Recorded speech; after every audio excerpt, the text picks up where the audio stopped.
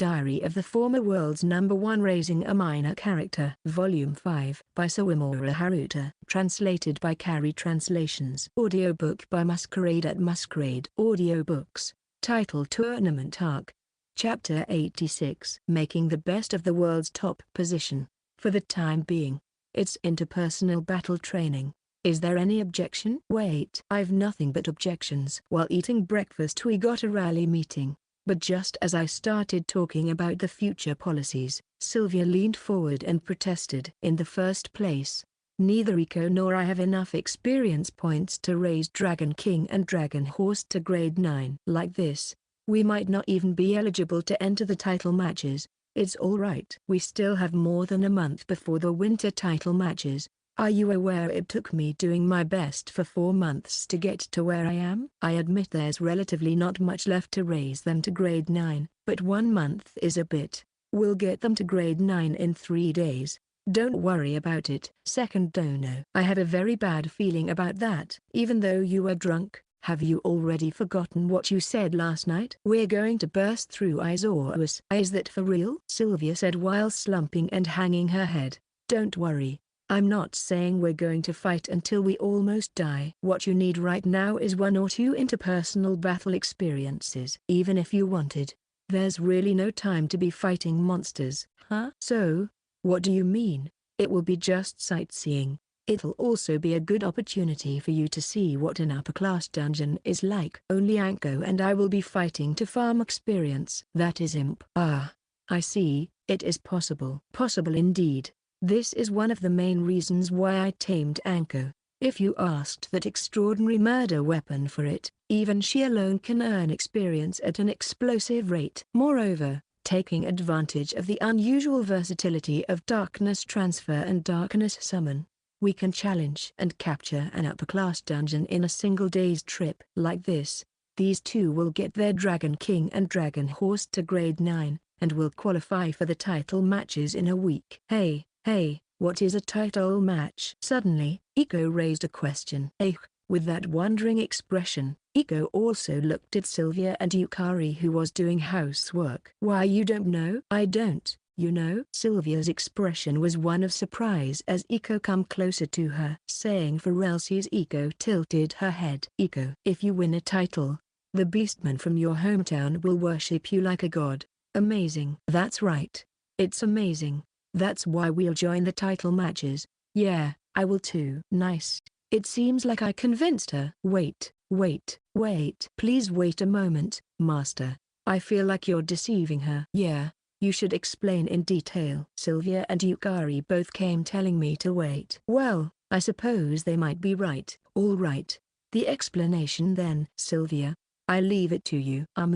Leave it to me. I decided to nominate Sylvia, who had a face that screamed she wanted to explain it. Yukari simply nodded and went back to doing housework. Listen, Eiko. First of all, it's not possible to enter the title matches unless you have all your skill at grade 9. All of them? No. Not all skills per se, just the main skills. Since you lent her for shieldmanship, then it means all those skills, from soldier to Dragon King. If so, then I'll get a title? No. From there, you'll have to climb in the tournament and challenge the current title holder. If you win that fight, you'll get the title. Sounds hard. Yeah, but all you have to do is keep winning. However, just know that simply entering the title matches is an incredible honor. Okay, got it. So in this world, it's an incredible honor. Back in Mobius, this was treated like a wall separating exceptional people. The title match tournament consists of duels. It is a mechanism where no matter what you'll always be left with at least 1 HP, so even if you receive a fatal wound, it's safe. Potions are not allowed. Also, you'll be disqualified if you use other skills or skills from other fields. The time limit is 1 hour, and only the final match has unlimited time. Duel is a PvP system that's not virtual, unlike with the game Crown. However, I leave you with 1 HP after a fatal wound rule. Are you serious? There was such rule in Mobius too for duels, but in title matches, the unwavering rule was fatal wounds are fatal. Otherwise, it wasn't exciting. Did the fact of this becoming a real world cause some ethical issues because of that rule? Certainly, it would be a problem if the contestants died in the title matches. I feel a bit disappointed about this change since I feel my tension fading out. But it might be unavoidable. Since you're using shieldmanship, you'll participate in the Kongou matches. And since I'm an archer, I'll participate in the Kisenshou matches, Kongou matches, and if you win the title, everyone will call you Eiko Leifrid Kongou. Sylvia Kisenshou. Yeah. Sylvia Virginia Kisenshou. Fufu, fufafafu. And here I thought Sylvia was knowledgeable. I see. So that's the reason. In other words, having the title in her name tickled her heart. By the way, which title will you challenge? Second dono. Will it be swordsmanship? Yeah, swordsmanship. But also magic, summoning magic. To be honest, I also wanted to participate in archery, but this time I'll concede it to Sylvia. I was going to list it also, but after seeing her with her dropped jaw, I decided to stop. I don't think she'll even listen to what I say. So, in my case, it would be second Issenza Eishou Reiou, a triple crown, Sankan. Then, I guess people would refer to me as second Sankan. Second Sankan. Yeah, Sankan, triple crown. Even if 2 crowns are unprecedented, a triple crown will happen first. I was quite surprised, but now that I think about it, isn't it just normal? While I was talking with Eiko, Sylvia appeared to have revived. It looks like she was shocked by my triple crown declaration. Yeah, it feels nice. The best in the world has to be shocking. It'll be those 3 in winter. In the summer I'll aim for a triple crown defense and get 5 additional ones. 8 crowns altogether. Wow. She froze again. Eiko, don't misunderstand things. This is second donor we're talking about. He's the only one who's weird. Just participating in a title match is an honor. It's a huge honor.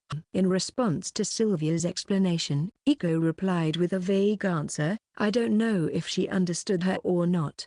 I somehow feel that Eiko has slowly been changed by my values. Well, everything is an experience. There's a lot of things you can understand the first time you try to challenge your title. Whether or not it's an honor, it all starts with the challenge. All right, shall we go to Isauris now? We'll leave in 30 minutes. Get ready. 1 month until the winter title matches. First of all, let's get enough experience for what we're lacking. That's right. Yukari, I'd like to bring those servants in the top ranks who want to join me. Are there any candidates? Yes. We'll be getting a stupid amount of experience. And so will the servants who come. I hope they can grow in a way they can clear an intermediate class dungeon by themselves. Oh, okay. Understood. I'll call them and bring them in 30 minutes. I leave it to you. So, these are the 5 you gathered? 30 minutes later. Sylvia, Eiko, and 5 servants were gathered in the living room. Cubero, IV, and Del, was it? And you are? This is my first time meeting you, Master. My name is Champani. Oh, you're just like a no-Ju-sama. It's an honor. Impressive. Wonderful. Placing her hands in front of her chest, Champani jumped in joy. She's a child with a lot of emotional expressions. The soft scent of flowers drifted from her gorgeous blonde hair. I feel an extraordinary effort, not only on the fashion she wears but also in her personal taste that reaches every corner of her being. I have a great impression of her. I'm Cosmos. I'll be in your care, Master. Yeah, likewise. Do you use Jujutsu? Yes, I'm great with a stick in my hand.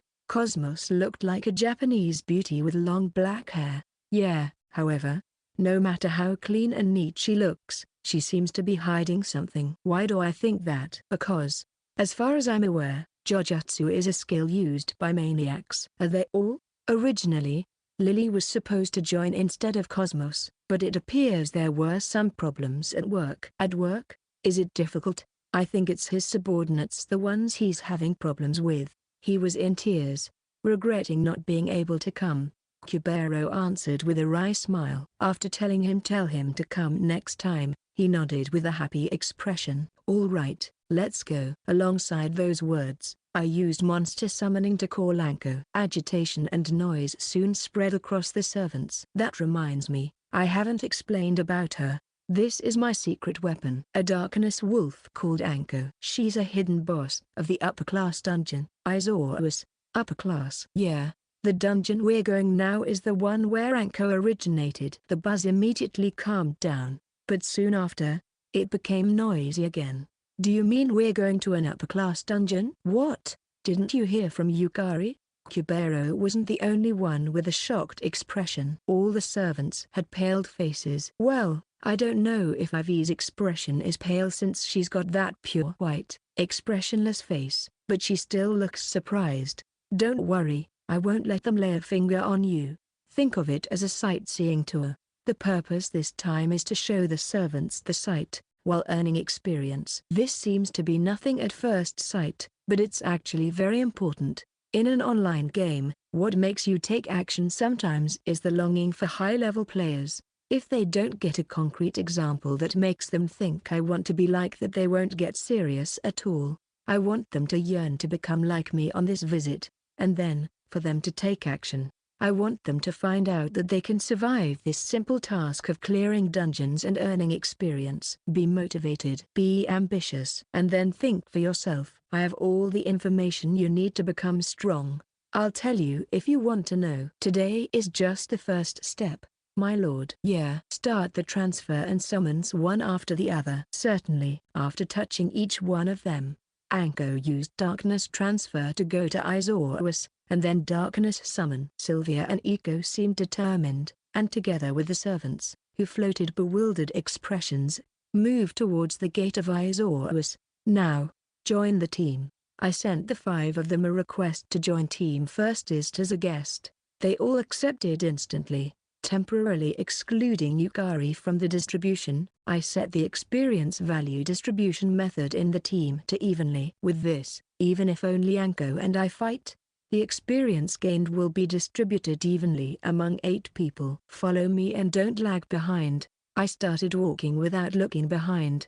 Just before reaching the enemies, I called Anglemas with spirit summoning and used spirit possession immediately. Again, the servants with the exception of Kubera became noisy. Spirit possession is one of the summoning magic skills. It's unlocked when you reach grade 4 in spirit summoning. You should remember as much as possible. I gave them generous advice. Champani was even taking notes. That's good. That's how information leakage should be treated. About the transform skill that I'll use later, ask Sylvia and Eiko what's its condition to learn. I'll use spirit summoning and transform to fight continuously without dropping buffs. That's one of the basics for dungeon clearing. Anko. Dark flame spear. As you wish. I'll spare nothing. We'll push forward with the highest power from the start. Following Anko, I also pulled out my weapon, the mithril sword, from my waist, and started running while preparing rook swordsmanship. Yufu. Anko's Dragon King spearmanship blew off the 2 Ammonite gatekeepers in one strike. Alongside the servants, Sylvia and Eiko were also shocked. She one-shotted an upper-class monster. With this, they probably understand how abnormal she is. We broke through the castle gate and keeping the same momentum, we plunged into the old castle that is Isekai. Straight ahead, enemy at 10. Yes. Straight ahead, enemy at 3. Yes. Forward at 1, enemy at 9. Yes. I gave out instructions with simple words. The directions were expressed by the hours of a clock. I kept it as simple and easy to understand as possible. What kind of monsters comes out, from where, and what kind of attacks they make. I know all of it. That's why I can easily read ahead and respond without a problem. The safest thing to do is defeat the enemy before they have a chance to respond. A preemptive strike is the greatest defense. Transformation in 5 seconds. Enemy at 11. How should I continue? Let's go with B. Yes. I blew away the 3 black ghosts that came from the front left with transform. Anko's continuation referred to what should she do afterward. My answer of B referred to plan B since we've prepared a corresponding plan for all patterns in advance. There's no need to give specific instructions such as do this after I transform. By the way, plan B is, Anko attacks the monsters at the rear of me while the 8 seconds of transform's invincibility pass. If she can't defeat them, I'll blow them away. After 6 seconds pass, then Anko chases them down. Fools. This time, however, there was no need for me to blow them away since Anko's rook spearmanship took care of them. Forward at 1. Enemy straight ahead. Yes. Thus, we cleared the Isauros with tremendous speed. It took less than an hour after entering the castle until we reached the tower where the boss is. Looks similar, right? Yeah. After all, you're an evolved version of this mutant species. The boss of Isauros is the Dark Flame Wolf. It's a big black-haired wolf, similar to Anko. Okay? Certainly. Plan F, a preemptive attack using Anko's darkness magic, to the Dark Flame Wolf, whose HP became 1 because of the black fog. A soldier archery shot was all that was needed to defeat it. An instant kill. Alright, let's take a break. Then we'll do another clear. Since one clear took less than an hour, counting the break time, that will make it 1 hour, which is perfect since the cooldown time for darkness magic is 3600 seconds. Therefore, it is possible to clear Isauros at a high speed. Well, this wasn't bad at all for it being my first time in a while. My body fully remembers it. If we keep going like this, we can shorten it to 45 minutes per clear. If we do so, it'll become necessary to defeat the Dark Flame Wolf without relying on darkness magic. What we can do is push it using the stun effect from Dragon King swordsmanship. If we think about safety, we can use the Gold Bishop Heimjiro strategy, or maybe even the Gold Bishop Heimsaburo. Yeah. Second dono. What's wrong? While I worried about which strategy to use, Sylvia spoke to me with a strange face. My dragon horse skill became grade 7. Oh, isn't that great? Don't that's great me. This is too insane. How noisy. My ears are ringing. Do you know what you've done? You've cleared an upper class dungeon in just an hour without even getting hit, you know? And that's even while protecting us. It's not like I protected you. I just crushed the monsters before they could do anything. That's what Sensei. Now she's screaming again. In just 1 hour my dragon horse went from grade 6 to 7. In other words, just how much experience did the servants get? Wouldn't it be enough to get a soldier skill all the way to a high grade? Probably. Isn't this just too powerful? I suppose. Sylvia was freaking out because of too much tension. Iko, on the other hand, was playing with her skills with a happy voice, doing things at her own pace as usual. Second Sama. Then, Kubero called out my name with an expression filled with determination. Next to him, the other servants were also lined up. I now understand the meaning of why you brought us here. Is that so? He looks impatient, or rather, does he understand? He has the same sort of motivated face as the court mages when I showed them the damage the first form of magic could do. Looks like this is the effect of them seeing it with their own eyes. It makes me really happy. If there's something that you want to know, ask me. No matter if it's a dungeon strategy or whatever, I'm ready to teach you. Yes, the 5 servants nodded in excitement, like newbies who had their mind blown away by a senpai. Well, not I want to focus on a time attack, so it's okay for you to go back home. Sylvia and Iko, you stay. We'll go shopping before heading home.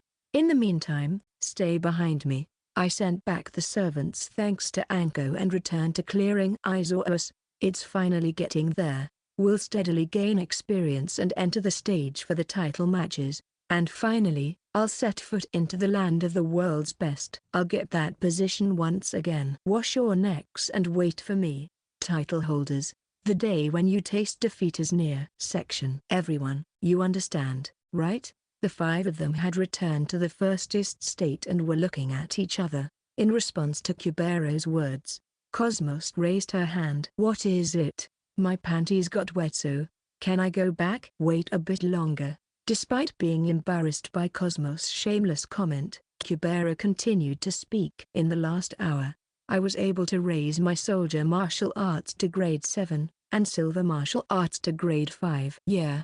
The same for my martial arts. I also raised my soldier swordsmanship to grade 5. Champani, I feel like my jujutsu reached its peak all across. Cosmos, IV. Everyone reported that they had improved their skills. Not being able to really put it into words, IV simply nodded. We all have been doing nothing but receiving from second Sama. Kubero's mutter made everyone nod in agreement. Why did he allow us to have this sort of experience? We have to understand what he really means. I already know. Master is expecting us to become a force, Champani. I also think there's that, but will he put that much energy into us servants just for that? That's right. For him to insert so much energy into us? Question mark. Ivy tilted her head in response to Cosmos's mutter, and after waiting for L to smack Cosmos in the head, Kubero opened his mouth. Let's live up to his expectations. I was only 1 hour, but there were countless things then we could learn from it. The world second Sama see and the world we see is different. Now that we know that, there's only one thing for us to do. Getting closer even if by a little to master's level, and devote ourselves to help him, right? Yeah, we can be taught by that great person. There's no better place than this, to be taught by the world's best. There's nowhere else in this world where they could find such a wonderful environment. Let's learn from second Sami about dungeon clearing, and study hard so that we servants alone can clear it. Here, the servants of House Firstis took their first step in becoming an unparalleled group of fierce people. By the way, isn't Master Weight too cool? Isn't a little too late to be finding that out? Oh well. Hey, I've been thinking this for some time. Ivy-san is really easy to understand. That's true. I don't know why I was so scared of you when you're so cute. Your face is all red, Ivy. Ivy, whose skin was pure white because she's albino, easily turned red when she was even a little embarrassed or excited. I saw you were as red as a tomato when you were staring at Master from behind. Ahahaha, oh poor thing. Don't get depressed, Ivy. Even I have to change my underwear every time I see Master. Aren't you the poor thing then? Oh ho ho ho. Paniaki, I won't forgive you. I only laughed. Why just me? I just don't like the way you laugh. Chapter 87 Damage, Pepper, and Salt. A week after going around clearing Iseous, as expected, soon enough Sylvia and Eiko's Dragon King and Dragon Horse both became grade 9. As for me, my swordsmanship's Dragon King and Dragon Horse got to grade 9. Magic's lightning attribute, 4th form and lightning attribute, 5th form also reached grade 9, and so did the summoning magic skill Tame. With all that, I'm qualified for each of those title matches. With regards to magic, you can participate as long as you've reached grade 9 in 1st to 5th form of any attribute. Lightning is an attribute I never heard of back in Mobius, but I guess it should still count as one. And so, with this, you could say we've reached a resting point, but from here on the real title matches begin. Setting myself aside, this will be Sylvia and Eiko's first in a title match, but at present, their experience in interpersonal battles is overwhelmingly insufficient. A title match is a duel between skills. That's why, in order to practice, let's say archery, you'd need an opponent who also uses archery. The same goes for shieldmanship. You need another opponent with the shieldmanship skill. There's no problem with Sylvia in that regard. I can be her opponent. However, I can't be of help to Eiko since I haven't learned the shieldmanship skill. What should I do? Can you call Winfield? Since it's a waste of time to keep worrying about it, I decided to ask Yukari to summon our advisor. After making a bitter expression for a moment, she answered with a nod and called for Winfield using spirit summoning. There should be a reason why Yukari seemed reluctant to summon Winfield, but when I asked Sylvia about it, she just said you should leave that alone, so I decided to ignore it for the time being. Second San. Long time, no see. The silver-haired, tall, beautiful spirit girl with hair in a 2-block cut answered with her usual way of speaking, smiling with her sleepy eyes. It's been a while indeed. Looks like you've been doing fine. Sorry to do this immediately after calling you, but there's something I need to ask. Yeah, ask me, anything. I'm sure I can help. How reliable? After explaining the whole situation to Winfield, I asked her for advice on what to do with Eiko's training. In my opinion, I think that Sylvia-san and Eiko-san might feel that a difference in training time between them might not be fair. I see. Now that she pointed that out, it might be true. So, I think that for now, they should start training. with self-improvement in mind. And you should learn shieldmanship before you start training them, second San.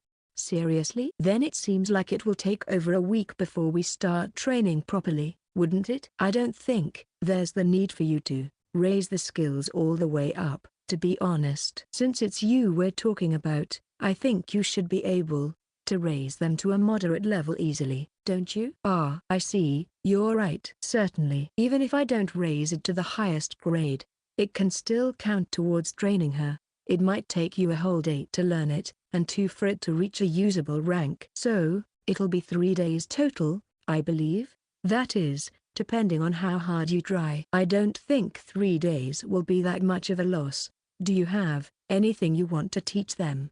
In the meantime, there is a certain thing. Thanks, Winfield. Thanks to you I have an idea. It's my pleasure. At the end of the conversation, she winked at me and said I look forward to my reward. Although I know she said it half jokingly, it actually makes me want to reward her in some way. However, how can I reward a spirit? Well, for now let's think about what should Sylvia and Eiko do in the 3 days while I'm away. I think I should teach them the secrets of interpersonal battles, right? I'm troubled since there are a lot of things I want to teach them. What should I start with? That's right. If I want to teach them something that doesn't require a partner, then the way to exert firepower? Yeah. I called Sylvia and Eiko to the living room and started the lecture. The content is about how to exert the maximum firepower in Mobius. It's a pretty theoretical talk, not really something you could completely understand without practical experience. There are many types of firepower.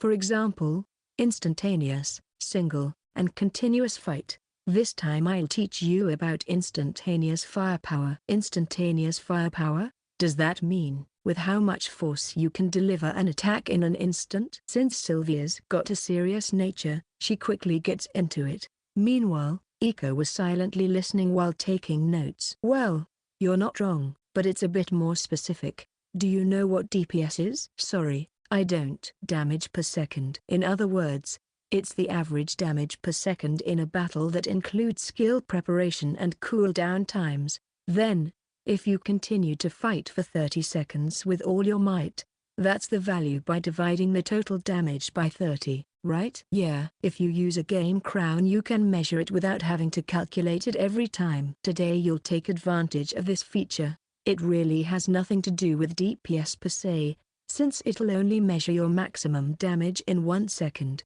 How complicated? Maximum damage? Yeah, it is various ways to measure damage, but for now, I'll just set it with the function to display the damage measured only for 1 second after the first damage. In other words, it's divided by 1. I want for you two to find a method that will do the most damage within that first second to the first attack. Hearing my words, the two of them looked at me with a questioning gaze. It can't be helped. The maximum damage measured in a second isn't really DPS in the first place, so they might wonder why 1 second, since at a glance this has nothing to do with title matches. However, it is closely related with the special condition of trial and error. While finding out how much damage can they do in 1 second, they will learn the depth of this game. I want them both to realize how fun this is. I understand what you're saying. But is there a meaning in doing that? Oh, why do you think so? Even while we were in the dungeons, I felt rook archery was the most powerful. Isn't the answer obvious then? Well, I guess it's natural for you to feel that way. However, there are things you won't notice until after you try it. Today's challenge for the two of you is to find the maximum damage you can do in 1 second using the DPS display feature of the game crown. Okay? All right. Roger. Sylvia was reluctant, in contrast to Eiko's cheerful reply. How much would they grow by the time I'm back from my trip to learn shieldmanship? It'll be a sight to see. I'll give you one hint. Roughly speaking, firepower can be divided into 3 types: machine gun, shotgun, and rocket launcher. Machine? Oops. I guess the meaning didn't get through. Consecutive attacks, scattered attacks at the same time, or in a single shot. That's what I meant. Nice. It seems it got thought this time. Sylvia made a face as if she caught on something. This is the beginning of the training.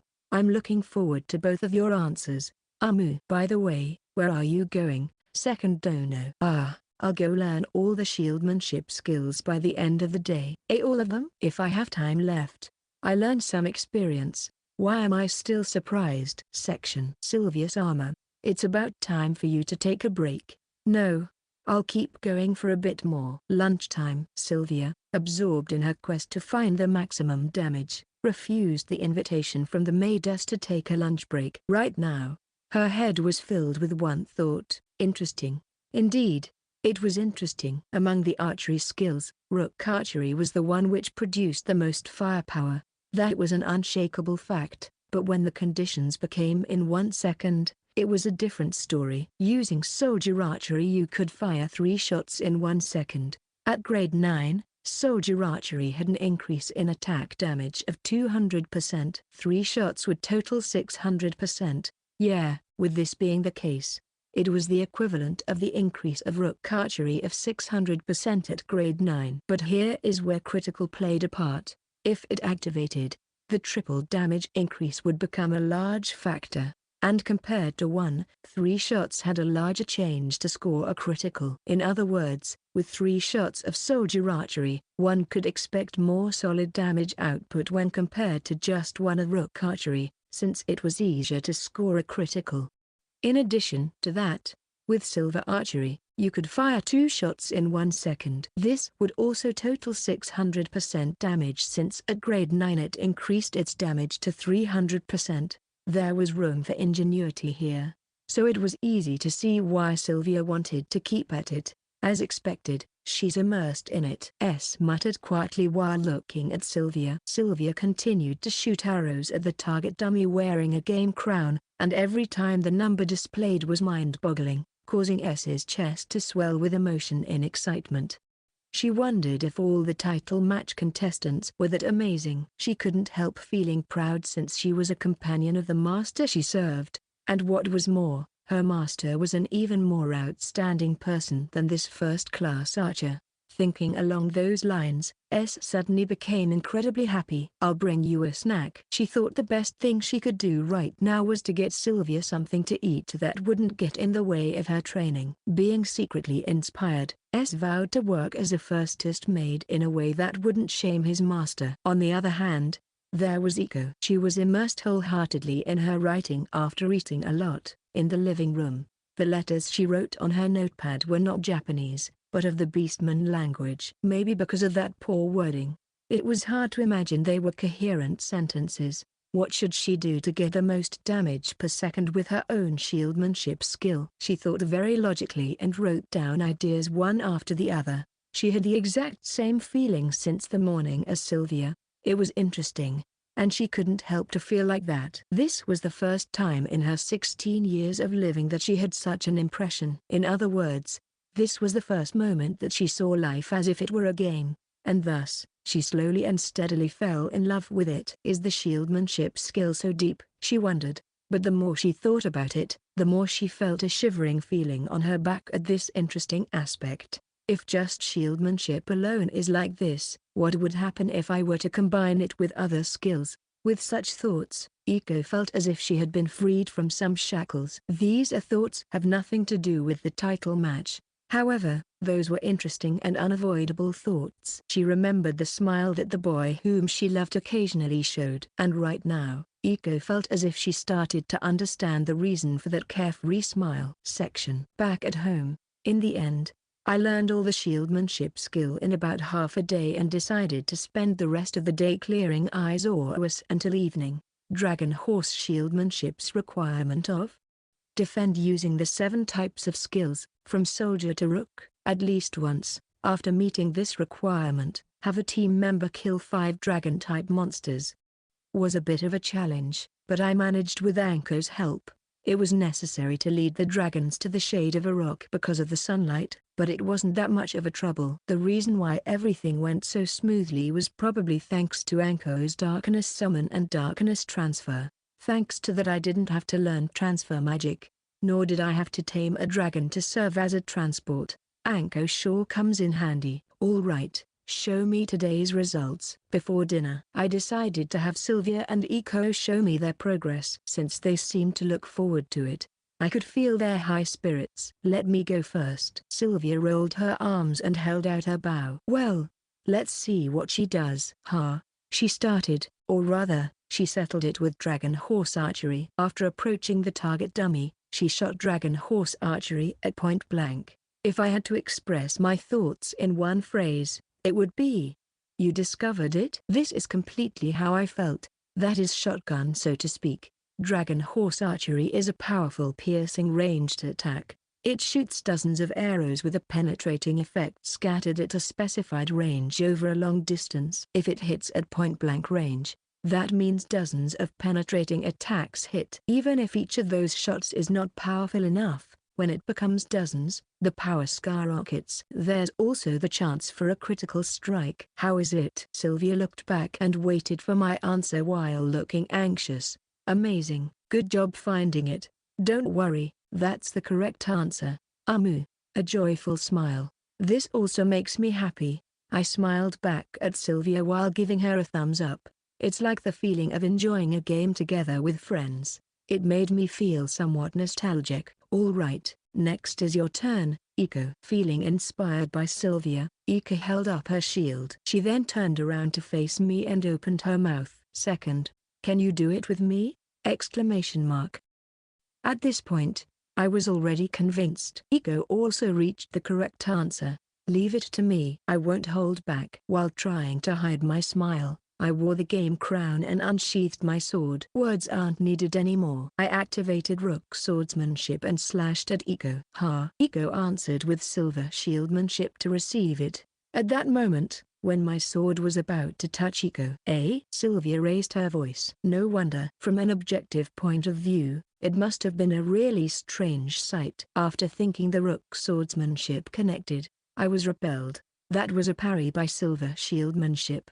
However, it's different from a simple parry, since an additional effect was activated. An effect by the name of counterattack. "That's right," I whispered with joy as I saw Eiko chase after me while rushing with rook shieldmanship. "If you prepare it and activate it at the immediate moment after the repel, it would use 0.0 seconds and it'll manage to fit in the 1-second rule I gave them." She did great in searching for it and in finding it. It was a great performance. I can't praise her enough. Then, I fell down. After getting hit by rook shieldmanship and falling back, the DPS was displayed over my head. A counterattack with silver shieldmanship, followed by a rush with rook shieldmanship. The damage caused by this combination of skills exceeded Sylvia's point-blank dragon horse archery. She might be wondering why did shieldmanship does so much damage. The secret of it lies in the counterattack effect. The counterattack effect of silver shieldmanship increases its power in proportion to the amount of damage received from the opponent. In other words, the power of my rook swordsmanship attack was so ridiculously high that it was able to beat Sylvia's damage. "Eiko, you're correct. Good job finding it. You're amazing." "Yay, I did it." I went ahead and patted her head, ruffling her hair. Eiko squinted her eyes in happiness, then pushed herself into my hand as if asking to spoil her. I don't usually know what she's thinking since she always acts at her own pace, but today is a memorable day where Eiko's hidden talent was revealed. I have nothing to complain about. She properly analyzed her own shieldmanship skill, examined the characteristics of silver shieldmanship, and did the best in timing perfectly the rush with rook shieldmanship. I feel like I can't compliment Eiko enough. For her to discover this on her own in just one day. Oh, if I cheer this much for Eiko, Sylvia will start pouting. "Sylvia, you two are amazing." When I turned around to look at her, I instantly noticed her expression that said, "How did I do? You were practicing all day without eating, trial and error, right?" When I first discovered this characteristic of dragon horse archery, I felt like jumping and dancing in joy. I wanted their seriousness and diligence when directly tackling a problem in front of them, so they could emulate the joy of genuinely having fun. "Don't be so shy. You two come." She was feeling a bit embarrassed, but Sylvia also came closer and I praised her together with Eiko while patting both of them. While saying shyly, "Stop, don't pat me." She was obviously secretly happy to be praised. "Salt and pepper." "Yes? If you were a steak, today you'd have salt and pepper sprinkled over you." "Ha ha, I see." "Will you be cooking then?" Second dono? There are 3 more weeks left. How would you like to be done? Scary. Then, rare please. Don't be silly, by then you'd be well done. Is this what they mean with if the pheasant doesn't call, it won't be shot? Chapter 88 Thinking While Not Thinking. Well, what are we going to do today? Next morning. The thrilled Sylvia, of whom I could almost hear her excitement, asked this question with a look of expectation. I could also see Eiko fidgeting. Would it still be measuring DPS? Yesterday I entrusted them with looking for the maximum damage they could do in 1 second. Going by that pattern and increasing the challenge time, today it should be 10 seconds or 30 seconds. The DPS can be easily measured by continuing to attack a specific target for 30 seconds and then dividing the total damage by 30. However, there's little meaning in calculating the DPS in this way. The reason being, all calculations can be done in paper. Furthermore, I already know the maximum DPS for each skill. If you attack with it, it will produce the most stable firepower. You have an idea of what skill this is, right? Most likely, soldier archery. Yeah, soldier's firepower is the most stable. I call this continuous firepower, a tactic of continuously delivering stable firepower for a long time with rapid fire. Since soldier archery has the fastest activation time and shortest cooldown time, continuous firepower refers to this ability to maintain a stable and uninterrupted attack. I wasn't the one to make up this explanation, it was called so back in Mobius. However, if you only have a single chance to hit, which skill gives you the most firepower? The one I found out yesterday, right? Point blank dragon horse archery. Yeah. Correct. If you were to continue attacking using these 2 patterns for 30 seconds, only soldier and only dragon horse, and measure the DPS of each one, the result would be soldier's victory. Dragon horse's preparation time is too long. However, dragon horse is overwhelmingly more powerful when it comes to a single attack. Knowing that much is enough. You don't have to bother measuring the DPS yourself. Yesterday's training of seeking the maximum damage you can do in 1 second is enough to fully understand the characteristics and advantages and disadvantages of your skills. It seems like my plan worked well. Not only Sylvia, but Eiko as well must have a firm understanding of it, since she noticed the counterattack effect of silver shieldmanship that can be used as a damaging attack.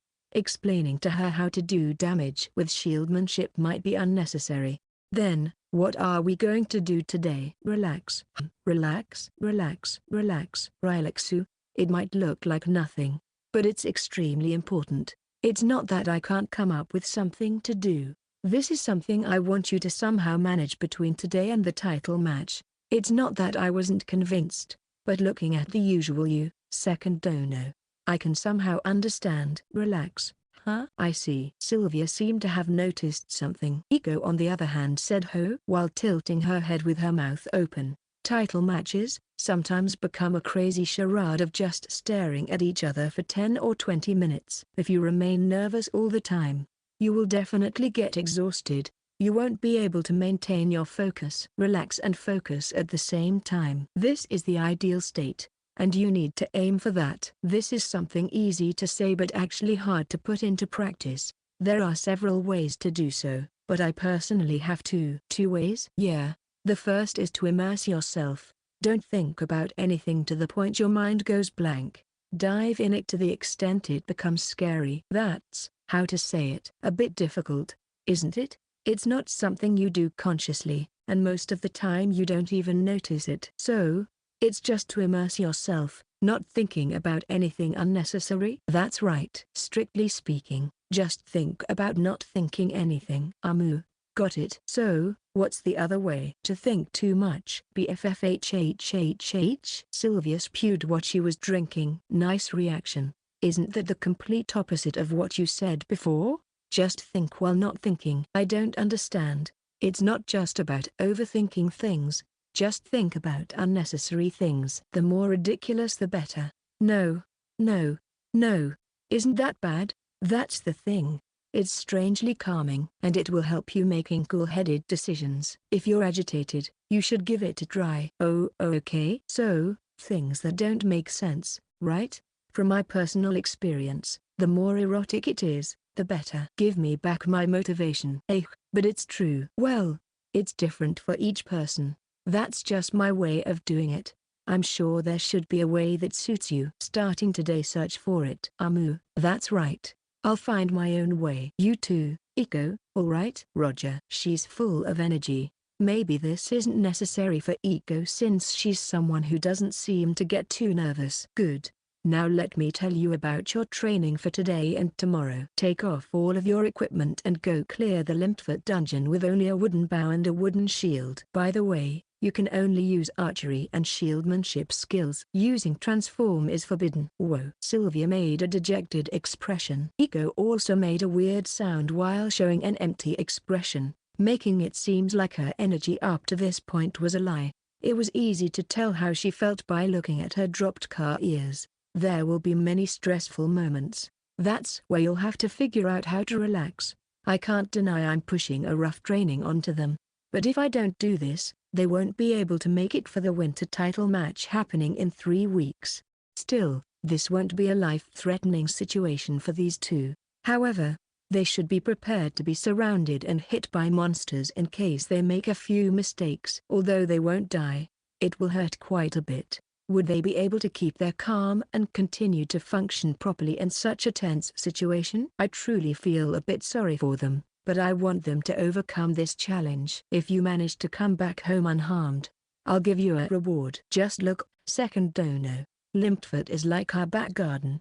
Let's go, let's go, let's go. I decided to show them a carrot out of sympathy. After all, shopping the other day was a lot of fun. Well, I also had a lot of fun. Do your best. What are you going to do? Second dono. I'll go around Isekai and get all the shieldmanship skill to a high grade. Is that what you'll be doing? Why so polite all of a sudden? Boo-hoo, boo-hoo. Evening. After I came back from my experience earning trip, I found Sylvia crying unnaturally. Next to her was Eiko, rubbing her back while saying I get it, I get it. Is that a comedy act? What's all that about? It seems she despaired after failing to return unharmed.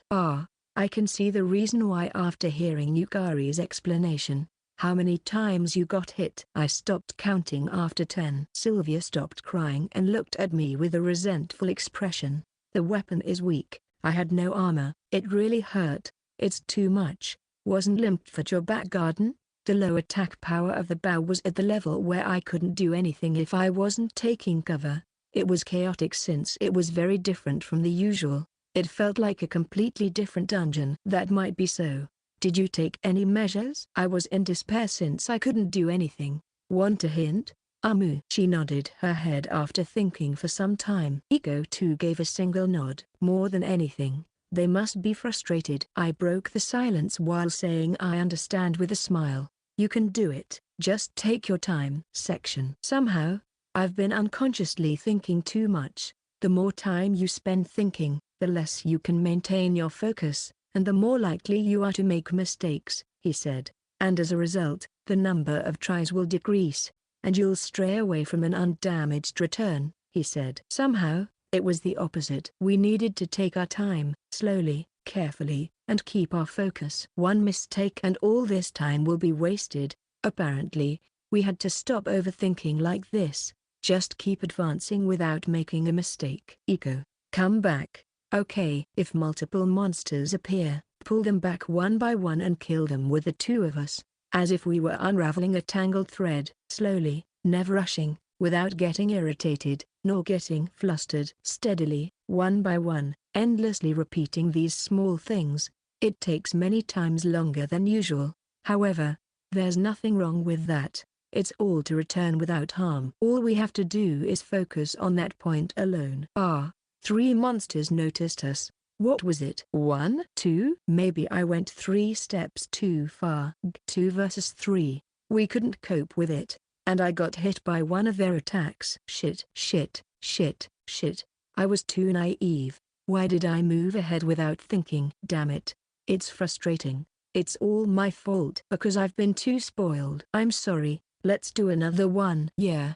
Let's do our best. We're starting over again. From the very beginning, it truly is a daunting task. Oh, I see. Incidentally, I noticed it. Earlier I thought let's focus on returning without getting hurt. But I wasn't immersed and I forgot to relax. All I was thinking was let's focus. In other words, idle thoughts! Exclamation mark. I was taken aback. That's exactly what Second Dono said. Also, for some reason, I can't remove this feeling that everything is connected. Yesterday, and the day before yesterday, and also today. All of our training is geared towards the title match. Can it be? Eiko, let's experiment a little as we move forward. Experiment? If you're surrounded, you can't deal with it. My weapon is weak, so I can't depend on its DPS output. In other words, that's it. Rather than a single shot, I should depend on skills that can output instantaneous firepower. Up until now, I used nothing but rook archery. Although I can't kill the enemies, that's the highest power long-range attack I have. But, what about a point-blank dragon horse archery shot? Since by approaching a monster you are more likely to receive an attack, I want to attack from a distance if I can. However, if I can kill it with a single shot, the story is different. The lymph is not very wide. Since it's so narrow, the moment you come close to a monster it also sees you unless you hide in the shadow of a rock. Therefore, the time you have to deal with it is limited. For example, let's say you are noticed by two monsters. One can be killed using point-blank dragon horse, and the remaining one parried by Eiko, and then the two of us can deal with it. Efficiency and safety will increase like that. I get it. It's not cowardly to be careful and try not to make mistakes. Hey, you saw that, Eiko? It was a one-shot with dragon horse. Oh, amazing. Just like I thought, dragon horse archery has a penetrating effect, and since the monsters in the dungeon are like the rock turtle with sturdy shells, it is quite compatible with them since it can easily penetrate their defenses. Ouch. We were sorely hit by the rock turtle's intense attack that we even shed tears, but the joy of finally seeing the light outweighed that. Just wait, Limpfoot. We'll make great progress starting now. Section. Boo-hoo, boo-hoo. Now what? When I came home in the evening, just like yesterday, Sylvia was on the ground with her face on the sofa, crying fake tears. It seems they were able to reach the boss unharmed, but when they faced the rock turtle, the tables turned.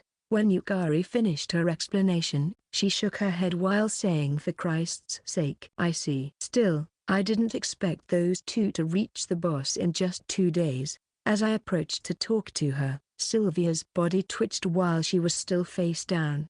At first I thought I could defeat it by shaving off its health while Eiko buried it. I didn't even have to ask before she started speaking. But if all she does is just parrying, the target will decide to attack me instead. The rock turtle ignored Eiko and charged at me. It was over. Uh-oh. That can't be helped. Then, how will you deal with the rock turtle?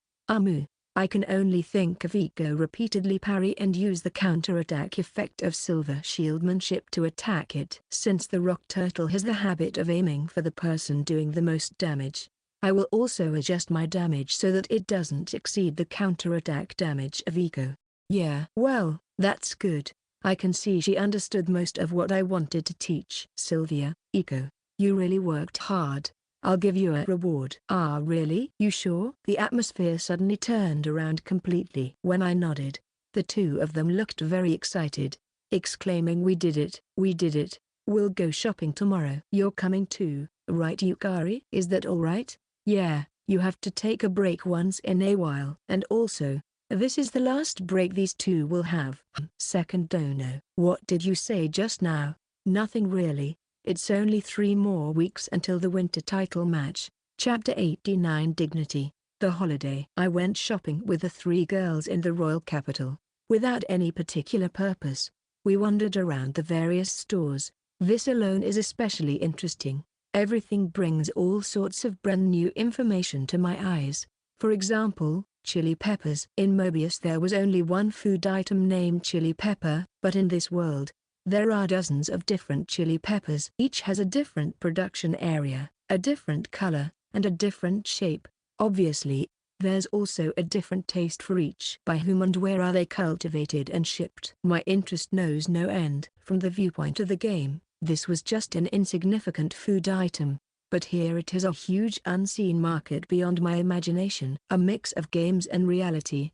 This seemingly mismatched fusion gives this world an unprecedented depth. Second dono.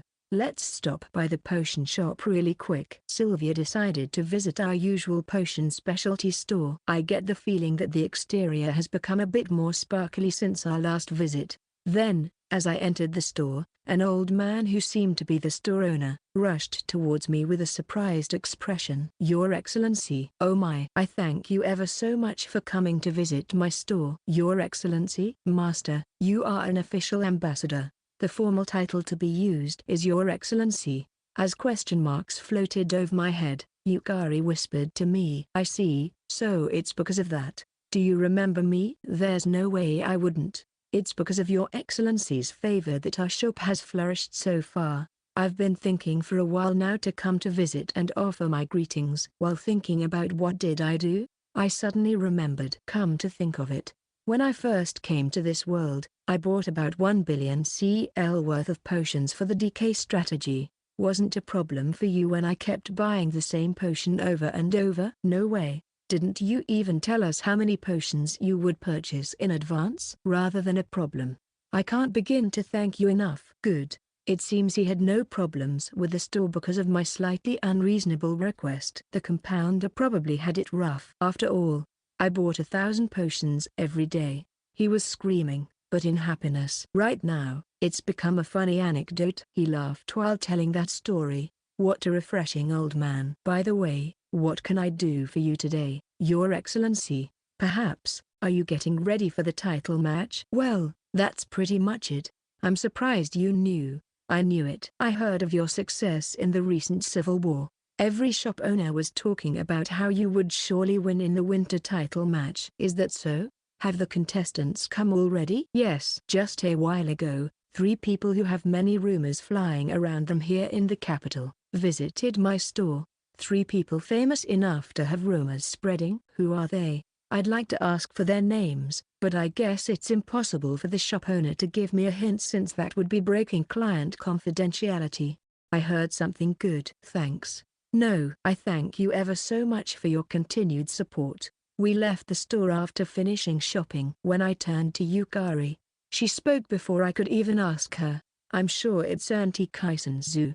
It seems that the Disciple Sisters will also participate in the Kisenshou match.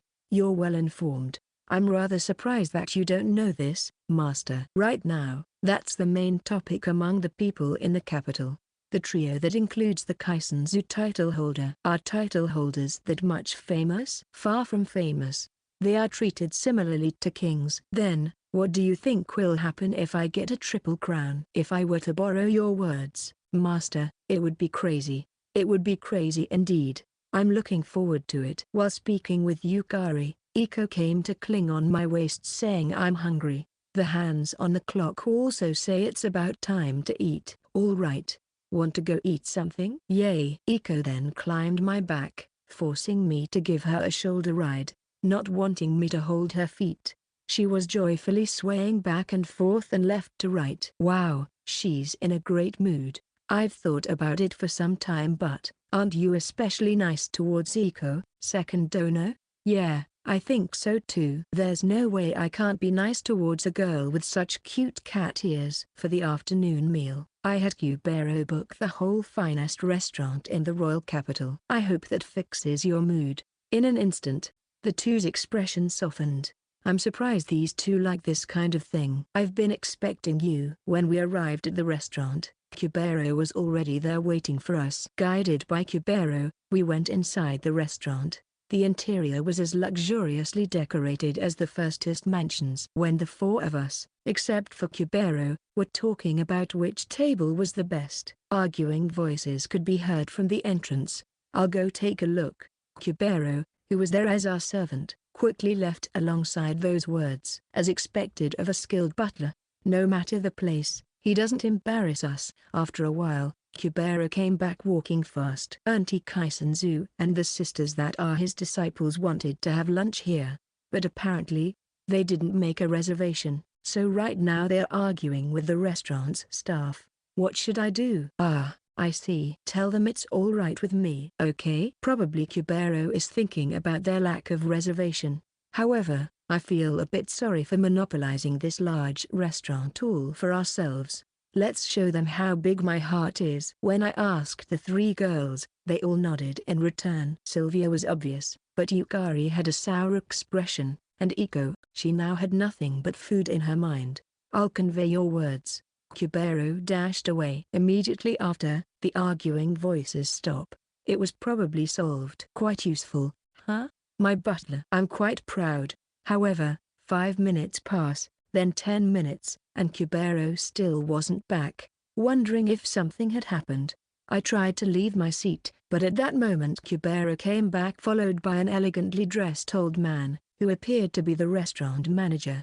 What's wrong? When I asked, the old man in charge of the restaurant nervously opened his mouth. I'm really sorry for asking this, but could you possibly come to give your greetings to the Kisenshou's party? Ha? Greetings? Second Sama, you don't need to do such a thing as greet them, Kubero said with an expression of anger. The old man was sweating bullets. I see, I understand the situation. Those people think the position of the Kisenshou is higher than the ambassador. Yukari muttered quietly. Seriously?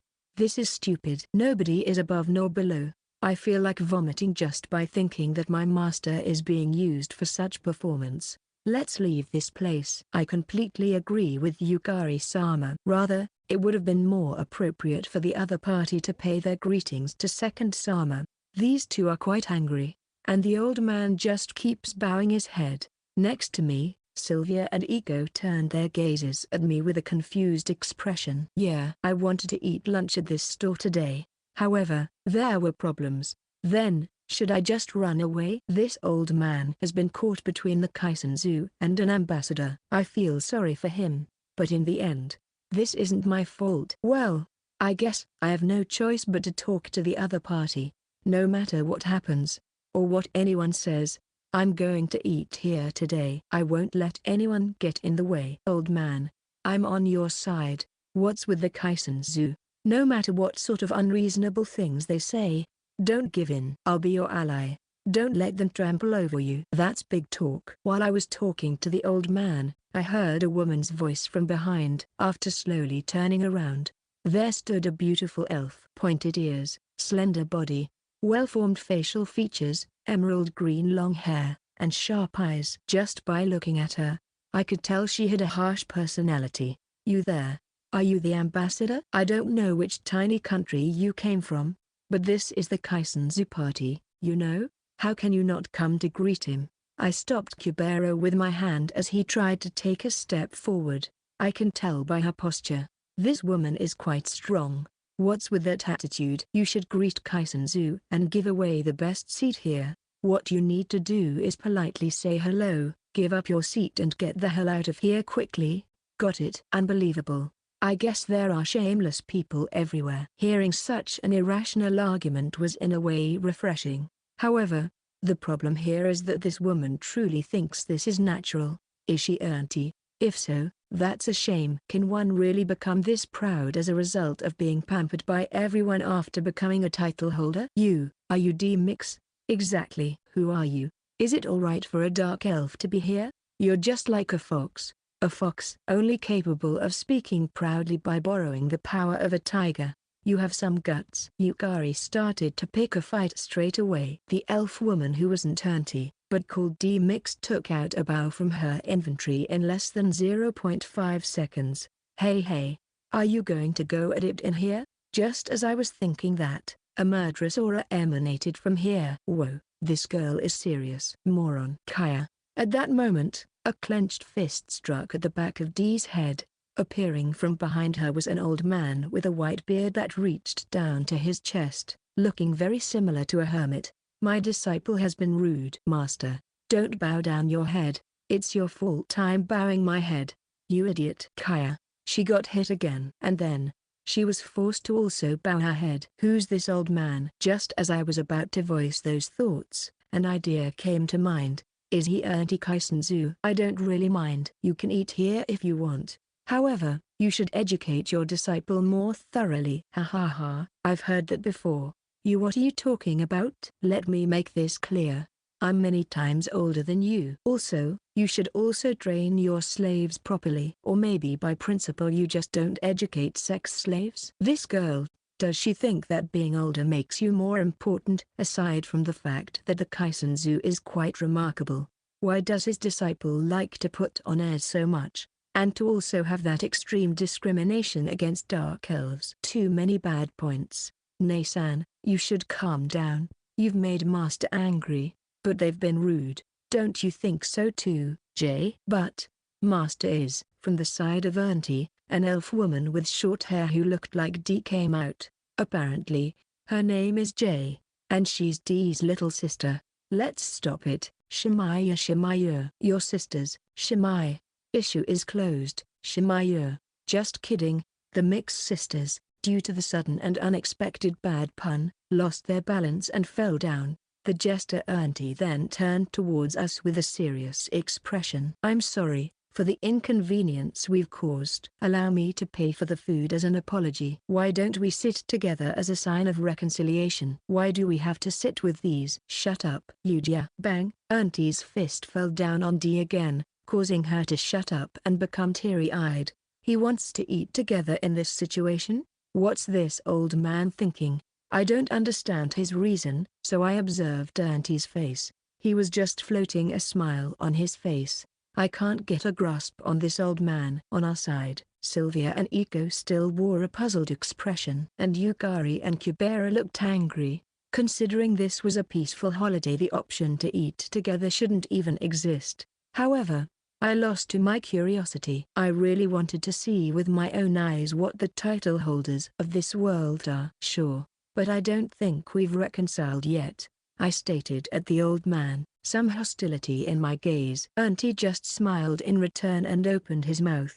Isn't that great? Let's have lunch then. Let me introduce myself again. I'm Auntie Kisenshou. And these sisters are D and J, my disciples. Is that so? I'm second. These are Sylvia, Eiko, and Yukari, in that order. We have a team called Firstist. Who? A team? And this is?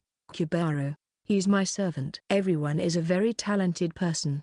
Can you tell? Jisan, old man, you say? Please watch your mouth. J. Keep D quiet. Understood, master. Hey, J. D snaps at everything every single time. With a single glance, the little sister, J, doesn't seem too different either. The two of them seem to have much respect for Auntie. Is this old man really that strong? My expectations were rising. Earlier she proudly said she was older, but how old are you three? I'm 17. Sylvia is 17, Eiko is 16, Yukari is 19, and Kubero, you're 24, right? When I asked him, Kubero said you remembered. Impressed, as his eyes sparkled. What's with him? Ho ho. How young? If I'm not wrong, I'm 403 this year. I think D is exactly 100. J is Banjo. She's still wet behind the ears. 400. For real? This old man in on another level. Or rather, 100? And Banjo was 81 years, right? Shogai term. There's nothing in English about it, but it's got something to do with recognition in the Shogai world and comes from the 9 times 9 grid equals 81. This stunning beauty and her cute sister are also grandmas? I'm still 99, and I'll be the first elf yet to become an adult that will be a Kisenshou. Remember that. You mean you'll defeat me? That's how I'll repay you this winter, master. Is that so? Well then, I'll have high hopes. Apparently, the elves' age of adulthood is 100. This was something that Yukari whispered to my ear. Still, will this discriminatory woman be a title match participant? It makes me question her dignity.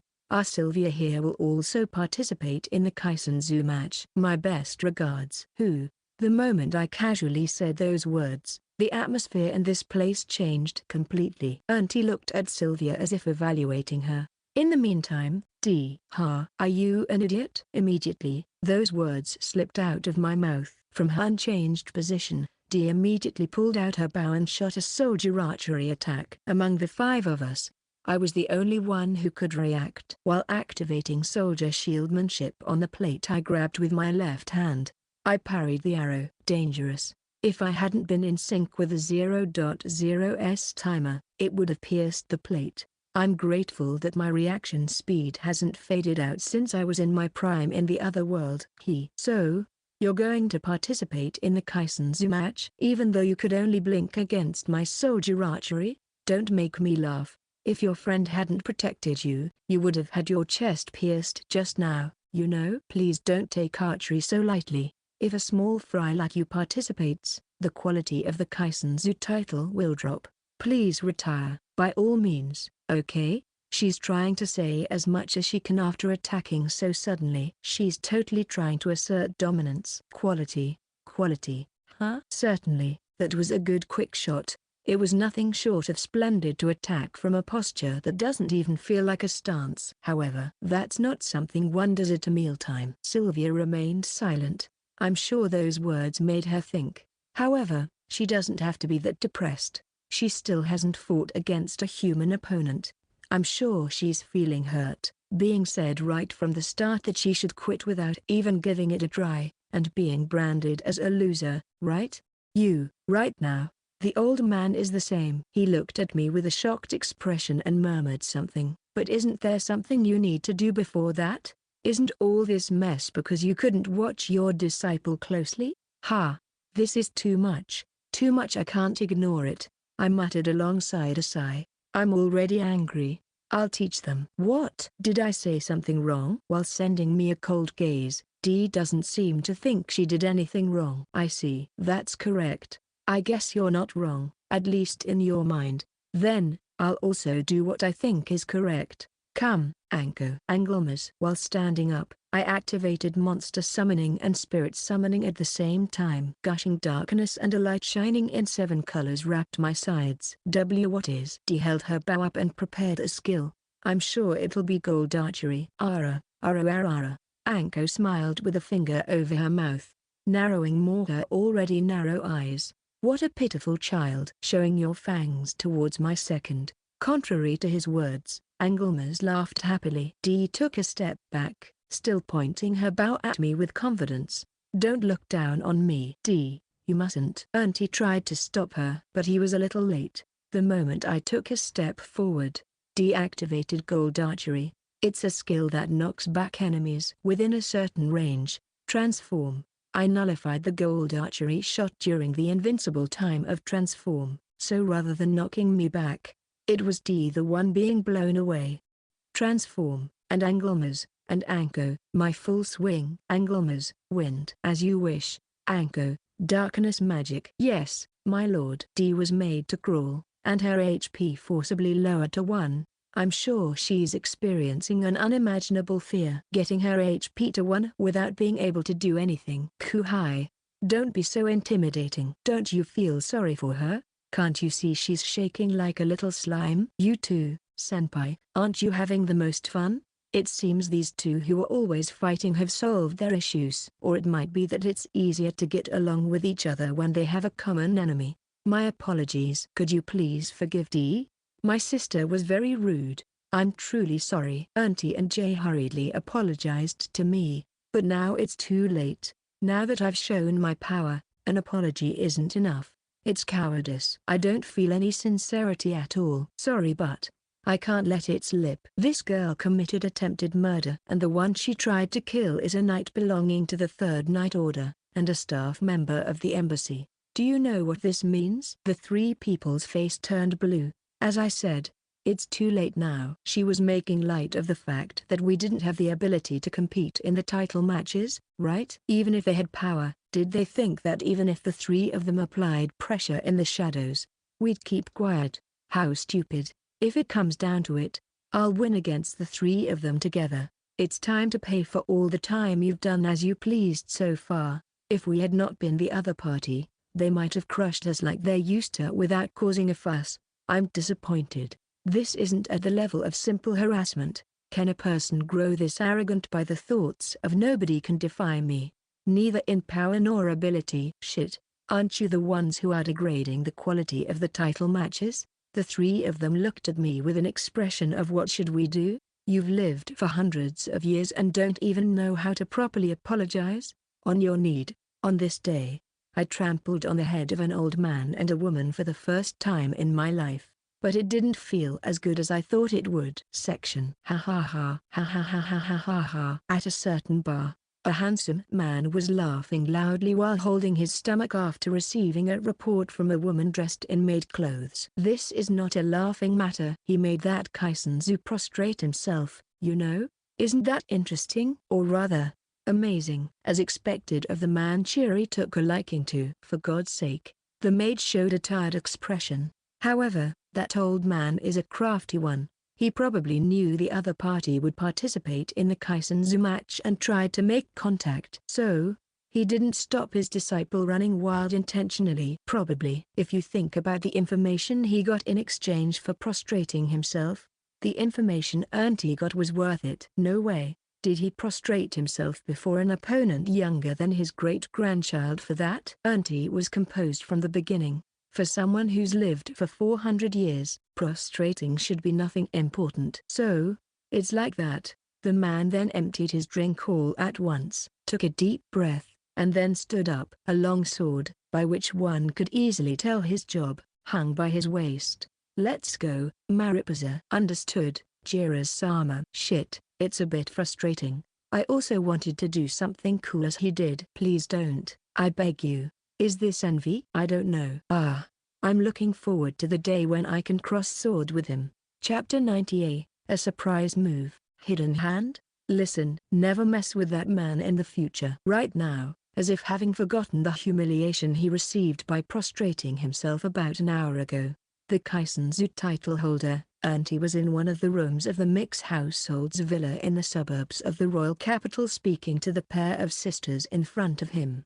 The main recipient of those words, the elder sister D-Mix, trembled, and the little sister, J-Mix, answered with a surprised eyebrow raised. Why is that, master? That man.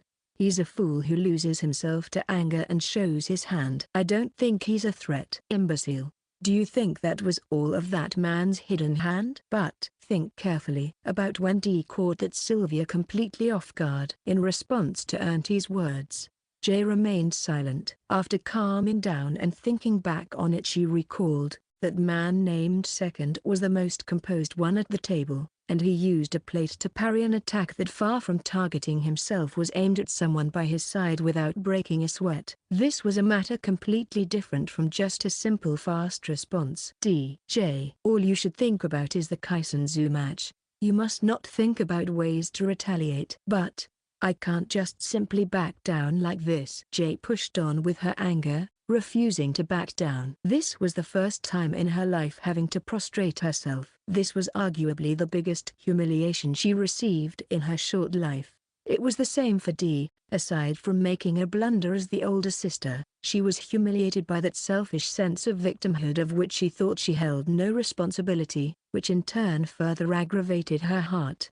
That woman in black and that mysterious spirit. Even now I can't get a grasp on them. And that man changed his appearance in an instant. I have no idea what sort of skill is or how effective it is. Still, do you think you can win? In that case, let's attack under the cover of darkness. With the three of us, I don't think we can lose. You don't get it, Jay. Throw away the idea that you're above him. Always think like a challenger. Pride and carelessness will only get in your way. Knowing how to continuously and strictly controlling yourself is the way of the Kisenshou. After finishing his unilateral sermon, Auntie stood up. And then, before leaving, he left them with a single statement. The woman named Sylvia has a very slow reaction time. If you face her, crush her in a quick battle. This was information he got in exchange for prostrating. Both D and J replied with a yes, filled with respect. Nodding in satisfaction, Auntie turned around and left. The sisters had no way of knowing that there was a severely distorted smile on his face. Section. The day after shopping trip, I called Sylvia and Iko out to the garden early in the morning. Yes, this is the start of the interpersonal battle training. For now, let's start with one fight against me. From there, I'll decide on future plans. I'll be in your care. Roger. For this, we'll use the duel system instead of the game crown. For a duel, one side has to apply and the opponent has to accept it. Then it becomes approved. We'll use the same duel settings as in the title matches. When only 1 HP remains, you'll be stunned after receiving a fatal injury. Let's start with you, Sylvia. She seems to be a little nervous. I couldn't help but laugh after seeing her saying relax, relax, to herself. Saying that's right, Sylvia gave a troubled laugh. Then she closed her eyes, took a deep breath, and slapped her cheeks with both hands while saying okay. Come. Bow in hand. This is bad. She doesn't understand anything. Well, fine. Shall I? Section. Second Dono's gentle expression. With that thought in my mind, I assumed a battle stance. But the next moment Second Dono's expression immediately turned into a cold one. And not even a second after that. Before I knew, an arrow was flying just a few centimeters from my face. When did he shoot? What's this? Soldier archery? Rook archery? I don't understand. However, only this I understood. I can't allow it to hit. My instincts made that decision. I reflexively bent down, avoiding it at the last moment. The next moment, a tremendous impact reached my head. Didn't I avoid it already? No. It's a follow-up. Aga, Yagai. A second, a third, a fourth. I couldn't avoid them and I kept receiving arrows one after the other. Each one of them was a direct hit to the head, almost as if they were drawn to it. My brain was shaken. It's less painful than I expected. However, I failed to catch the figure of Second Dono. And then, without being able to do anything in return, I lost consciousness. Waking up, I understood. This was my loss. And perfectly so. I more or less understand. Next to me, who was laying on the ground, was Second Dono, my beloved one, saying so with his usual expression. But this was the first time that I saw him and thought scary. He could easily kill me whenever he wanted to, just the same as twisting a baby's hand. But I wonder why? At the same time as that fear, I felt a mysterious excitement. Everything in his hand, the tremendous pleasure of not resisting this fear, and instead, thrusting myself to it. I want you to tell me more. I want you to love me more. I can't contain these emotions from boiling forth. With this strange sense of elation deep inside me, I saw off Second Dono's back. And now, the duel against Eishou began. It was similar to mine. Eishou firmly held her shield up in a guarding stance, while Second Dono seemed the same, as if he were out for a walk. Still, he surely closed their distance. Kawa. 1, 2, 3 attacks. More and more attacks kept coming at her. Even though Eishou desperately tried to resist, all of her attacks were answered with parries using silver shieldmanship, and eventually, the damage accumulated on her. No less than 30 seconds had passed before Eishou fainted, making this also Second Dono's win. It was too one-sided, but even then, I thought that she would at least get one hit in. There should indeed be some difference in the status, but the conditions should be the same for both. And speaking of shieldmanship, Eishou should have an advantage in it. However, she was unable to do anything. What's different? What's the distinction? The difference between us and Second Dono is too large to comprehend. I'll tell you about the plans after eating breakfast. Can this gap be filled in the future? If so, what kind of plans? What kind of training will be able to accomplish that?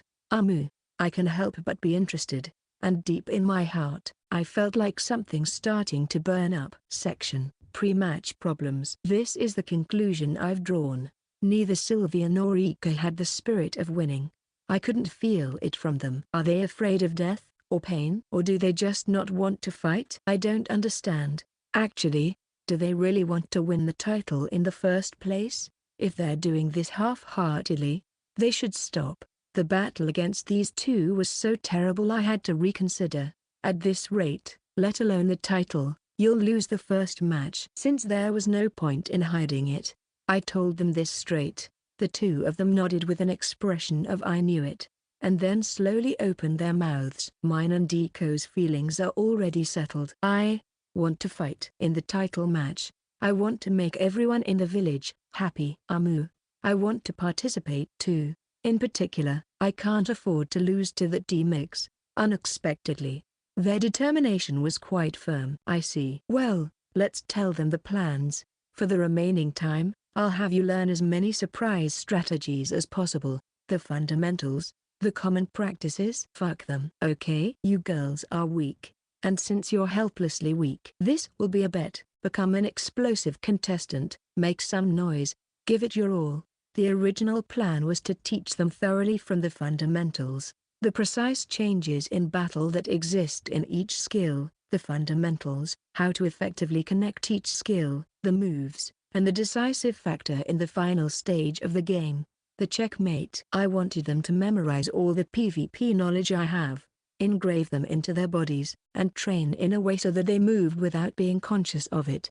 But with the current situation, these two will certainly lose their first match if I teach them starting from the basics, since we've only got 3 weeks. There's also the next season for them, which I personally don't mind, but I'm not sure these two will agree to that. That being the case, I've got no choice but to use the saddle hand surprise tactic. Strictly speaking, this is a PvP surprise attack method in which the attacked side is at an advantage if not dealt with firmly. But from my experience so far, I'm expecting that nobody in this world would be able to perfectly deal with a surprise attack the first time they see it.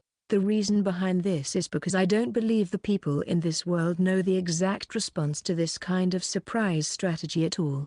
And with this hidden ace called surprise attack, there's the possibility that they can even one-shot the enemy. At least so long as the opponent hasn't enough accumulated experience. Falling into an unexpected and terrifying situation, their mind would be in a huge turmoil, and the impatience will make it so that they receive that attack. You only need to disturb their pace.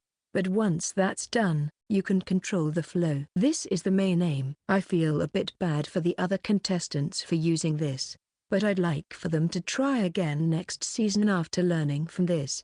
A surprise attack strategy? Fumu. Exactly what I wanted. Surprise. Both Sylvia and Eiko seem to be on board. Nice. Let's start the special training section. A man entered the royal capital, Winston.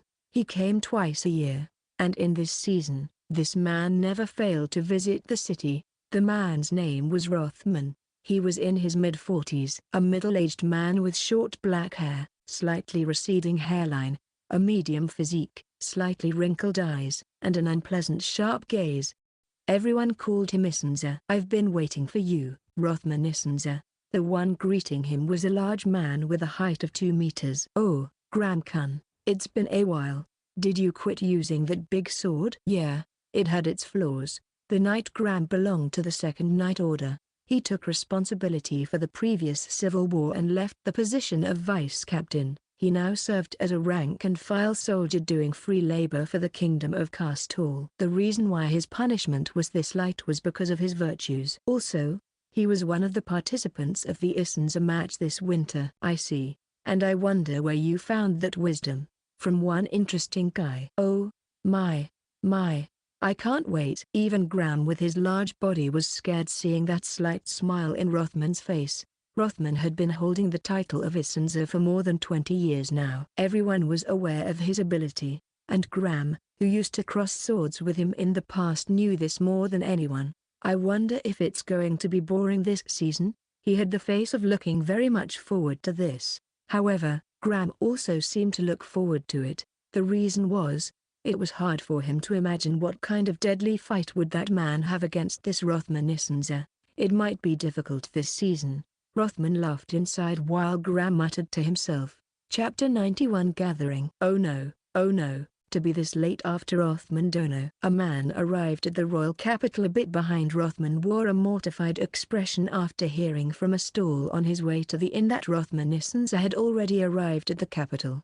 He was a man in his early 40s who had black hair with a few grey hairs mixed in, set in a tightly all-back hairdo. He was slender and tall, wore a foreign kimono, and thin glasses. His name was Kasakari Kerola. He was the self-proclaimed rival of Rothman Issenza. No, I'm sure Rothman Dono is in a hurry, so maybe there's an opportunity to win. He single-mindedly muttered to himself as he walked down the main street. He didn't come accompanied by an attendant, which was unusual for someone participating in a title match. His hometown was a country in the wilderness, far away from the kingdom of Kastul. It was a country so far removed that the people living there didn't even understand the value of participating in a title match. No matter how first-class his swordsmanship was, there was nobody who would volunteer to join this eccentric man to travel to such a far-away country. No, no, I can't let my guard down. Should I dance one of my hometown dances and raise my fighting spirit? Suddenly coming up with that idea, Kasakari began to dance, and he did so among heavy traffic, where many people came and went. This was a reason why people didn't approach him in his hometown, since 9 out of 10 people would label him as a weirdo, and also the reason why he didn't have an attendant.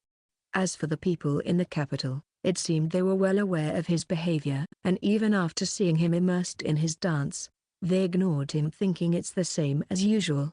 Kasakari-sama, Kasakari-sama. After receiving a report from the citizens of the capital, a messenger working for the organizers of the Issenza match rushed to Kasakari. As usual, using this and that, he managed to calm him down and guided him to an inn. Each and every time, the food here is delicious. However, no matter if I follow the recipe I've been given, it's never the same for me. Just what is the difference? It's truly mysterious. Kasakari didn't like luxurious goods, and he loved spicy food. Therefore, it had become a standard practice to guide him to his usual cheap inn, and then take him to the usual popular restaurant. The chili pepper? I wonder if it's a different chili pepper? However, they are not sold in my country. Is there a way to get my hands on some of it? We'll prepare some after the Issenza matches are over. Please take them home with you. Ah, hey messenger, aren't you smart? I know. Let me perform a dance from my hometown as thanks. No, it's okay. You don't have to. Stop it, I said you don't have to. Oh, please behave yourself. Everyone present wished so, but their expectations were immediately betrayed as he started to show off his dancing. This man had once again entered the royal capital this season. Alfredo-sama will be arriving at the royal capital soon. Is that so? Thanks for letting me know. A man answered from inside a carriage traveling on a gravel road. The middle-aged man, whose name was Alfredo, stroked his dull hair which had become messy and then fumbled to open the window of the carriage. He was blind, however. His hearing was excellent, to the extent that he could hear the voice of the person driving the carriage among all the loud rattling. It smells quite lively. His nose was also sensitive, so were his skin and tongue. It was a special sensation that only he could understand. He became blind at the age of 30. Until then, he demonstrated the strength of a lion as a first-class archer. And, from that incident over 10 years have passed. And currently that strength was transforming into that of a monster. It's about time to pay it back. Kisenshou. There were always many people who were called geniuses. Inside a large mansion, in his own room, he was in a desk constantly looking at some documents. Murati Tricolor Eishou, the man at the highest peak of magic. At the age of 36, he was considered a young researcher, and despite the current season being summer, he was a little sweaty and wearing only a piece of underwear. His weight was over 100 kilograms despite his height just reaching 170 centimeters and wore rounded glasses that bit into his temple. Oh ho! This is a great find. Standing up with reckless excitement, he reached out to a pile of books and searched for something new. Murati was currently researching the relationship between magic and summoning, especially the relationship between the spirits and the 4 major attributes. If one were to ask him for the reason for doing this research, his answer would be because I want to do it. Ever since he had memory, this has been his character, and it's become so deeply ingrained in him that it remained unchanged even now that he's become a fat middle-aged man. He is a person who loves magic more than anything. That's why it could be said it's only natural for him to want to know it more deeply. There's only one problem. This facet of him is stronger in him than in anyone else, and thus, in his unrelentless pursuit of the truth of magic, he has become somewhat of a magic addict. From the age of 4, his life has revolved all around magic. In the difficulty of social life, only magic has never betrayed him. And, the more he could know, the more results he could get, the more he could do, the more he could feel in touch with it. After all, he didn't have to worry about money. Speaking of the Tricolor family distinguished in magic, Murati was their heir, and his parents being his parents, they also had one or two screws loose. So long as it helped their son's magic, they were willing to do anything to create a good environment. As a result of this, the ridiculous magic otaku Murati Eishou came to be. For over 30 years, this person has lived by doing only what he likes, and in that limited aspect he demonstrates extraordinary strength. Oh, Mura-sama, you are here? Ah, if it isn't Sorochi. Greetings. There it is, the salute. Greetings. This is a salute. The one visiting Murati's room was his one and only friend, his cousin Sorot. The two spoke with a peculiar speech, and then laughed lightly with a funny voice. Oh, that's right, Mura-sama, the issue match will happen in 1 week. Ufu, I had completely forgotten about Idigazaru. Or rather, right now I'm in the middle of researching. I don't have time for that. I don't wanna. No, I don't really want to either. However, for now, just take a look at this, please. What's that? A list of participants? Murati received a few pieces of paper from Sorot. They were the list of participants for each title match. He glanced over the contents. Each had 4 participants. In a normal year, there would be 2 or 3 people at most. While thinking there are more people this year than the usual, he felt a sense of incongruity looking at one of the participants' name and then reacted with shock. Sorot, noticing this occurrence, opened his mouth to say, "See, isn't that crazy? Isn't it impossible to participate in 3? This is not something I can miss. It gives me chills just thinking he could win against Mura-sama. I'd understand if this was some sort of advanced joke, but the fact that you're feeling chills, does that mean that you think this poor old me will lose?" My bad. My bad. Murati grabbed Sorot by the neck. However, contrary to his silly speech and behavior, his mind was extremely calm. Being able to participate in 3 title matches meant that all the minor skills in the 3 major skills had been raised to grade 9. This was a tremendous amount of experience. You could basically earn experience points by defeating monsters in the game called Mobius Online, but that didn't mean you could just go beating them at random. It used a system where you couldn't get a satisfactory amount of experience unless you defeated monsters that were equal or above the player compared to the player's status and accumulated experience gained.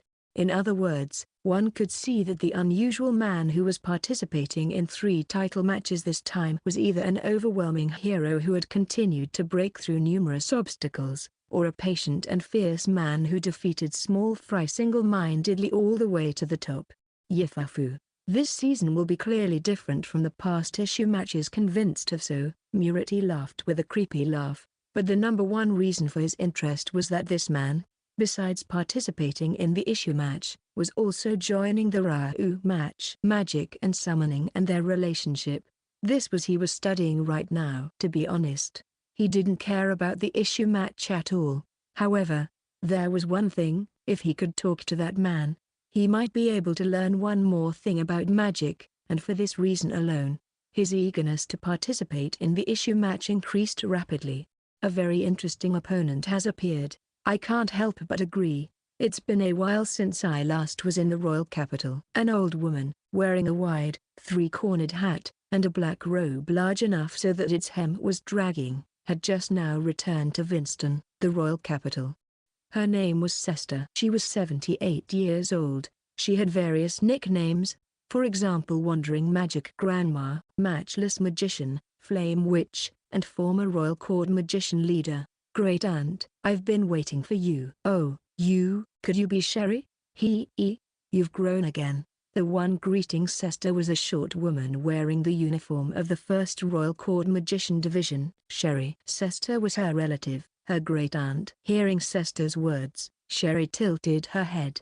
The last they met was about a year ago. So, her height, sadly, shouldn't have changed much. Did something happen? It's as if the cover has been peeled off. You look different! Exclamation mark. It could be said that Sester's bold words were right on the mark. After being startled, Sherry continued to deny that while her cheeks were dyed in red, but Sester got the better of her. I won't tell anyone. I see. I'll have to thank that boy Zephyr. After all, I told him to take care of you.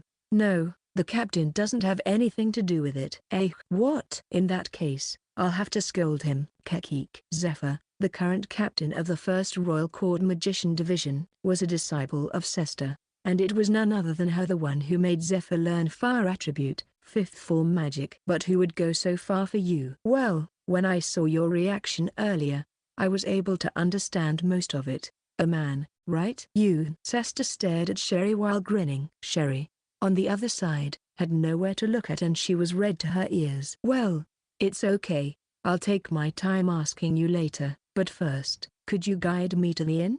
My legs are killing me. Yes, great aunt. A few minutes later, she learned that the man who made her lovely and cute grandniece was also his opponent in the first Eishou match. Well, I'll have to test him first then. While Sesta said so, Sherry's anxiousness increased an extra amount, and thus truly fierce and strong people were gathering in the royal capital one after the other. And then, at last, the winter title matches began. Issenza match, swordsmanship 1. Kasakari Kerala 2.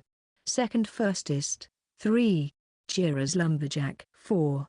Graham 1 versus 2 versus 3 versus 4 versus Rothman Issenza. Kisenshou match, archery 1. D-mix 2.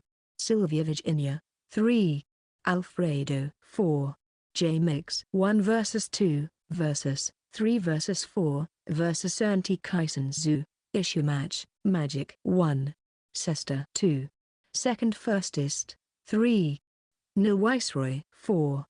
Alpha Promenade 1 versus 2 versus 3 versus 4 versus Murati Tricolor Eishou. Kongou match, shieldmanship 1.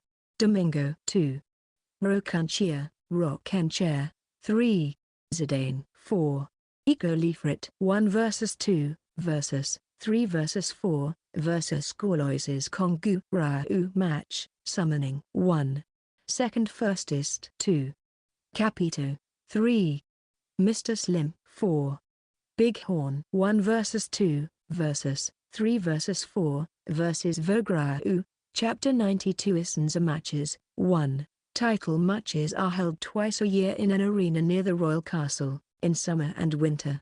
I wonder how many thousands can it hold? It's a huge, Colosseum-like, circular arena, and a large crowd is currently in it. In the special seat in the front, I can see the figure of Maine. After all, the title matches are, in a way, contests held in the presence of the king. In other words, it can be said to be a tournament held to show the peak of the fighting arts to the new king of the Castle Kingdom Maine. Starting now, the 466th winter title matches will begin. After giving a lengthy introduction, Maine finally proclaimed loudly. Immediately after, thunderous applause could be heard coming from the audience seats. This is a scene I've seen many times in my previous life. However, no matter how many times I've seen it, I just can't get tired of it. This surging feeling, it makes me feel like I'm back. Like, I've finally returned to this glorious stage. Second dono, the Issenza match will soon begin. Is it alright for you to not make preparations? As for the matches we will be participating, they are, starting from the first day, the Issenza match, then Kisenshou match, Eishou match, Kongou match, and lastly the Reiou match. The matches for one title are held each day. This seems to be due to the small number of participants, so the tournament starts in the morning and the winner will face off against the current title holder later on the same day. Or to put it differently, a new title holder is decided every day. I don't need some stupid preparation.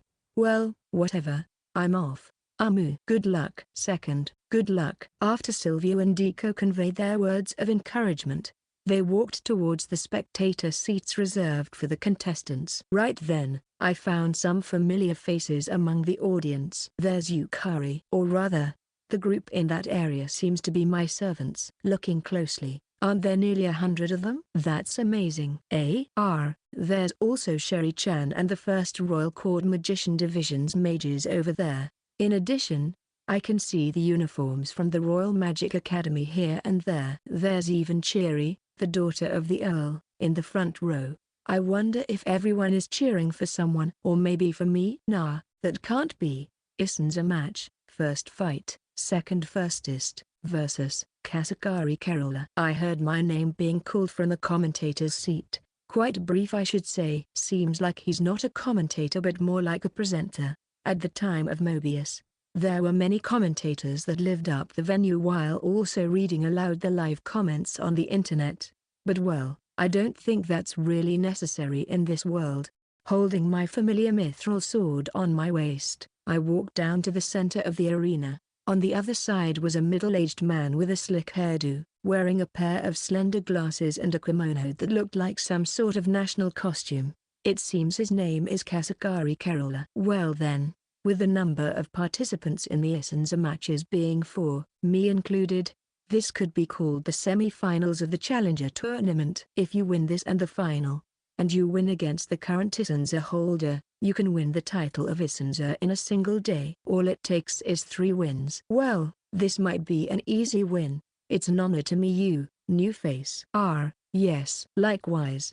A simple bow. He's quite a polite person. While checking the rule settings on it, we equipped the item for the duel, called Dual Crown.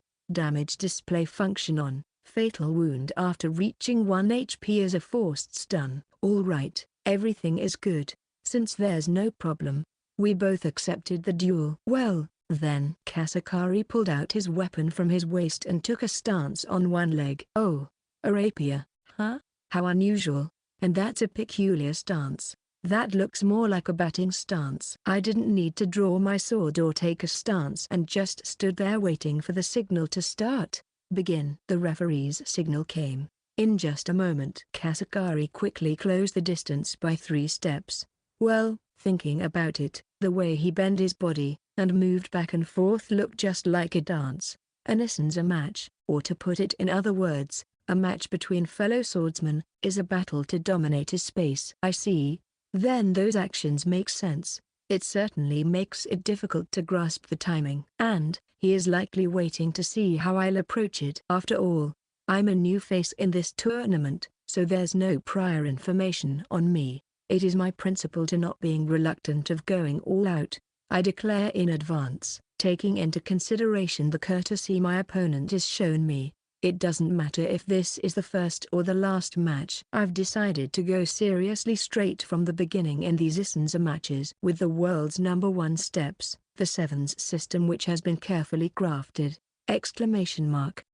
In the first step, with a combined attack of soldier swordsmanship and knight swordsmanship, I aim to pierce Kasakari's right foot. The second step, Kasakari takes a step back. The obvious response. Immediately after, I aim and slash at Kasakari's left hand with soldier swordsmanship, which was left unprotected midair as he regained his balance. That's the third step. Seems like he evaded at the last second. Kasakari then took distance in a hurry. This is the fourth step. He gave quite a huge opportunity. The fifth step, while keeping close attention to our distance, I used rook swordsmanship and rushed while thrusting at his bosom. I won't let you. Kasakari started preparing gold swordsmanship to defend against it with his rapier. That's the worst he could have done as the sixth step. What a shame. In that case, this will settle it. No way. I cancelled the skill and immediately after I prepared bishop swordsmanship with my mithril sword and I threw it. It's impossible to avoid it because the gold skill won't be ready in time to repel it. In a flash, the mithril sword pierced the defenseless neck of Kasakari. The seventh step. It's all about pushing back one's opponent. Kasakari fell to the floor while scattering fresh blood. I was already preparing a dragon horse swordsmanship attack after taking out another mithril sword from my inventory, but Kasakari never got up. Apparently, since I hit him in a vital spot, all his HP was blown away in a single strike. And, according to the duel settings, Kasakari was stunned, leaving him with only 1 HP. Winner, second fastest. After a brief moment of silence, the referee declared in a loud voice. At the same time earth-shattering cheers and applause echoed all across the arena. What an incredible atmosphere. It might be louder than it was back in Mobius. Especially, the corner where all my servants are is quite intense, but since it felt good, I waved my hand towards them. Wow, they are even more excited now. That's great. It makes me happy. What the heck was that? Was that Kasakari completely defeated? What a crushing victory. It was over in a second. I've seen something amazing. Listening closely, one could hear the various impressions from the audience seats. Most of them were of praise. However, the way they said that Kasakari, it caught my attention. That was an expression as if that man was strong. That's stupid. There's no way for a person who devises such a petty trick like dancing to disguise his reach to be strong. That was more like something a middle schooler who was just hooked up on Mobius would do to try and gather attention, with the excuse of showing originality. I can't deny it would have a good response with the audience, but he was still lacking on the basics. I don't know how the regular audience sees him, but I can't see him as anything more than some guy trying to put on airs. This makes me a little angry. I don't want them to consider someone like him a strong man. I don't want them to think a title match is something like this. There's still more to see, way more. Oh wow, that was impressive. What amazing sword movements. On my way to the spectator seats for the contestants, an unknown man suddenly spoke to him. He looked like your everyday, ordinary middle-aged man, one you could find anywhere, but his eyes had an abnormal gleam. So, I just ignored him as someone creepy, thinking that maybe he was even some caramelio addict. The other semi-final was a match between a large man named Graham and a blonde, handsome man named Jira's lumberjack. I remember Graham. He's the man who wielded a large sword and whose family was taken hostage by the Prime Minister. However, it seems he no longer uses that huge sword. He probably listened to my advice. People who can be honest and listen to the advice of the opponent who defeated them have, in my experience, left a strong impression. I can tell he's a man with the tenacity to go through thick and thin if it means securing the victory. On the opposite side is a man named Jira's lumberjack. I somehow got the feeling I've seen him before and heard of him. Where was it? No, wait. That's right. Of course, I know. Speaking of lumberjack, he should be family with Chiri. So, he's that girl's brother? You only noticed this now? Then, second dono. That's not all. Come on. Can't you remember? Huh? Remember what? Sylvia, who was standing next to me, asked. Since I honestly couldn't think of anything, I turned towards Eiko. At the time with the dragons, right? Eiko, on the other hand, seemed to have remembered. She looked at me with her round eyes as if implying, do you really not remember? While also tilting her head. Somehow, it feels kind of harsh. However, I can't remember what I can't remember. There's nothing I can't do about it. Sorry. When was it? The time with the dragons? It was when we three went to the Meteor Dungeon to learn Dragon King and Dragon Horse. Don't you remember when we saw a swordsman and a maid on our way back? What? Ah, you're right. I saw them. You're both amazing, to be able to remember that. Well, seeing your fight just now, second dono, I couldn't help but think about your beautiful figure that I saw that day. And that also made me remember the other time I thought that. That's all. Beautiful figure? Ah, no. It's not like that. It's embarrassing, so please don't ask me. Sylvia embarrassed and self-destructed all by herself. I intentionally answered with as if showing no interest. Only someone dense would keep asking her. I turned my gaze away from her, but I could easily tell she was thinking about that night right now. Well, this is something I can tease her later with. Look, they're about to make a move. Sylvia pointed at the center of the arena, trying to change the subject. Graham and Jiras had been staring at each other for about 20 minutes. This is a common situation in matches where the participants' abilities are close. After all, in an even match, it's usually disadvantageous to make the first move. In the matches for the challengers, the time limit is 1 hour. So certainly, as Sylvia says, it's about time for either of them to start to make a move. They moved. Eiko, who was quite enthusiastic, stood up from my knees and leaned forward. I supported her thin waist from behind in order for her to not fall forward. I can't really see the match because of Eiko standing up, and her tail swings all around, tickling my face. But my teacher Cide feels happy that she's so absorbed in the title matches. That's right. The title matches are interesting, be it watching them or participating in them. Oh, a brute force approach. Chiri's brother is amazing. Boom, bang, ooh. Somehow, she seems quite excited. But what does she mean with boom? Haha. He overpowered him. Did you see it? Did you see it? Second dono. I obviously didn't. Speaking of which, why are you girls in such high spirits? Well, we couldn't do it with your fight. Second dono. Why not? Because it was over in no time. When it started, you won. Ah. So it's that. Looks like Chiri's brother will be in the next fight. It seems like it. From the looks of it, seems like he's using an old style. That doesn't matter. Somehow, in some way, you seem like someone else. Are you okay? It's too late to start getting pumped up now. The match is almost decided before it even starts. Ha ha ha. You're such a man unworthy of cheering for. However, yeah, that's also cool. You should also start practicing looking cool, Sylvia. To win a title match means you'll have a large number of people following after your back as their object of adoration. You have the duty to look good. Also, the bigger the back, the better. It was the same with me. I remember admiring the title matches when I was younger. I always dreamed of becoming a strong knight, like them. But now, I'll be standing on the dreamed of side.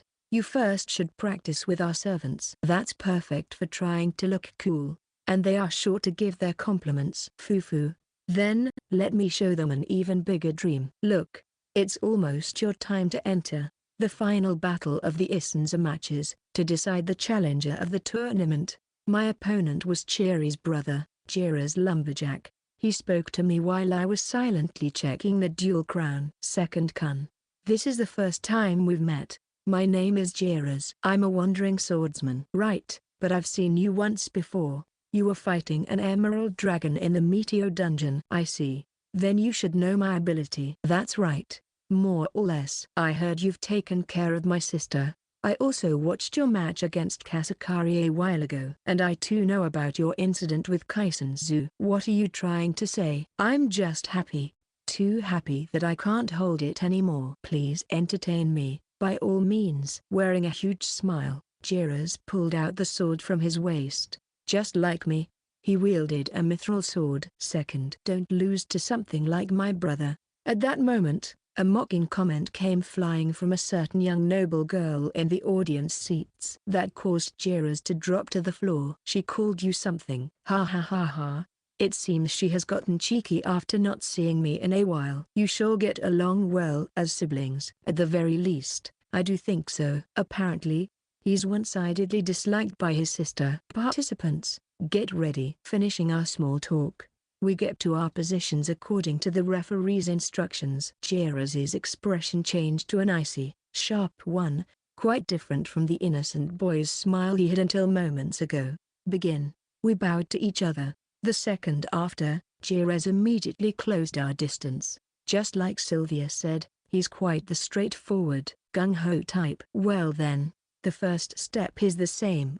A combined attack of soldier swordsmanship and knight swordsmanship, aiming to pierce Jiras's right foot. It's the first move of the Sevens system.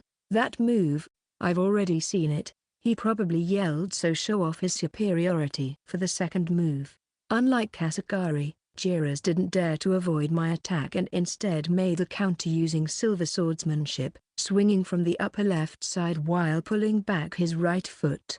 Oh boy. Those who understand would know the meaning of that. Oh boy. Come on.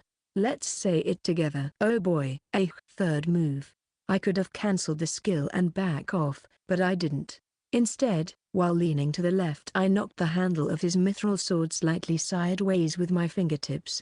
Jiras's silver swordsmanship attack connected to the ground, and my soldier swordsmanship went to Jiras's left ankle. I certainly felt it touching it.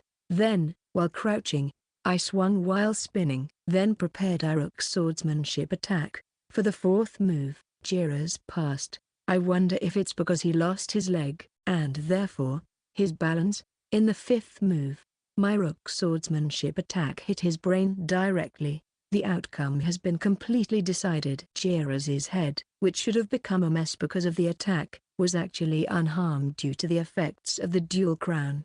However, since his HP has been reduced to 1, he was stunned and had passed out, showing the white of his eyes. We have a winner. Victor, second fastest. It was somewhat of a tasteless victory. The audience seats roared with excitement. Cheery on the other hand was shocked still. With her mouth agape, I can imagine how of a shocking image it would be to witness your brother lose his ankle right in front of your eyes. I guess it couldn't be helped. Just like in the first match, I waved my hand towards Yukari, then headed towards the contestants' seats as loud cheers echoed at my back. Over there, a familiar glass-wearing man was waiting for me. Kasakari-san, right? Most certainly. I am Kasakari Kerala. Apparently, he already recovered from the stun and got his HP back. He looked full of energy. Second dono, I'd like to ask you one question about your swordsmanship, for later study. Go ahead. He approached me with a serious expression in his face, so I nodded, saying a few words. However, Kasakari's eyes rounded in surprise at my reply. I never expected you would actually answer. Then don't ask. Oops, please don't take it the wrong way. It's just that this could be called a universal thing. Usually, whenever a swordsman asks someone else about their swordsmanship earnestly, the answer is always a no. You are very different, but that makes me quite happy. I'm so excited I can't control this urge to just wanting to dance. You're also very different from my image of a swordsman, but I decided not to voice those thoughts, or else the story will derail even more. Excuse me. It's just that in my hometown we express our feelings like this from time to time. How about you come to visit my hometown? Second dono. Just get back to the main subject please. Oh, right. I'm sorry about this. It's a bad habit of mine. Well then. After taking a deep breath, Kasakari opened his mouth slowly with a very serious expression. About your first strike, I thought it was best to evade it. However, I didn't know what to do from there. Or more like, I couldn't see where to go from there. I find your swordsmanship somewhat strange. It's a style of swordsmanship that I can't help but reconsider the common sense that the receiving side has the advantage. I'd love to ask you to teach me the secret. He asked quite the direct question. This man, despite being a title match contestant, asked me the secret without any shame or regard for his honor. It pisses me off. It pisses me off, but it's fine. If it's only the basics, I'll tell you. Therefore, by the summer, please become a suitable contestant for the title matches. I beg you. You too, Jiras. I just hope you won't disappoint me. It's best to put everything to avoid it. If you aim for a counter, you'll end up like Jiras just now. You either break it with a soldier or avoid it. Both were fine. In your case, using gold was a bad move. Against rook, you could have turned the battle aiming for a critical with a combination of bishop and knight. I see. Or rather, there would be no end if I were to teach you how to respond to each one. After all, you haven't gotten the basics down. What do you mean? Always have multiple aims, don't cut corners and be careful with particular details. Cover all the bases and think of every way to respond to the other party's attacks. Make sure to give these 3 points a proper thought. Please wait. No, I think I understand. Comprehend? How further? Don't ask me, but why don't you think of it as a tree diagram? Would such a thing be really possible? No, you have to do it. Don't think about whether you can or cannot do it. Do it. First, do it. Then repeat it for days, months, years. Do it until you can do it properly, and keep at it after. That's simple. If you can, you'll win. If you can't, you'll lose. Therefore, you just have to keep doing it until you can do it properly. What's with this guy? Even though he has lived in this world before even though everything he could have done in his life had a meaning, if you got it, get lost. You're making me feel sick. You have my thanks, and I sincerely hope for the birth of a new Issenza. Section. It was amazing. Simply amazing. Amazing. Meanwhile, the servants of House Firstest were making a fuss in the audience seats. Shut up already, Paniaki. Look who's talking. You and your noisy panting during the match were a bother. Cosmos. Nice, big sister Rel. I also thought she was being too noisy. It was said that when more than 2 women came together, they were very loud, but this was already beyond that level. There were the 10 great and their boisterous subordinates, alongside the big 4 with their respective noisy men under them. Did you see it, Momo? That's Master Firstest family head, the master we're proud to serve. I once was taught how to not get nervous by Master, but that's a different magnificent story. I even remember it word by word as if it were yesterday. Want me to tell you about it? Do you want to hear it? Well, it began while I was walking in the garden of the servant's house. I get it, Marina. Please be quiet a little. Or rather, please stop talking to me altogether. Let me savor this emotional aftertaste. Marina, the vice captain of the S Squad, and Momo, the vice captain of the L Squad, were having a conversation of seemingly good friends but were actually biting at each other with their comments.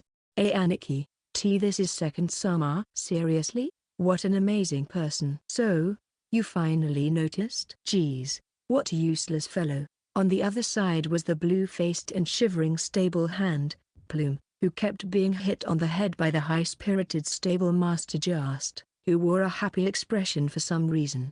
All the other servants also shared their feelings with each other, speaking excitedly about their thoughts. There seemed to be those who recorded every move from second without missing anything, those who analyzed his tactics, and those who were talking about their expectations for the next round. Yukari-sama, is it alright for you to not call for discipline? It's fine for today. This is Master's moment to shine. Do you mean it is our duty as servants to make a lot of excitement? Well, making noise without doing it consciously. Yes, as for me, I can't stop shaking from a while ago. It can't be helped. Second Sama's swordsmanship. How to explain it? It's nothing short of abnormal. I agree. However, you guys, as his servants, were in a position to ask Master to teach you. I think I would like to thank Second Sama for being born into this world. You do that like this. One of the reasons why Yukari came to watch the matches with a large number of servants was for the servants' brainwashing education. In order for them to never betray Second, she brought them to show them his heroic figure to gather their trust, which could be called fanatism, and their admiration, which could also be called worship. Otherwise, it would be unthinkable for Yukari to bother bringing maids who could become rivals to such a place where they could see the splendor of Second and develop a passion for him. So to speak, it was a tough decision for her.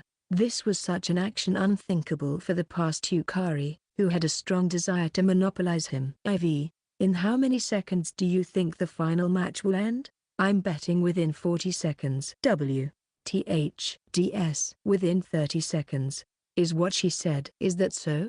If I win, I'll leave the instructing of the assassination squad to the two of you for a day and take a vacation. If I lose, I'll give you a bracer made with bestowal. Please wait. I can't be a teacher, is what she said. This just happened because you bet without asking for the conditions. Yukari, and Luna were all talking about such things, however.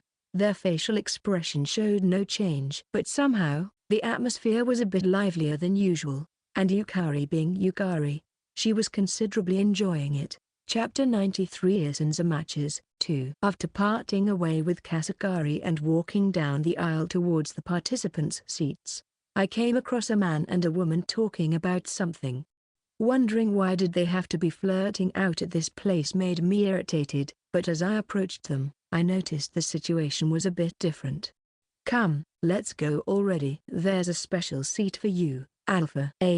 No, after all, we'll be together the day after tomorrow, and nobody will complain to see the promenade's daughter in the Viceroy family's seats. No, I would rather go watch it alone. What a sad thing to say. It's going to be a lot more fun with me. Come on, let's go. No, wait. An awfully pretentious man with light blue hair and a beautiful face, who looked more like a band member, approached defiantly at a woman with modest eyeglasses and olive brown hair. I see, he's a playboy. So, I decided to help the woman, the reason being, the bespectacled woman's huge boobs are seriously shocking. Well, even if I were joking, I'll want to help her since she seems troubled. Hey, you're a bother. First of all, I spoke in a light voice. The pair looked my way after hearing me. Oh, aren't you second first list? Don't you have the last Issenza match next? Shut up. You're in the way. This might be a strange thing to say, but aren't we at the edge of the aisle? What I meant was you're an eyesore. Or are you too ignorant to get that? Rich boy. A vein could be seen popping up in the man's forehead. Good, good.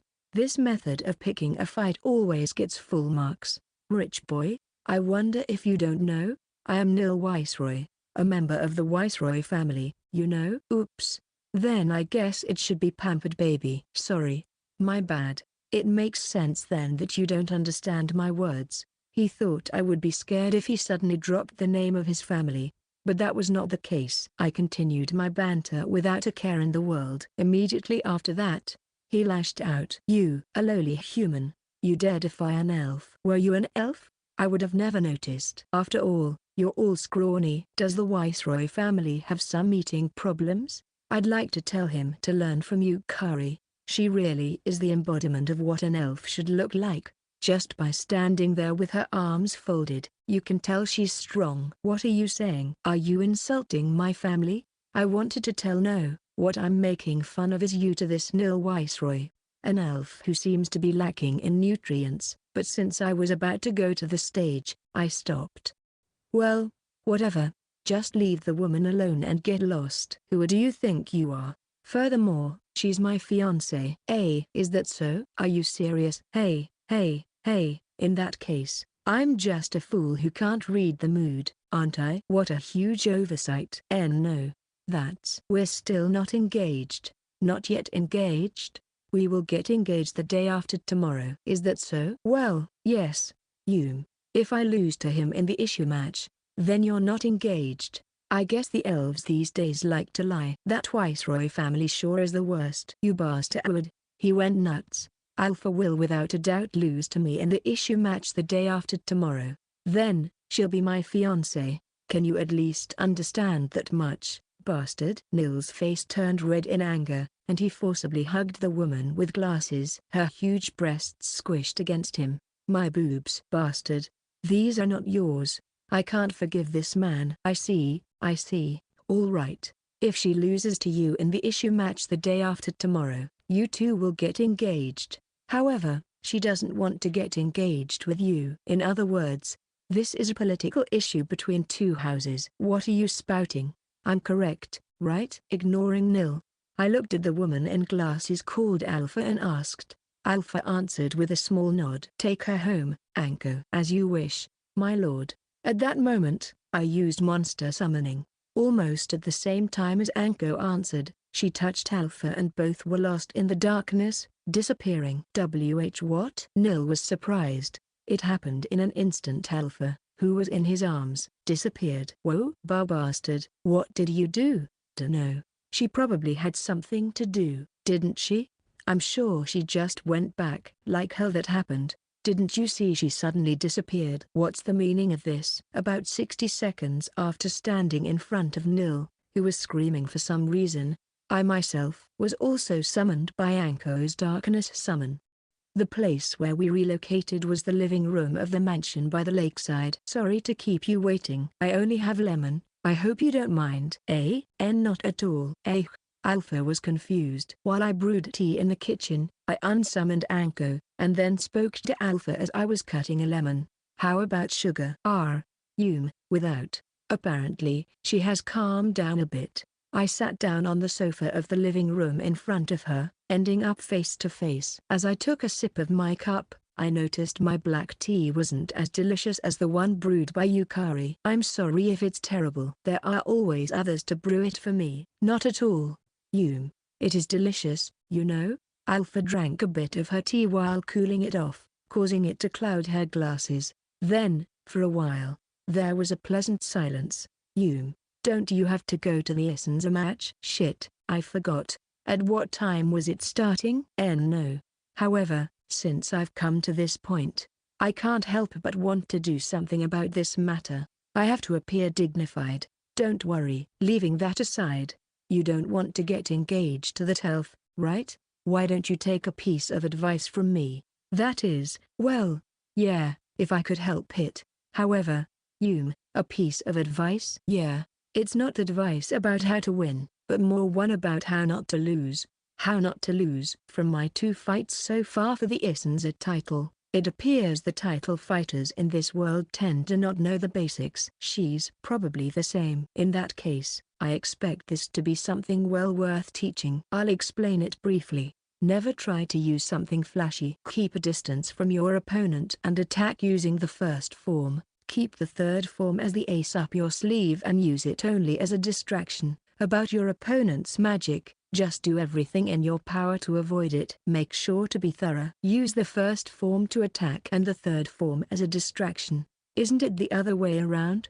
I was wondering what she was going to say, but since she already knows this, it looks like she'll be okay. Take your time to wear down your opponent. Fight patiently. Don't rely on the deciding factor. Avoid, and keep avoiding. Take any chance, and also keep attacking. The other party is sure to become impatient. They will try to end it. Don't think that's a chance. Always, just keep using the first form. Like that. Can I win? Skeptical, aren't we? In the end, you will. The player who does more damage when the time runs out wins. Anyway, just move thinking about not losing. Believe in the first form. The Eishou battle is won by the person who controls the first form. Let me ask you one thing. Can I? What is it? Why are you helping me this much when we've just met for the first time? You have the Issenza match soon. And yet you're trying to help me win my Eishou match. She asked me a question that's a bit difficult to answer. Why, I wonder? A whim? Because I was frustrated about Kasakari? Even I am not quite sure. I guess so. However, there's one thing I can say for sure. I was captured by those wonderful boobs of yours.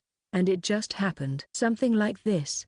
Alpha grinned and giggled at my way too honest sexually harassing answer. I think I will believe in you. After that, using darkness transfer and darkness summon, Anko sent me back to the arena, and I made it in time before the start of the final battle. The final opponent of the Issenza matches was a man called Rothman. He was the middle-aged man with his hair to the back that spoke to me after the fight with Kasakari. Were you the Issenza? Sorry to have ignored you back then. Don't worry. Thanks to that, I learned that there are some people who don't know me. What a humble person. Your sword skill, I've only seen it twice, and both times it was extremely sharp. I might not be a match against you, Rothman calmly spoke. And from those words, you wouldn't believe he overflows with self-confidence. I see. You're strong, aren't you? Well, that I wonder. I haven't cut enough people here. It makes me have expectations. Same here. I'd like to enjoy this. I'm slowly getting pumped up. That's right. This is the feeling. This is how a title match should be. Participants, get ready. I took some distance from Rothman at the referee's call. Rothman's weapon was an ordinary longsword. But no matter who the other person is, what I do doesn't change. I'll use the world's #1 fixed attacks the 7 system. Begin. We bowed to each other. At the same time, we both closed our distance. First, a combined attack of soldier swordsmanship and knight swordsmanship aimed to pierce the front of Rothman's right foot. Let me see how you receive it. No matter how many times I see it, it's wonderful, Rothman muttered, retreating with light steps. In addition to the first attack, he was able to deal with the following soldier swordsmanship attack. That's the best response. And just like the waves in the ocean that come forth after receding, Rothman switched to the offensive. At that moment, I prepared rook swordsmanship and made a rush without care. Come on, show me how you deal with this. I see. A single phrase. Rothman began to prepare a gold swordsmanship attack. Hey. You're going to end up like Kasakari. Are you asking for it? Or do you have anything prepared to counter it? If that's the case, I'll play along. I immediately cancelled my skill and after preparing a bishop swordsmanship attack, I threw my mithril sword. That way of thinking is also interesting. Seeing me throw my sword at him, Rothman cancelled his gold swordsmanship attack, and then, using lance swordsmanship he repelled the mithril sword. Piercing attacks can be fended off by other piercing attacks. It's a defense using their own traits. Seems like he's been studying hard. Well then, there's no way this can end with him just repelling it. While Rothman tried to fend off the mithril sword, I took another mithril sword from my inventory and prepared a dragon horse swordsmanship skill. When I did this with Kasakari, it had ended before I got to activate it. But this time I got to properly use it. That's quite shrewd.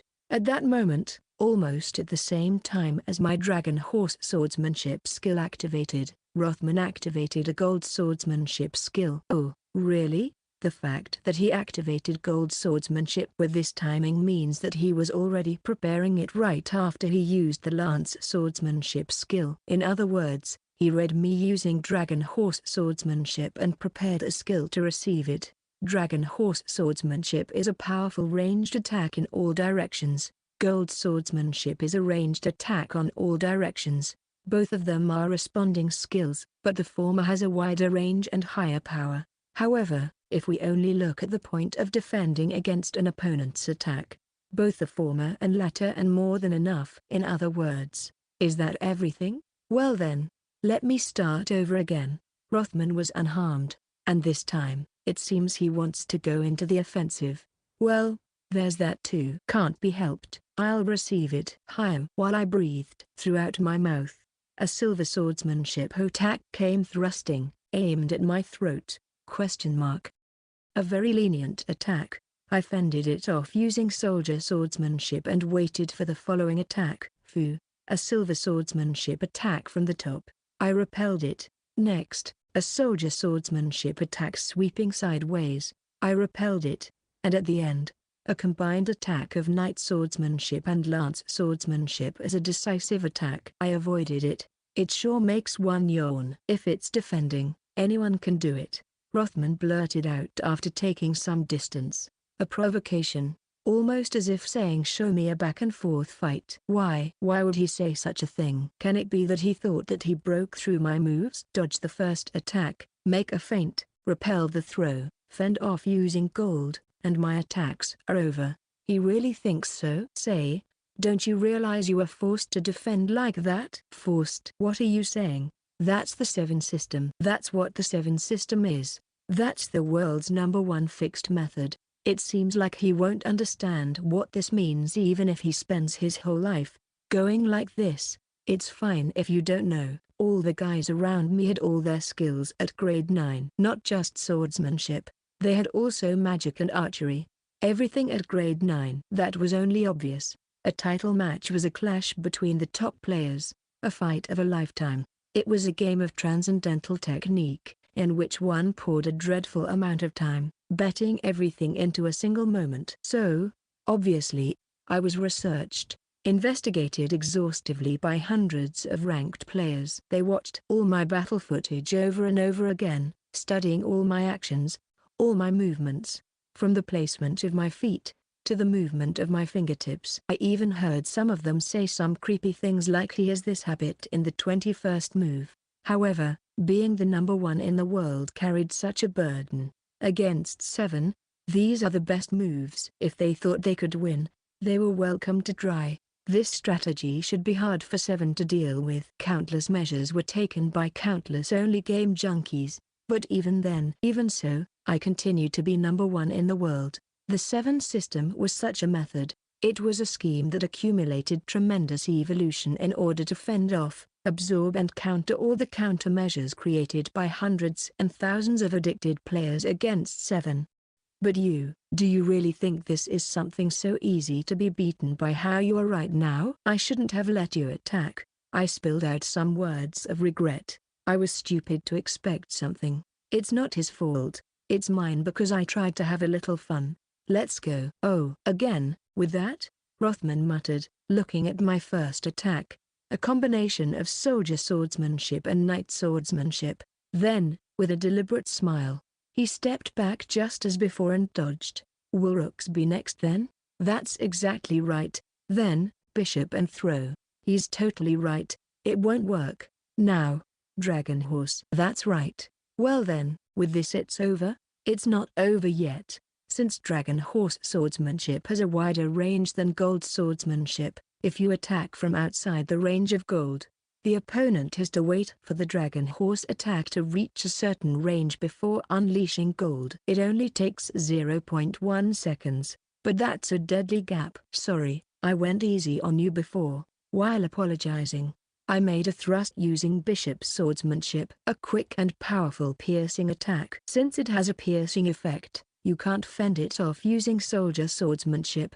Rothman spotted my bishop's swordsmanship attack, and after finishing his gold swordsmanship, he desperately prepared a lance swordsmanship attack, but still, he was short by 0.1 seconds. The 7 system is ruthlessly accurate. At this distance, with this timing, when using dragon horse swordsmanship, if the opponent counters it using gold swordsmanship, and you attack with bishop's swordsmanship, there will always be a delay of 0.1 seconds afterward, and it will hit. Therefore, using gold swordsmanship to fend it off is a bad choice. This is something engraved in the method. And so, it turned out like this. This is a holy law that cannot be overturned. An unchanging fact that has been known for many years. That's why it became part of the method. That's why it's necessary to react to it. That's why you are forced to act. And, a bad move is never forgiven. You're strong. For an amateur, that is. My bishop's swordsmanship attack approached as if been sucked into his heart. Ah, Rothman roared. Too late. The difference of 0.1 seconds, like this, feels like an eternity. Winner, second firstist. Chapter 94 Issenza matches, 3. Winner, second firstist. The referee voiced the result. A man looked down with an expression tinged in sadness. A man kneeled down, on the verge of fainting. This was, no matter how one looked at it, a complete victory by second firstist. Namely, it meant the loss of a great champion who had reigned at the top of the Issenza matches for over 20 years. Namely, it meant the birth of a new Issenza, one who completed all the matches in less than 40 seconds without ever getting wounded since the first match. And that meant, the curtain of a new era was opening, so beautiful that it blinded everyone laying their eyes upon it, so overwhelming that it took away their breath. Exclamation mark. Like a dam breaking, energetic cheers echoed all across the arena. That Rothman, the former Issenza, didn't put up a fight. There was nothing he could do. He was beaten instantly, as if one was twisting a baby's arm. This was what all spectators were feeling. This was all too unusual, and yet, there were only a few who could understand what had happened, in the truest sense of the word. There were those who didn't think too deeply about it and simply accepted the facts in front of them, becoming quite excited. They were those who knew of their own powerlessness, and disagreed with the unreasonable scene in front of them. Those who couldn't comprehend what had happened and just tried to escape from reality. Those who sensed a transcendental and almost godlike skill, unable to keep themselves from trembling. Those who fell in love. Those who became captivated. Those who felt shocked. Those who felt afraid. Various emotions, both positive and negative, turned into an unstoppable vortex. However, everyone surely carved this in their hearts. That was the name of the man called second firstist. What will happen with this man in the future? What on earth will he show us? Everyone paid careful attention, with crazy high expectations. Finally, it had come. Second firstist was finally being recognized by the world. He had taken the first step towards returning to the position of the number one in the world. And he did so with quite the noisy step. However, most of the spectators present didn't know yet that this man would appear in other title matches. Section. Klaus, what are your thoughts? I can no longer be shocked by it. Your Majesty. At the spectator seats, right in front of the arena. King Main Castle spoke to his brother, Klaus. Right now, he was just a man serving under him. Having lost his position as first prince, the Castle name, and having become Main's slave. I didn't know what was happening, but you know. Right, Klaus? Yeah. If it's about swordsmanship, and with the exception of those who participate in the Issenza matches, I'm proud that my own skill is among the top in the kingdom. Although it was a bit polite, Main spoke to him from a superior position, and Klaus, on the other hand, bowed his head and responded with respectful words. This was an unthinkable sight just a while ago.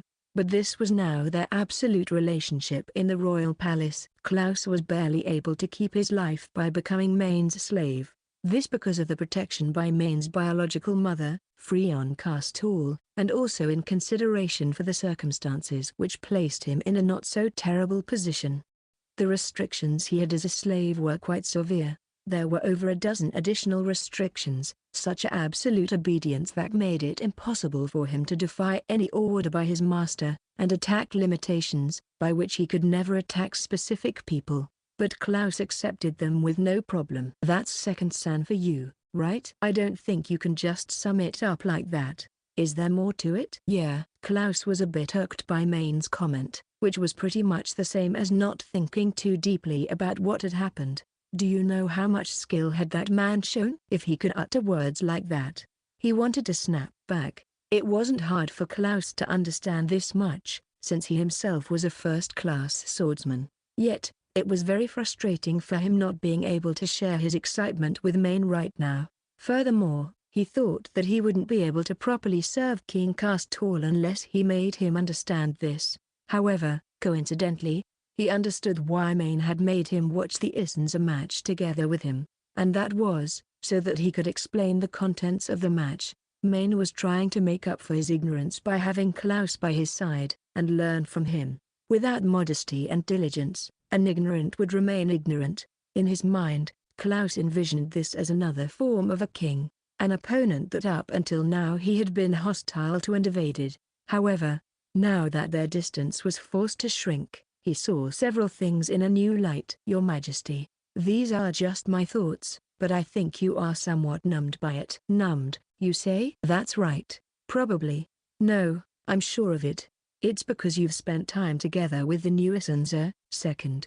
To what extent am I numbed then? Klaus contemplated Main's question. I wonder how should I explain it in a way that's easy to understand? He thought. Although he was manipulated by the Prime Minister and the First Queen, he was skilled enough to become the leader of the First Knight Order at the young age of 20. Furthermore, his ability was unquestionably first class. I have the skills to win against 3 of the knights from the First Order. Yes, that, I know. Let's say I have 100 matches against Kasakari Dono. 100 matches? If it's you, Klaus, I guess you might win 20 of them. Not at all. This I can say with confidence. It would be 100 losses. If we fight 100 matches, I will certainly lose all 100. If we were to fight 1,000, I might have the chance to win one of them. Is to that point, huh?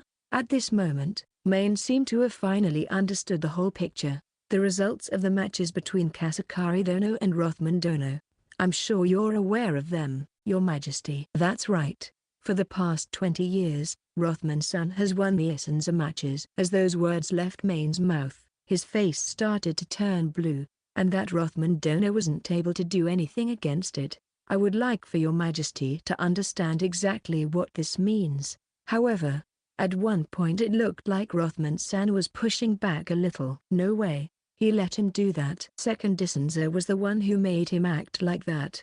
If I were in their place, I would have been played with too. Or most likely, he tried to prioritize the audience's entertainment. After all, for him, this wasn't a match at all. Main involuntarily closed his mouth hearing Klaus's comments. He thought he was a man above the clouds. While standing at sea level, he was beyond the clouds, past that invisible peak, but after finally reaching the top of the clouds, he noticed the distance between them and second was many times higher than the distance from the sea to the clouds. The top was so hazy that it couldn't be seen. It was unclear if even the inhabitants of this world could comprehend the concept outer space, but if they knew it, they all surely would think this, let alone beyond the clouds.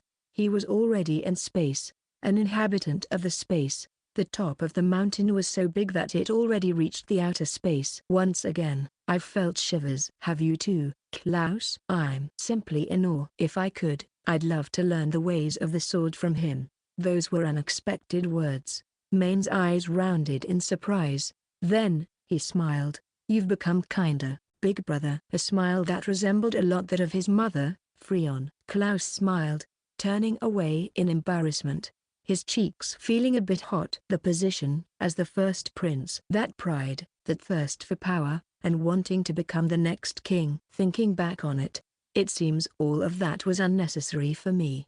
Thus Main, his not-so-stupid little brother, it seemed he had grown up, wisely, and purely. Section. It's different from what I thought. Knight. I kept on mumbling. What is different? Second new Issenza. Sylvia spoke as if to make fun of me. Currently, There was a small party titled "Congratulations on winning the Issenza title" being held at the First State. The reason why it's small is that Sylvia's Kisenshou title matches are coming up tomorrow, and the day after tomorrow is my Eishou's title matches. Apparently, a big production is underway for when all the scheduled matches are completed. However, regardless of whether this is small or not, a party is a party. In addition to the usual members, we also called over a dozen of the higher-ranking servants, such as Kubero and IV. However, despite me telling them let's drink together when I invited them, they were rushing around and serving us, for some reason. So, in the end, it became a dinner party with the usual members. Hear this, Sylvia. Let's hear it. For the past hour or so, I've been feeling a little tipsy, and been complaining like this. The title matches were about 10 times worse than I expected. 10 times? The participants of the Issenza matches are originally residents of this world. In other words, swordsmanship should be their way of life. They should be pros in swordsmanship. But what was that? That was just. Did it bother you? Did you find it strange? How was it? Did you think at any moment that they were pathetic? Did you feel as if you were watching a mud-throwing contest between amateurs? No. In the past I also used to be an amateur like them, so I didn't care about that. I see. So there was that point of view too. Whenever alcohol came into the picture, Sylvia and I became quite talkative.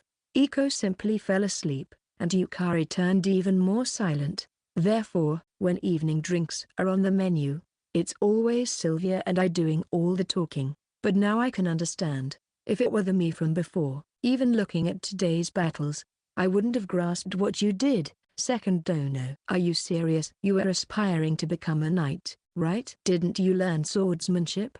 I did learn a bit, but not enough to understand these fights, just the basics. To put it into perspective, the sword moves of Rothman dono and Kasakari dono would have been barely visible. Therefore, I might have seen the title matches like everyone else, purely as public amusement. Public amusement? Because the level was low?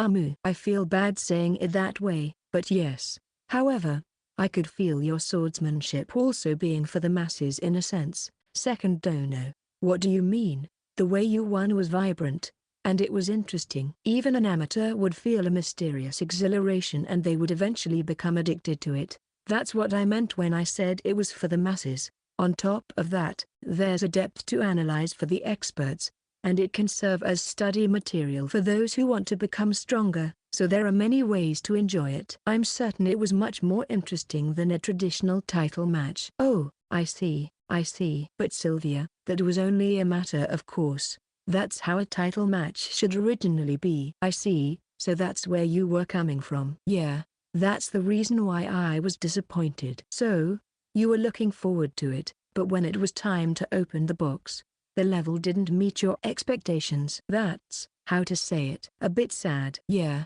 at first, I was angry, but right now, I'm just sad. Suddenly, I noticed the servants who had finished serving us and had nothing else to do, were quietly listening to me and Sylvia. Hey, what do you think I should do? Since I thought it would be boring just listening to us, I asked the servants to add them to our chat. The first person to react was the butler, Kubaro. How about raising more disciples, like Sylvia and Iko? I think it would be possible to raise the level of the title matches by having strong people who grew up raising their skills under master, participate in the title matches. Not a bad proposal at all. Something else? I asked the others for more ideas aside from Kubero's. Several people raised their hands, so I asked them in order from one side to the other, having us servants eventually participate in the title matches. And when that happens, the standard of the title matches will surely rise, and that in turn will give you prestige, master. So it will be like killing two birds with one stone. Those were the words of a maid called Champani. I see. It might be a good idea to take the servants as my disciples. There might be people who haven't participated in the title matches yet but have high combat skills, hiding somewhere around the world, or at least that's what I think. Thus, if Master becomes more active or if you provoke them to a certain degree, those people might come out, said a red-haired maid with a side ponytail called S. I admit that's something quite clever to say. Being active, and provoke them, huh? If I was the one in hiding, I would never stay silent. I think you are fine just as you are now, Master. When they see your great accomplishments, Master, any strong person wouldn't be able to stay quiet or do nothing. Definitely. Won't they come in great swarms for the summer season? A tomboyish, red-haired maid with semi-long hair named Elle said. She's S sister. So, combining both sisters' opinions, I guess I'm already doing what I need to do, provoking them to a certain degree. Then, does that mean all I have to do now is wait? They indeed have a point. I also agree with El-chan on this. With your overflowing and super charismatic charm, Second Sama, I believe strong and fierce people will gather from all across the world like insects attracted to honey. This time it was the muscular Anisan type man named Lily, the chief gardener. He sure likes to praise me a lot. However, going down that rabbit hole, some pests are also sure to gather, and that's something I don't like. I think it would be a good idea to try and raise the overall level of the people by deliberately disclosing information held by you, Master, such as the acquisition condition for some skills, is what she said. The words of AV, the pure white maid, were conveyed by her interpreter, Luna. At that moment, the atmosphere suddenly froze. Is this girl for real? With such feelings, gazes of amazement and shock fell on her. Exclamation mark. Have I said something strange again? Is what she said. No, it's anything but strange. I think it makes sense. Thank you very much, Master, is what she said. Also, she feels embarrassed. Ivy's face flushed as if red paint had been poured over her, thanks to Luna's unwanted and unneeded comment. Well, it's so easy to tell she's bashful thanks to her white skin that it makes me feel a bit sorry for her. PTFF. Hearing me almost fail to contain my laughter, Ivy trembled with tears in her eyes and turned to hit Luna with her arms. Well then, are these all the ideas? Nobody else raised their hand. I see. Every one of them was a great idea. After listening to everyone's opinion, I was able to make up my mind to some extent. In the first place, it was a mistake to expect to solve this matter right now. This is still an issue about from now on, so to speak. Right now it's just after the grand server opening. The world of Mobius Online, from now on, must grow with its inhabitants. That being the case, and if I don't get excited about it, who's going to do it? There's no need to feel shy, just leave everything to me. I'll turn this into an amazing festival. All right, I'll do everything. Second dono. That's Master, that's. I stood up and loudly declared. Not a second later, both Sylvia and Yukari tried to stop me. It's amazing how these two are in synchrony. Why are you trying to stop me? Provoking people is bad. Furthermore, wouldn't that put your dignity in question? Don't just go easily disclosing the requirements for the acquisition of these skills. Those things should be kept secret. There's that too, I guess. Well, it's not good to go and overdo things. Well then, I'll do everything in moderation. Like hell I'll believe you. You say you'll do things in moderation, but in the end, things will get out of hand for sure. I can't trust your definition of moderation, Master. I think if I tell you to add a pinch of salt to a dish, you'll add a spoonful. Turns out, even though we've been companions for some time now, they still do not trust me, it seems. How sad. Or rather, it appears Yukari might have already told the servants to not let me cook anything. I get it. I do. Then, I will consult with you before doing each one. How does that sound? Well, in that case, I don't mind, but never dare getting me involved. Absolutely not. It can't be helped, I guess. When you make up your mind it's hard to convince you otherwise, Master, so I will compromise. Maybe I've been messing around with Sylvia regularly lately. She for sure looks to be on guard. Or is she pretending? On the other hand, Yukari still keeps her cold, poisonous tongue. She's quite different from her night self. I cannot eat anymore. Eh? Did Iko say something? What's wrong? ZZZ. You're sleep talking? That's too much. And thus, the congratulatory party for winning the Issenza title was held. Tomorrow is Sylvia's Kisenshou battle. Chapter 95 Kisenshou Matches 1. You have my praise for not running away. Kisenshou title match, the semi-finals before the match to decide the first challenger. My opponent was D-Mix. I faced her head-on at the center of the arena and spoke at her imposingly. That should be my line. With how bad our second Issenza messed you up the other day, I'm surprised you dared show your face to the public. That man has nothing to do with this. It is you the one I have a grudge against. It is working.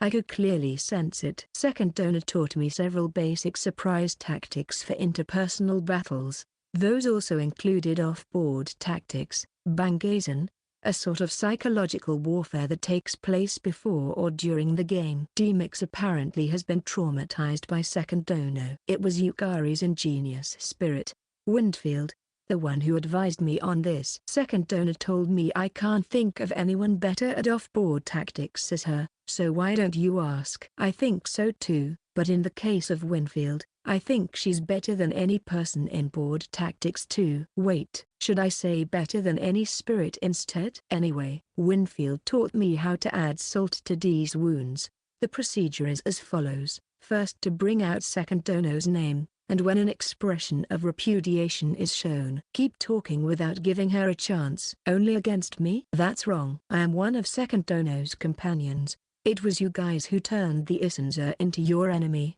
That's why you won't be able to do any despicable acts in this match. After all, Second Dono is watching, and so is His Majesty Main. Second Dono has a very friendly relationship with His Majesty. If you were to report on the previous incident, you might be punished by the Castle Kingdom, maybe even an indefinite suspension from the title games. Furthermore, you might have thought you were forgiven because you prostrated yourself, but that's a mistake. Don't think Second Dono has forgive. Shut up. Shut your trap. Stop spouting that guy's name. Dee flared up and shouted while at the same time she placed her hands over her ears. Looking closely, you could see her body shaking slightly. Wait a second. Wasn't it a bit too effective? Yuamu, it makes me feel a bit guilty. I should not think I can't keep doing these cowardly acts, because I need to keep using them if the surprise strategy that I want to play has a chance to succeed. Participants, get ready. With those instructions from the referee, we both participants moved to our designated spots. Dee had lost her calm expression and was now scratching the back of her head, ruffling her long, emerald green hair. Nice. Seems like the off-board tactics are a success. Begin. We bow.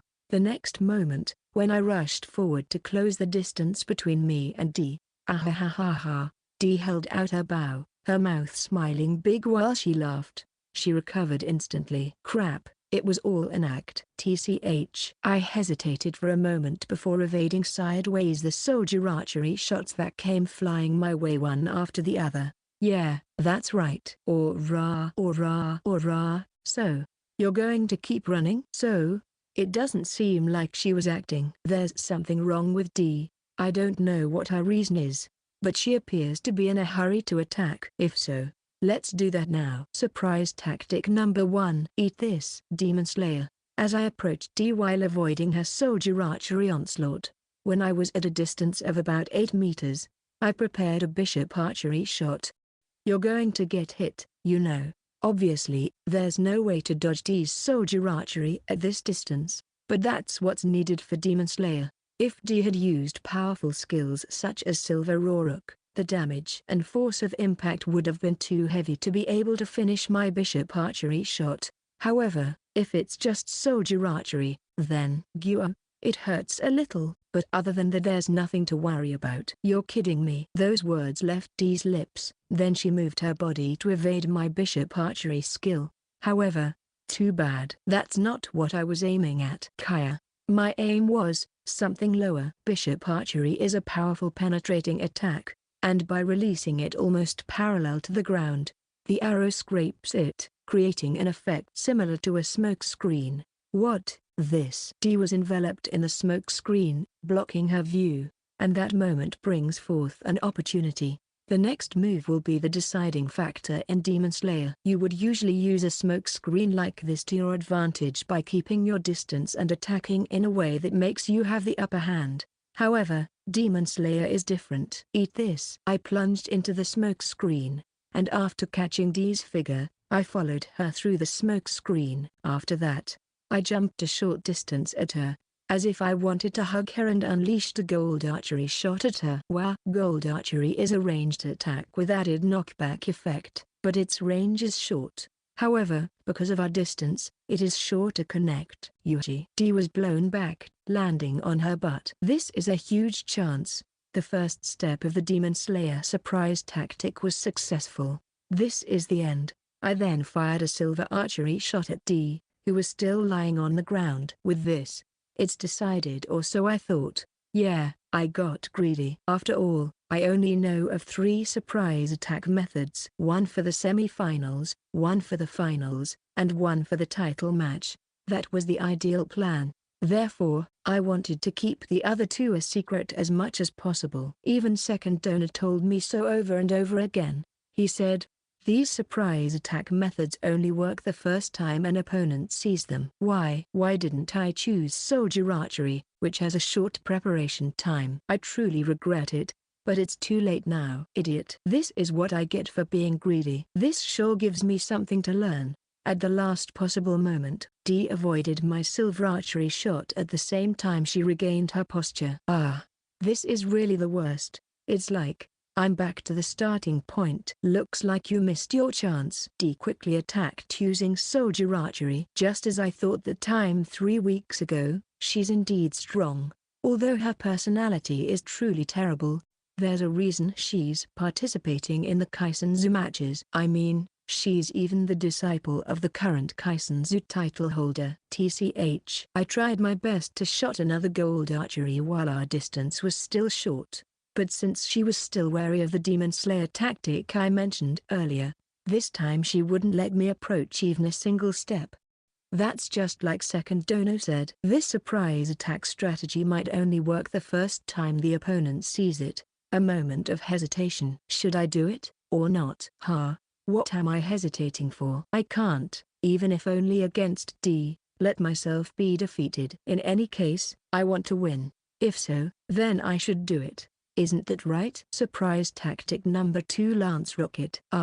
So, you're going to run with your tail between your legs? Ignoring the taunting words of D, I sprinted, bringing myself to the maximum distance from her. Reaching this point, even if D were to shot something like soldier archery, I could easily see it and avoid it by simply walking aside. Take this. Lance Rocket. I learned from second dono that it's good manners to say the name of the tactic in the case of surprise attacks. Therefore, I obediently did so. However, I wonder what's with this naming sense? I don't know what a rocket is, but I can tell it's a kind of a strange word. I bet even I can think of a better sounding name. Like Dark Lance Spark. Not too bad if I say so myself.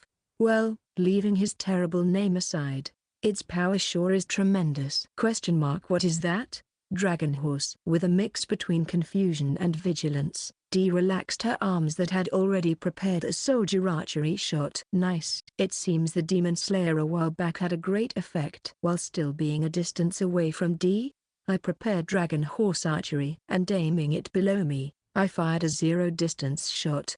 Bagoon. The impact shook the ground and the roar echoed all across the arena. Dust arose as if smoke. And, before me is a hole that where I can completely hide if I crouch down. Without a moment's delay, I jumped into the hole and got lance archery ready to be used. The next moment, a flow of consecutive shots, from inside the hole and towards D-Mix, who was standing at ground level. In other words, ignoring the ground between us and shoot. You.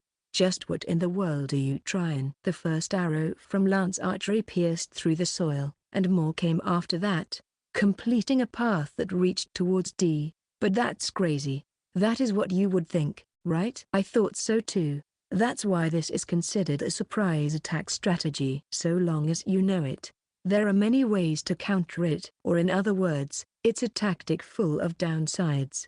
However, a person who doesn't know about it wouldn't understand it and would make light of it. You get confused and get splendidly caught in it. The same happened to me, and now to her. That's all there is to it. No way. A piercing arrow suddenly appeared from the ground, coming diagonally from below at D. It was a complete surprise. Only those who knew in advance that an arrow would come from there wouldn't hesitate or be caught off guard.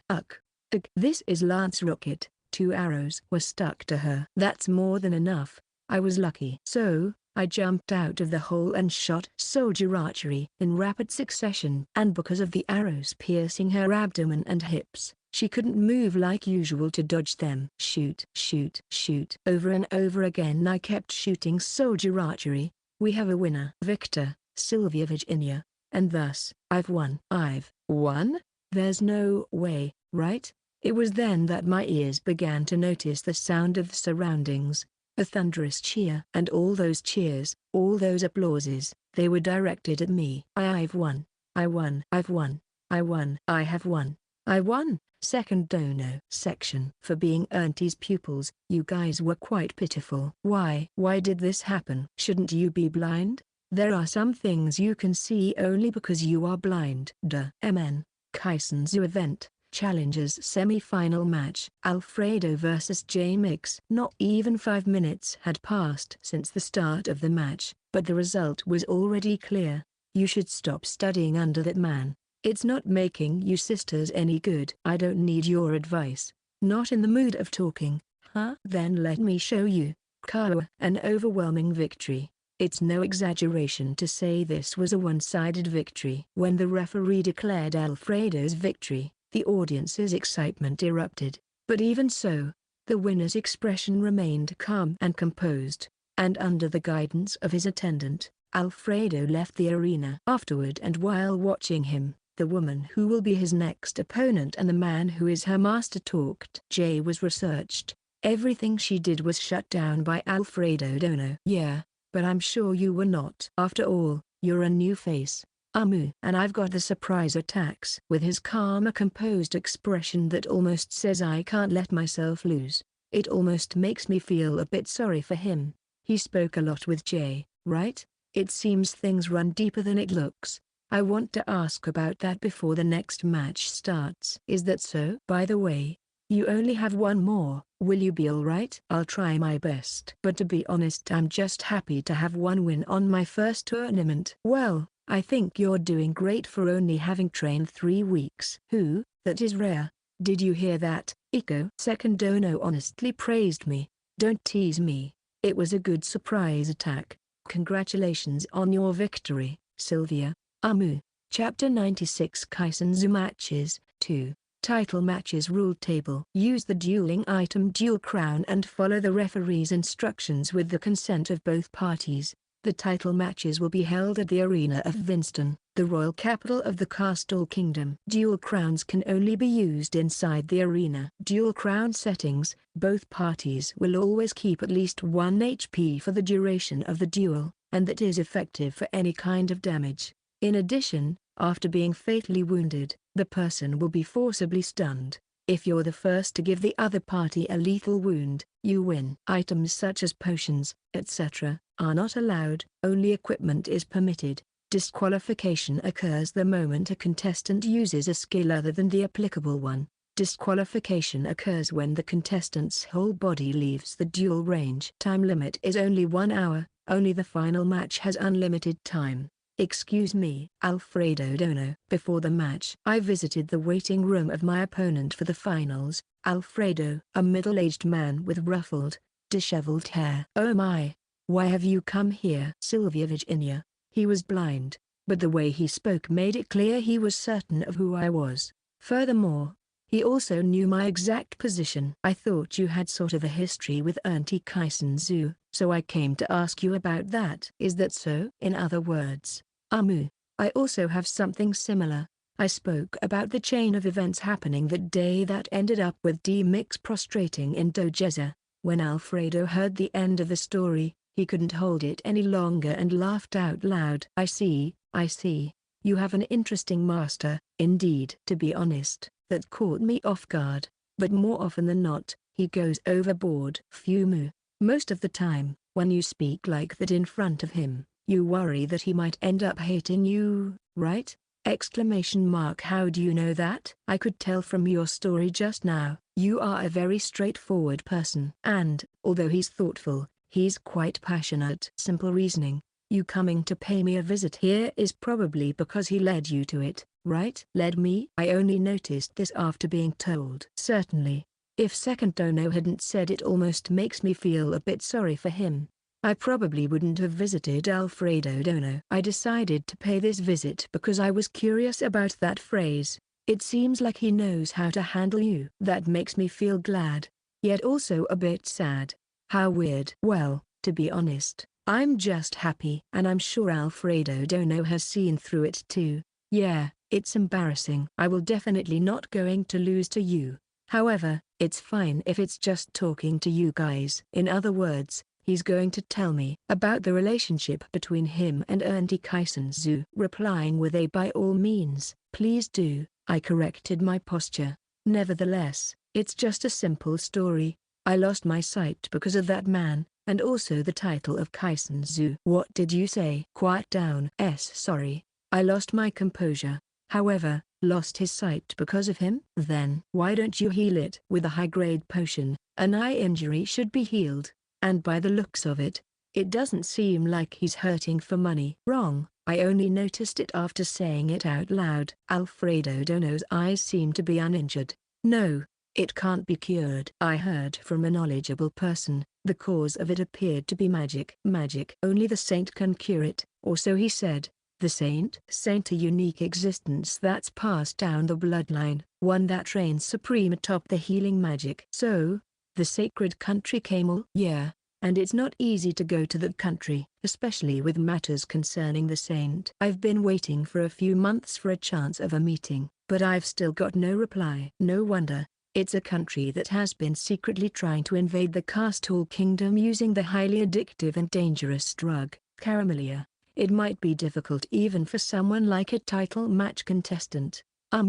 If there's another possibility, that would be second Issenza. If it's him, he might know something. No, I'm sure he knows. I'll tell him about this while you're still in the kingdom. If it's our psycho team master, he will probably know a solution other than using the saint. That I can say with certainty. I've never seen or heard of anyone who knows more about skills than him. Thank you.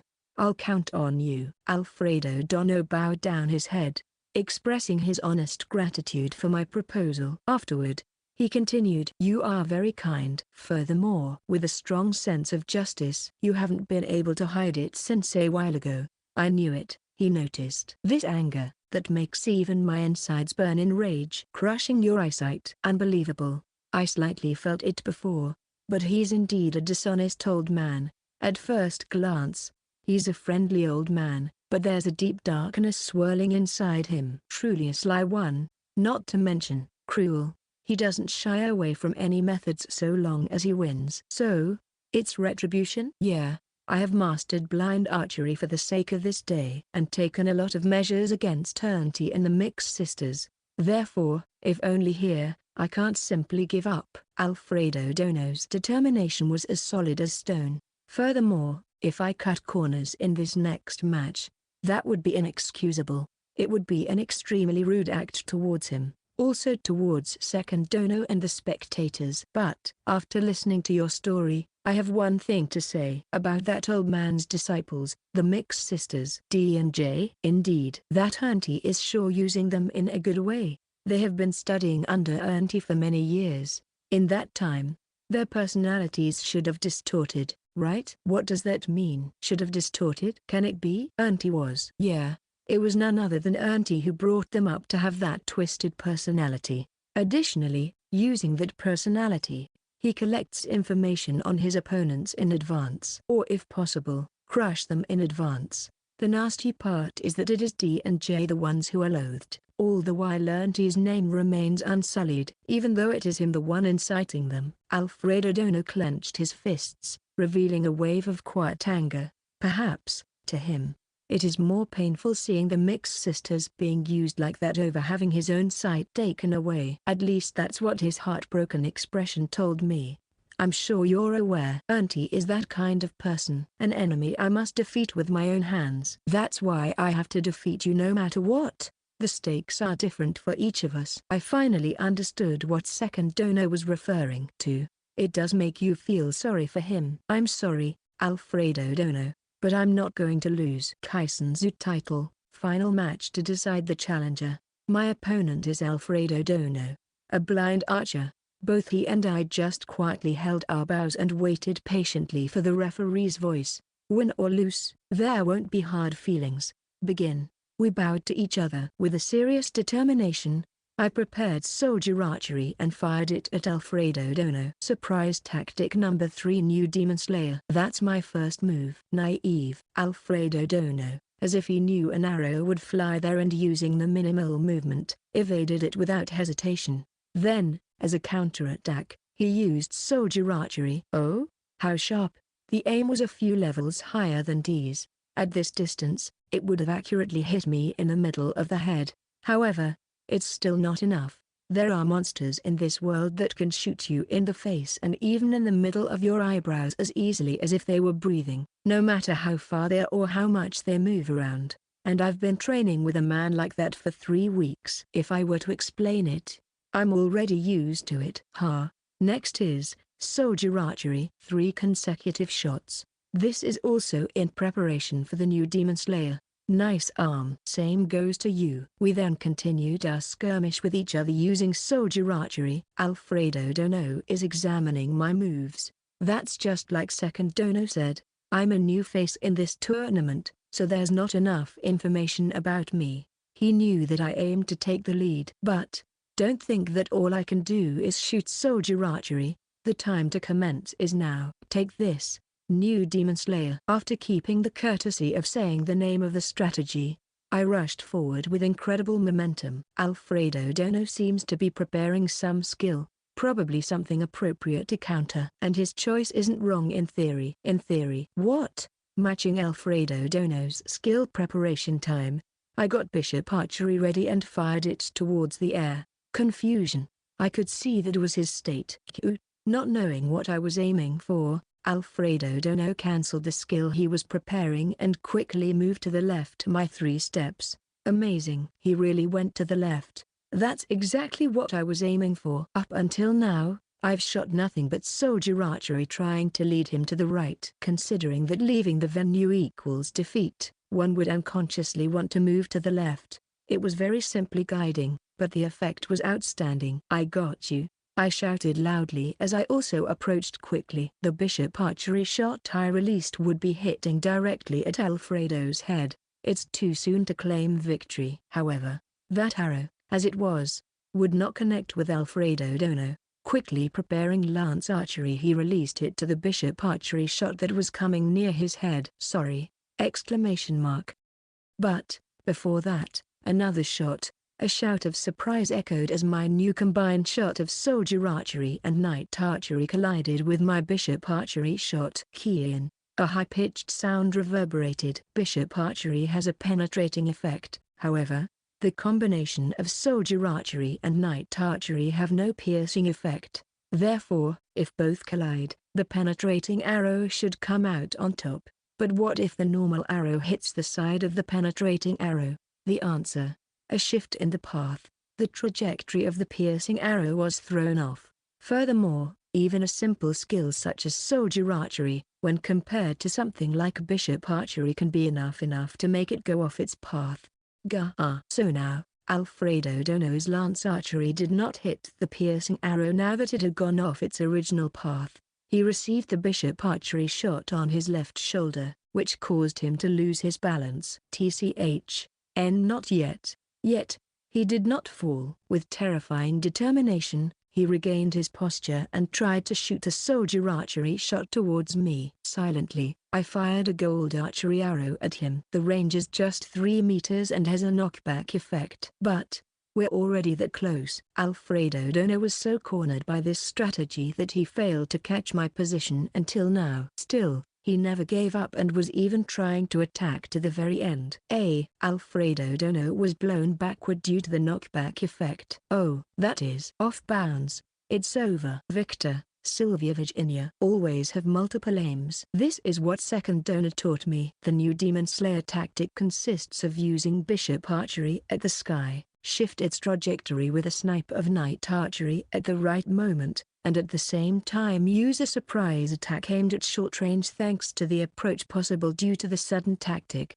This was a really nasty strategy, especially for Alfredo Dono. since he was blind. Therefore, like this, not really been a surprise, the conclusion was reached. Leave Auntie Kisenshou to me, please. A short, one-word response. After saying so, Alfredo Dono lost consciousness. I just can't lose now. My stock of surprise tactics has now reached zero. Well, what should I do? Still, I found something worth betting on. I am a knight. Second Dono's knight. For the title matches that he so loves, and to protect this order, I will now fight for justice. Kisenshou title deciding match. My opponent was, I suppose it's obvious, an old man wearing a beaming smile. Auntie Kisenshou, seems like you chastised D a bit. It really helped me. Now I don't have to do it myself. I'm surprised he can say that much. After all, it was him who made her do that. Were you scared? What? I wondered if you were scared of losing to me, the tactics I used against D and Alfredo Dono. I wonder if you were scared of them being pointed at yourself? I spoke those words with a dignified expression. Immediately after, Auntie's expression stiffened. The weaker the monster, the more it barks. Are you sure you have the leeway to say such things? We won't know until I try. Ha ha ha ha ha ha ha ha ha. Did I say something funny? A shiver. Auntie suddenly started laughing, then opened one of his old and wrinkled eyes and stared directly at me. He then continued to speak wearing a mocking smile. Whether it's D, whether it's J, that youngster, or even you, no matter who comes, I will always win. There's nothing you can hide. I've seen your hand already. You, small fry, can struggle all you want.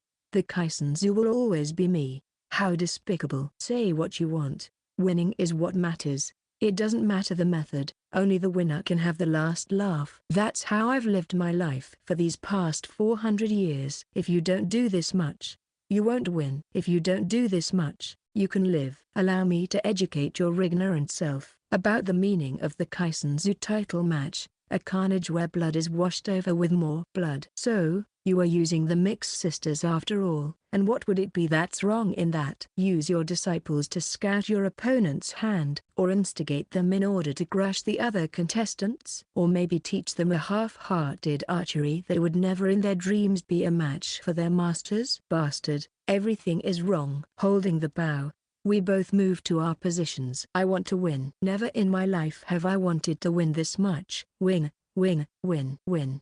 Begin.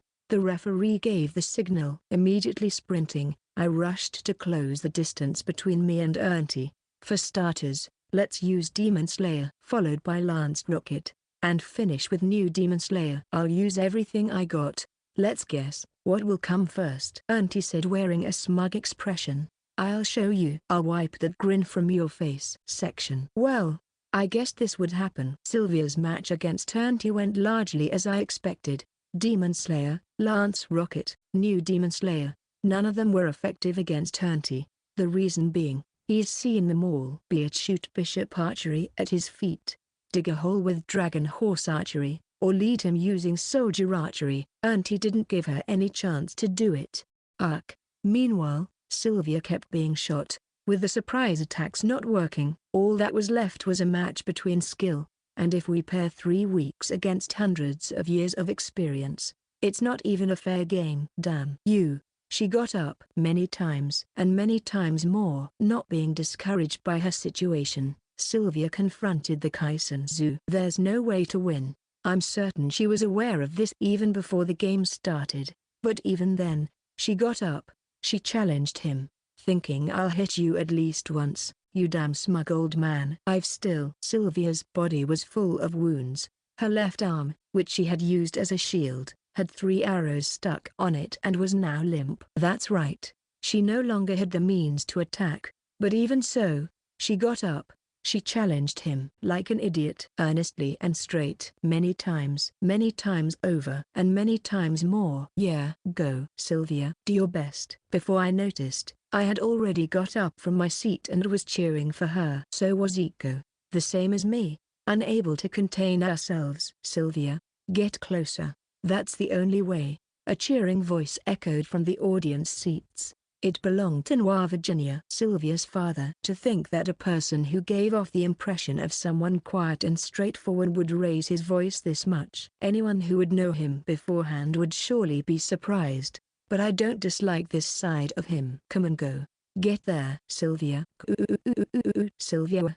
We cheered for her as hard as we could. I'm sure Sylvia, right now, is burning with justice. Like she can't allow herself to lose. She can't let herself lose here. In that case, then I have no other choice but to cheer on her so that she may at least fall while facing forward. Sylvia's cry resounded as she rushed forward, vomiting out blood. There's no point. It's useless. Auntie's soldier archery hit her straight on. Arrows stuck on her in rapid succession. And Sylvia's legs stopped. But even so, she never fell to her knees. It's time to wrap this up, Auntie muttered in a cold voice, all the while preparing rook archery. Sylvia. Involuntarily, I shouted out.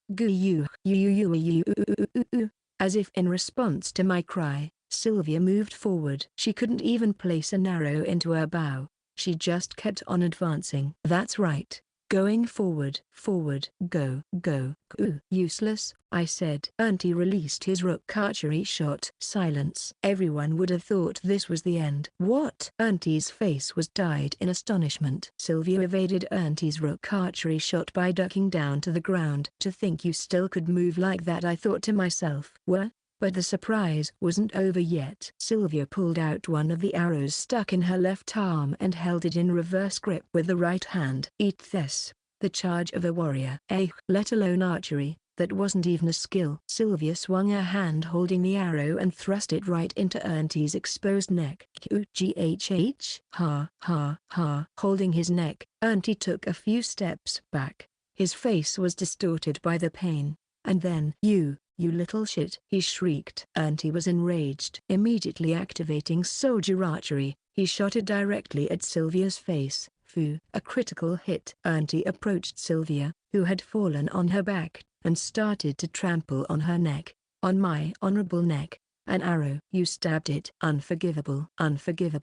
He continued to stomp on her wildly. It was an excessively unsightly scene. We have a winner. Victor. Auntie Kisenshou. Second. Eiko raised her voice. Yeah, that's right. Leave it to me. I answered Eiko with those words. Then, after saying a couple of words to the blind man sitting behind us, I stood up from my seat. For that cool heroine, blessings. And for that unsightly old man, despair. Section.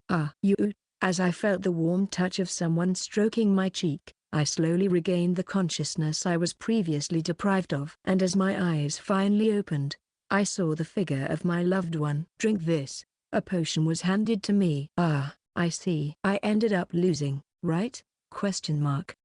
I raised my upper body a little in order to drink the high-class potion and took the opportunity to look around. While my mind expected me to be in a modest room recovering, I was instead still in the middle of the arena.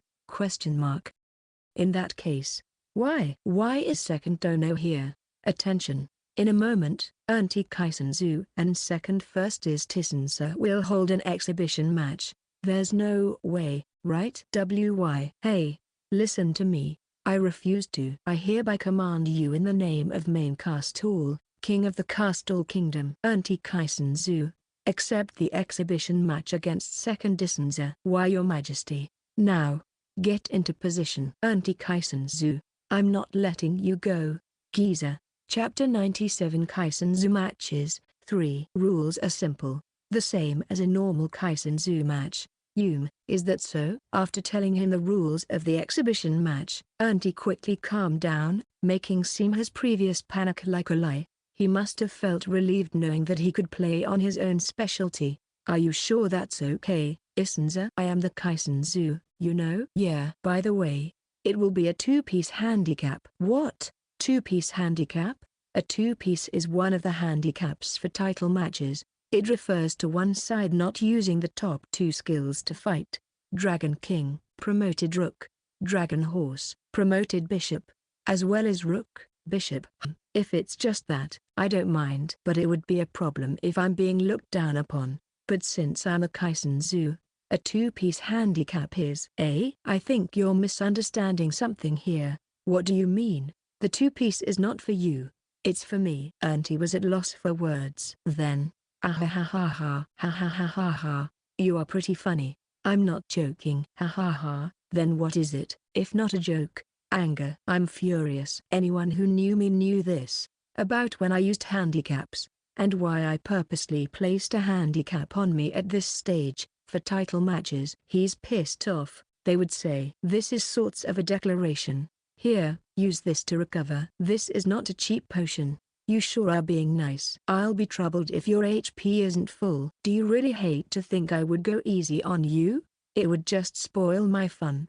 I want to hit him as many times as I can. Participants, get ready. Following the directions of the referee, we moved. At that moment, all my idle thoughts disappeared. This usual sensation, this calm spirit, with only one goal in mind, unwavering, and earnestly, begin. Alongside that voice, I released a soldier archery shot. What? With a panicked reaction, Auntie turned away in a hurry to avoid it. You could see that? Probably so. The key point of a Kisenshou match is to don't let the moment you shoot show. To activate the skill in an instant right from the position of standing still. In truth, it would be almost impossible to completely eliminate the motions of nocking an arrow, pulling the bowstring back, aiming and shooting while keeping the same shot quality. But this was a game. And this world is the same as the game. You could do it if you got used to it. However, that's easy to say but difficult to accomplish. It can be generally divided into two categories: those who can do it innately, and those for whom this is hard no matter how much they practice. As for myself, I belong to the latter. It took me a year to fully acquire it. In my eyes, this is an advanced, and quite essential, PvP skill to have. Immediately after, the soldier archery shot I released connected in between Auntie's eyebrows. Hey, don't be so lame. Like this, it will end faster than I would want. So that was your aim. How precise. To think you would try and copy my sneakiness. He's quick to make complaints. And what's that about me copying him? Does he really think what he has done is the same as what I'm doing? But hey, I'm honestly happy to receive the praise of this foolish old man, who has lived for 400 years. Makes me feel like the method I devised to become the world's #1 wasn't wrong. And, while thinking so, I ignored him and continued to hit him with soldier archery. I don't need to use or show him anything in archery aside from the standard move. Or rather, it would be a waste of damage to use anything else but soldier archery. This skill, soldier archery, is the least powerful, and thus, the one I can use to hit this old man the most. The Kisenshou matches, before strategies, a battle where the difference in techniques becomes more apparent. For example, can you do something like this? As I said so, I shot soldier archery in a variety of angles while moving forwards, as I candy for the audience. In the opportunity presented the moment I did that, Auntie shot several soldier archery arrows, but the timing and the trajectory were terrible. There was no way they would hit me. Whoa! Right after that, 5 arrows landed at Auntie's feet almost at the same time. It might look like a mysterious phenomenon that makes you think the 5 shots were fired at the same time. However, this is not a skill but simple and plain technique. This is an exemplification of the effect of adjusting the position, angle, and amount of force you have on an arrow. Well, I'm not showing it again. After showing that acrobatic fantasy play, I returned to shooting normal soldier archery shots. Getting 5 shots at once might be more decisive in terms of winning, but shooting one at a time is way more fun. My oh my, he's the Kisenshou and can't even break through such a simple soldier archery? I knew it already. But the world has surely gone to shit. It's great that I decided on a 10-piece, only soldier, instead of the 2-piece handicap. Do your best and keep running until the end. 15 minutes have passed. Auntie was running around with a ragged breath. This as a result of me constantly pushing him around so as to not give him the chance to recover his SP, stamina points, while only using soldier archery. I've repeated this so much that I expected him to make a breakthrough by now, but as far as I've noticed, Auntie hasn't thought of anything. Indeed, When you get the gist of it, the way to counter soldier is to approach your enemy and attack. However, in this case, the difference in technique is so large that even when he approached, he couldn't do anything. Oh, I get it. You're scared, right? I loosened a soldier archery shot while asking so. What did you? Boo, I'm scared. I'm scared to lose. I'm scared to get hurt. I'm scared to get close and attack each other. You're wrong. You were scared of Sylvia, of how she kept on getting up over and over again, right? That's why you stomped on her. You're wrong. I was simply getting back at her. Getting back at her? She stabbed me with an arrow in her hand without using archery. That's why I stomped on her without using archery. What kind of elementary school student's excuse is that? That's a lie. You've been fighting that way all this time, don't you? And you crushed Sylvia's spirit so thoroughly in a way that she wouldn't think to face against you ever again, didn't you? And if that were true, what of it? Kid, nothing really. The method you use isn't really smart, but the purpose isn't bad. It's important to make your opponent think that no matter what they do, they won't be able to beat you. What? You see, I'm not angry at you trampling over Sylvia. You could see it in his expression. This old man looked at me as if asking, what the heck are you talking about? He didn't catch on? Whatever, looks like I have to explain myself. I asked Alfredo about everything. It seems you crushed his eyesight with magic, right? What of it? Apparently, you were also instigating your disciples, taking advantage of the fact they can't go against you, to crush the other participants of the Kisenshou title matches. What of it? Isn't going around using the power behind the title of Kisenshou to force things to go your way, like you did back at the restaurant, wrong? Like I said, so what? You even taught a half-assed archery to your disciples, so that in case they get to the final match, you can easily win, right? So, what? I've always won like this. I'll do anything if it means my victory. That's the way I've always done things. In that case, you can't complain if you get the same thing done to you, right? Exclamation mark.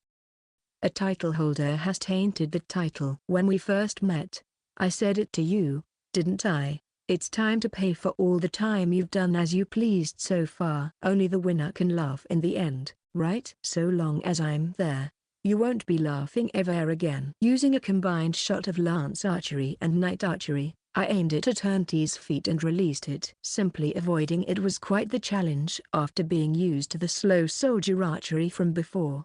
As a result, the piercing arrow went right through Auntie's right foot. The big toe played an important part in movement, so this made a huge difference.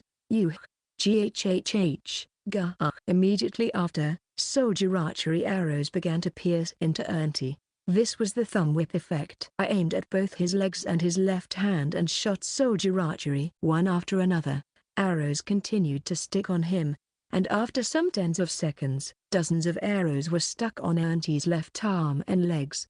Enough. This is impossible. I won't let you say it. How many contestants have you crushed without even giving them the chance to give up?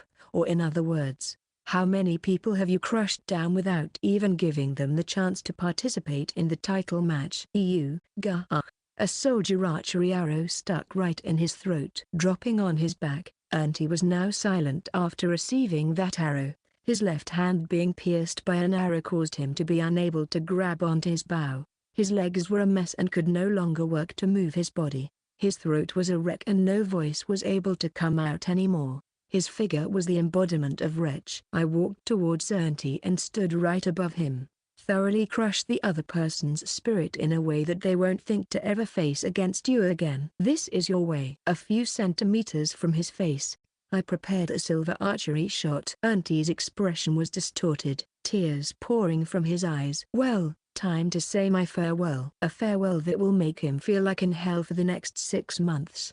Let's meet again in the summer, Kisenshou. And thus, the intense Kisenshou title matches ended.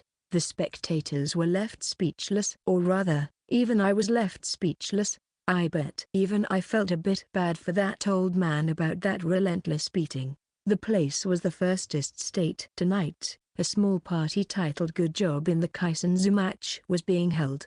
However, the servants were quite nervous. The reason being main Castle, the king of the Castle Kingdom, who wanted to participate in this party. Also, Alfredo, one of the contestants of the Kisenshou title match. These two came traveling incognito, but after that, His Majesty revealed the truth to the audience. So, I think they will understand the reason behind second Issenza's exhibition match. Alfredo talked to both Main and me, quite upstanding I have to say. He sure is considerate. No, I wasn't sure it was the truth. After all, there's no clear evidence of it, and yet, I spoke to the audience as if it were a fact. Aren't Alfredo's eyes enough proof of it? There's no proof of Auntie's involvement in that spell being cast. What a dilemma. Well, he now at least gives the impression of someone dishonest, and most people would think something like that old man is a small fry who was defeated by an Issenza title holder even with a two-piece handicap, so he must have done some dirty tricks behind the scenes to win his title.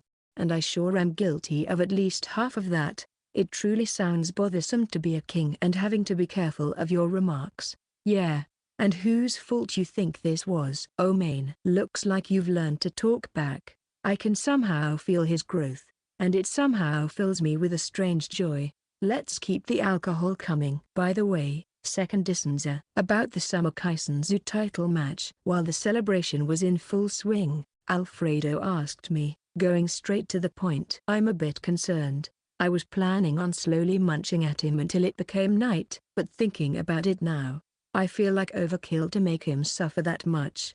Ha ha ha, certainly, that might be too much for that old man. Well, it also would depend on Sylvia. You seem to want to participate in many other matches, right Second San? Obviously. If it's not too much, could you tell me for future reference? This season, I will win the Issenza, Sword Flash, Eishou, Sage General, and Reiou, Soul King titles. In the summer, I'm still planning, but aside from the defense of my Triple Crown, there are another 5 I want: Tao Genie, Battle God, Shisasai, Four Spear Master, Senjutsu, Thousand Armed General, Tenmusa, Heavenly Seat, Celestial Bird, and Bishaman, the warrior god of the 7 gods of luck. Kisenshou, Demon Piercer, and Kongou, Indestructible, are still on hold for now, and if I can, I also want to aim for Reiou, Shadow, Phantom King, and Amatsu Hoshikadaki, Heavenly Starbreaker. Say something.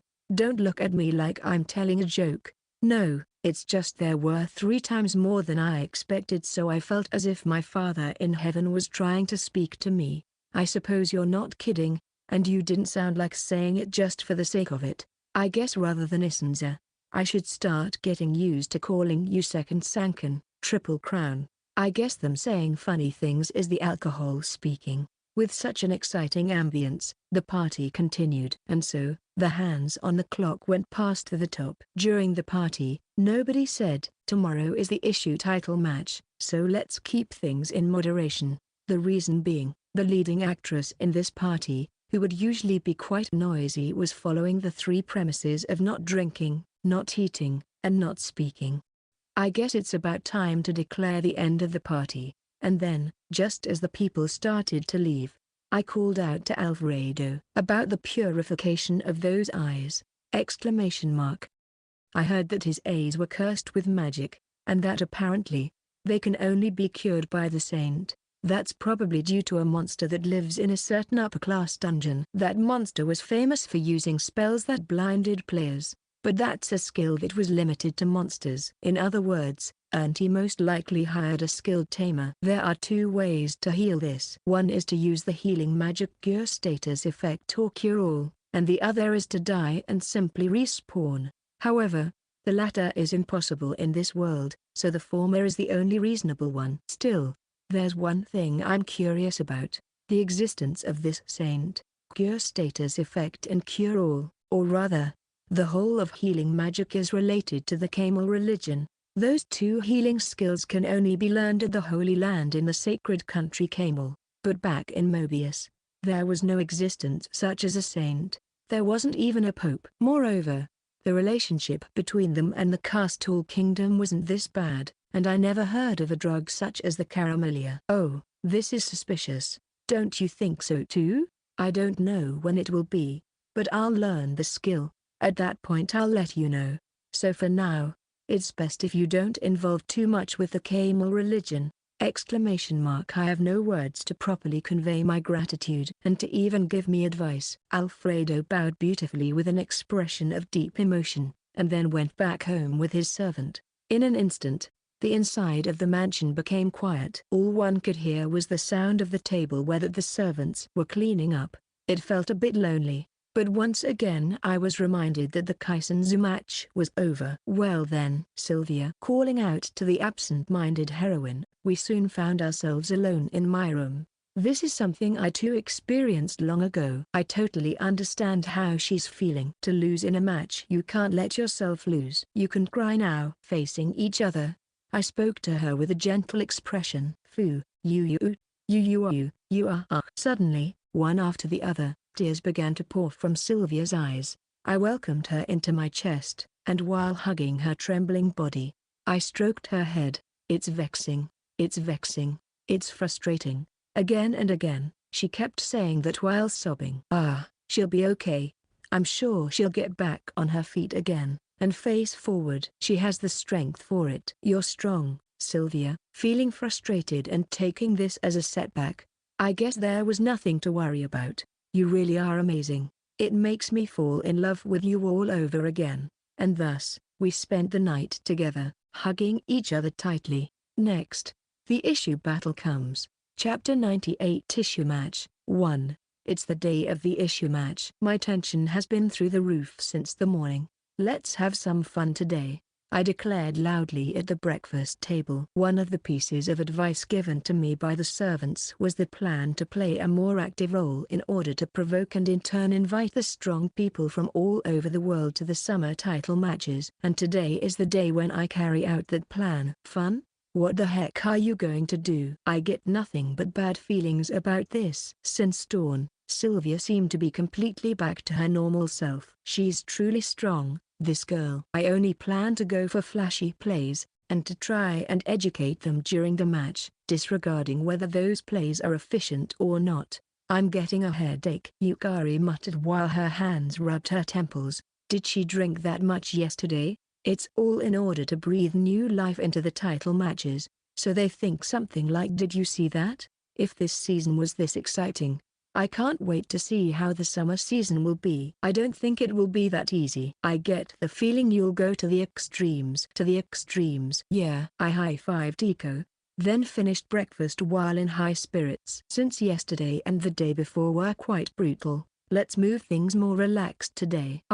Second. Issenza. Good morning. Oh, Sherry-chan. It's been a while. Upon arriving at the arena, a short, coaxy-styled black-haired woman greeted me. She was the royal court magician Sherry-chan and was seated in the spectator seats reserved for the contestants. So only the contestants and their friends and family can enter and exit this place. In other words, are you cheering for someone? Yes, something like that. My great-aunt is participating. Oh. Her great-aunt is. Wait a minute. There's something weird. Didn't she used to have a poisonous tongue? Was it because of that? I bet it's because of that time I hit her and made her cry. I'm sorry about that time. No. That's not something the Issenza should be worrying about. Sherry-chan responded with an expression that said, now that you say it, that did happen. Apparently, it's something else. Then, why is she acting this awkwardly? Or rather, did she just call me Issenza? That feels so weird. What did she use to call me? You, right? She never even called me by my name. So that's what it is. You don't have to feel nervous just because I'm a title holder. No, that's not the case. Not this either. Then, what is it? I don't even know anymore. She's just self-conscious, this child. Great-aunt. As I tilted my head, an overly energetic and fashionable old woman appeared from the aisle, wearing a large robe and a triangular pointed hat. Whoa, so stylish. Totally looks like a witch. So, this person is Sherry-chan's great-aunt? Nice to meet you. I'm second. You look quite cool. Oh my, thank you. How kind of you. I'm Sester. So, you're the man? He's the Issenza. And I'm not self-conscious. Definitely not self-conscious. Let's get that straight. Alongside the greeting, Sherry-chan desperately denied it. Her face red as a tomato. She even repeated it, like confirming to herself her answer. Seeing her worked up like this, and getting angry at the teasing as she normally did, gave me some peace of mind. Second dono. Sesta-sama is the former commander of the Royal Court Magician Division. Please don't be rude to her, Sylvia secretly whispered to me. I'm grateful for that information. So, in terms of ranking in the court mages, if I'm the equivalent to assistant section manager, then Zephyr, the captain of the first Royal Court Magician Division, would be the section manager, and Sesta the general manager. Were you the leader of the Royal Court Magicians? I was a temporary lecturer, but I never heard of that position. Right now, there are none there, but there was a time when these old bones served as their leader. Since my great-aunt quit, there have been no people with the ability to serve as the leader for the Royal Court Magicians. Oh, then, that means Sesta here is pretty strong. No, let's not think like that. Didn't I decide yesterday to stop expecting much about this? I heard that you took great care of my sherry. I have to think of something to thank you for it. Not at all. I just did as I had to while working as a temporary lecturer. Oh, I see you're a capable man then. Sherry, you have good taste. Please, stop with that already. It appears that Sherry-chan spoke to Sestu about me in advance. And from the way she said it, it was probably in a praising manner. So that's why she's self-conscious and shy. I see. She's sort of cute, acting like this. However, I wonder how's your ability? Lady Killer, I can't say much about his personality, but his ability is the real deal. You're indeed correct. Ouch. Sylvia secretly hit me with her elbow before I could continue speaking. Is that so? I'll have to see for myself how good you are with magic. I'll be in your care for the first match. Then, me too, new Issenza. Seems like I can expect something, but I don't really want to. After all, I already decided to have some fun today. Even if the other party is Sherry-chan's great-aunt, I have no intention of changing my plans. Alrighty then, let's make the first match a flashy one. Section. The issue title holder, Murati Tricolorai. He was looking forward to today, dying for this day to come. He couldn't help but to expect the chance to peer into the abyss of magic. And 2 days ago that expectation turned into conviction. Second firstest, an unusual man who signed up to participate in 3 title matches. He had already won in the Issenza one. Moreover, he did so in an overwhelming manner, showing off his absurd skill. He will very certainly show me something I haven't seen yet. Murati was very excited while thinking so. He didn't want to have to wait for the issue match. He wanted to hear from him straight away. However, since he was terrible at interpersonal communication, he failed to try. The next day, after watching the exhibition match, Murati found himself even more excited about it. He was sure he could hear something really interesting from him, but even if he knew that, his uselessly plump body didn't move, he would feel creeped out. He thought, and I'll be seeing him tomorrow anyway. Every time he tried to do something, endless excuses came to his mind. He was a lazy fat man who refused to go out. Ever since his childhood, for more than 30 years he had holed up in his room, doing nothing but studying his beloved magic. But this was bound to happen. After all, the only person he could properly speak to was his cousin, Sarot. He was his childhood friend and a fellow magic geek. He was very active when it came to magic, often going out alone, earning experience points, trying to learn new magic, and researching about monster-specific magic. However, it became a different story when other people joined in. He was extremely afraid of others. He refused to meet with everyone. He never tried to talk to anyone. This caused him to become known by a certain nickname, the lonely, friendless Eishou, a ridiculing alias. And that very person was gathering his courage. For the first time in years, desperately trying to keep the flame of his courage alive, he tried to move his huge body forward. Fight on, Moro-sama. You can do it. You can do it, Moro-sama. With the cheers of his friend behind, he walked towards the issue match. Nil Viceroy, a contestant of the issue title match, was sitting in the spectator seats wearing a composed expression. He was 128 years old this year, his calmness something that came with age, or not. Although there were individual differences, the people from the elf race were somewhat of late bloomers. They had a lifespan of about 5 times that of humans, and also grew slower than humans. That is, his 128 years would be the equivalent of 25 years for a human. But in the case of Nil, it could be said that his mental age was even lower than that of a 20-years-old human. That's why he was optimistic. The semi-finals of the Eishou title match to decide the challenger was Nil Viceroy vs Alpha Promenade. If he wins that match, Nil will be able to make Alpha his own. This was a promise made between the Viceroy household, masters of the magic arts in the elven world, and the Promenade household, a relatively new and emerging magic family among the elves. A decision that couldn't be overturned. Nil was so blinded by his lust for those boobs, that he wasn't even thinking about the possibility of losing against Alpha. He was the son of the great Viceroy family, and she only the daughter of the upstart Promenade house. This was the first time she would be participating in the Eishou tournament and was even 28 years younger than him, so it was only natural for him to think there was no way he could lose. In fact, there was enough difference in their abilities to make him believe so. HMPH, that man is also getting carried away. In the center of the arena 2 people stood facing each other. Second firstist, the rude man that interrupted Nil the other day, and Sester, the former leader of the Royal Court Magicians. Nil observed Second's face from a distance, all the while muttering hateful words towards him as if he had forgotten his usual polite tone, probably because there was nobody close enough to hear him.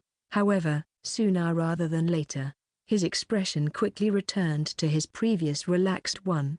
I wonder if he'll lose the first match, after all that bark from the other day? Ha ha ha, this will be fun to watch. He will surely lose. This was something in the mind of not only Nil. Everyone who knew of magic had the same thought. It was revealed yesterday that aside from swordsmanship, he had also raised his archery skill. With that being the case, it was crazy to think he had the leeway to even master magic on top of that. In addition, his opponent for this match was that Sester, the so-called Witch of the Flame, famous as the strongest among the court mages of the Castle Kingdom. Everyone thought that a specialist surely would be stronger than someone who not only raised magic but also archery and swordsmanship all the same.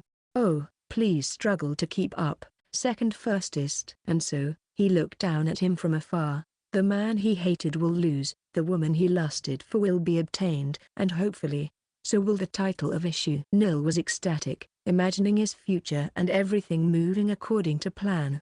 Begin. The referee's signal came. Finally, the first match of the Eishou tournament had begun. Well then, what will you show me? He thought, but the moment he saw Second, Nil's eyes grew wide. The spell Second was constructing was a 5th form one, the magic circle being created at his feet. Ha, ha ha ha ha, how idiotic, Nil scoffed. But he was not alone in this. Everyone thought there's no way the spell can be completed in time. 5th form spells were both the strongest and the weakest. Their power was by far the highest among all spells, but due to the length of their preparation time, they had little use in interpersonal battles.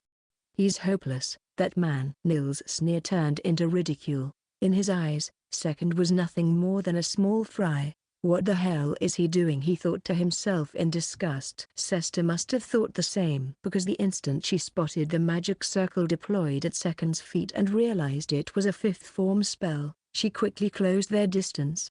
And then, without missing a beat, she chanted a fire attribute, 3rd form spell. The preparation time was short, but the power was nothing to scoff at, making it the perfect choice of magic to use against him. With this, it's decided. I guess it'll be over now. Nil predicted that Second would be knocked down by the 3rd form spell, and then helplessly beaten down by a barrage of 1st form spells. The reason why Sester approached him was probably in anticipation of that 1st form barrage. In addition, if Second cancelled the 5th form spell midway and switched to a 1st form one in order counter in the remaining time, he would still receive the attack. This was still advantageous for Sester. The reduced distance made it difficult for the spell to be offset. To be able to judge that much in a single moment, she sure earned the alias of Witch of the Flame. I wonder how difficult the finals will be. Soon, Nil was thinking about his fight against Sester after her win against Alpha. However, immediately afterward, that expectation was overturned in a surprising way. Eishou.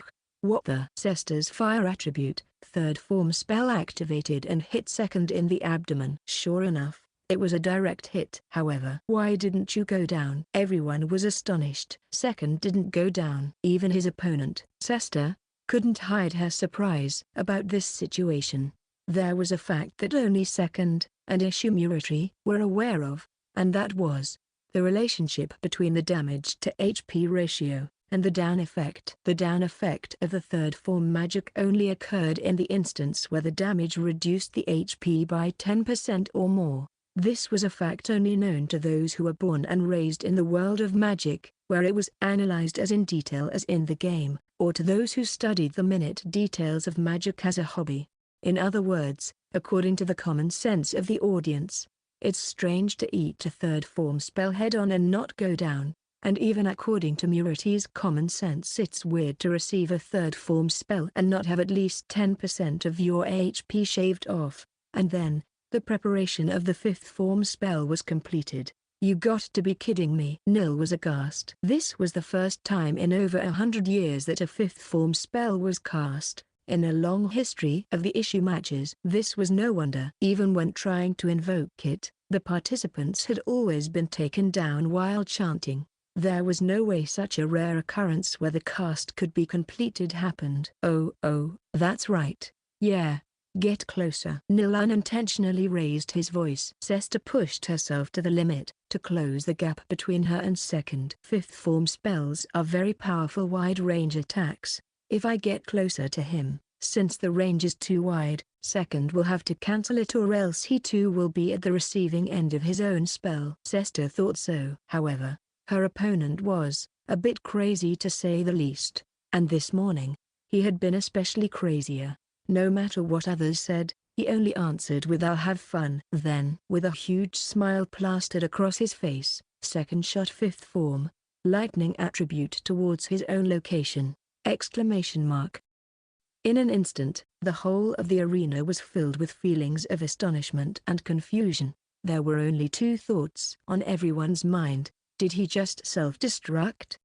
And what the hell was that magic just now? Along with a dazzling flash of light, a thunderous roar echoed all throughout the arena. And right in the center of it, electric shocks rained down like dragons. Everyone in the audience could feel the chilling, deadly power behind those streaks of light. It was neither fire, nor water, nor wind or earth.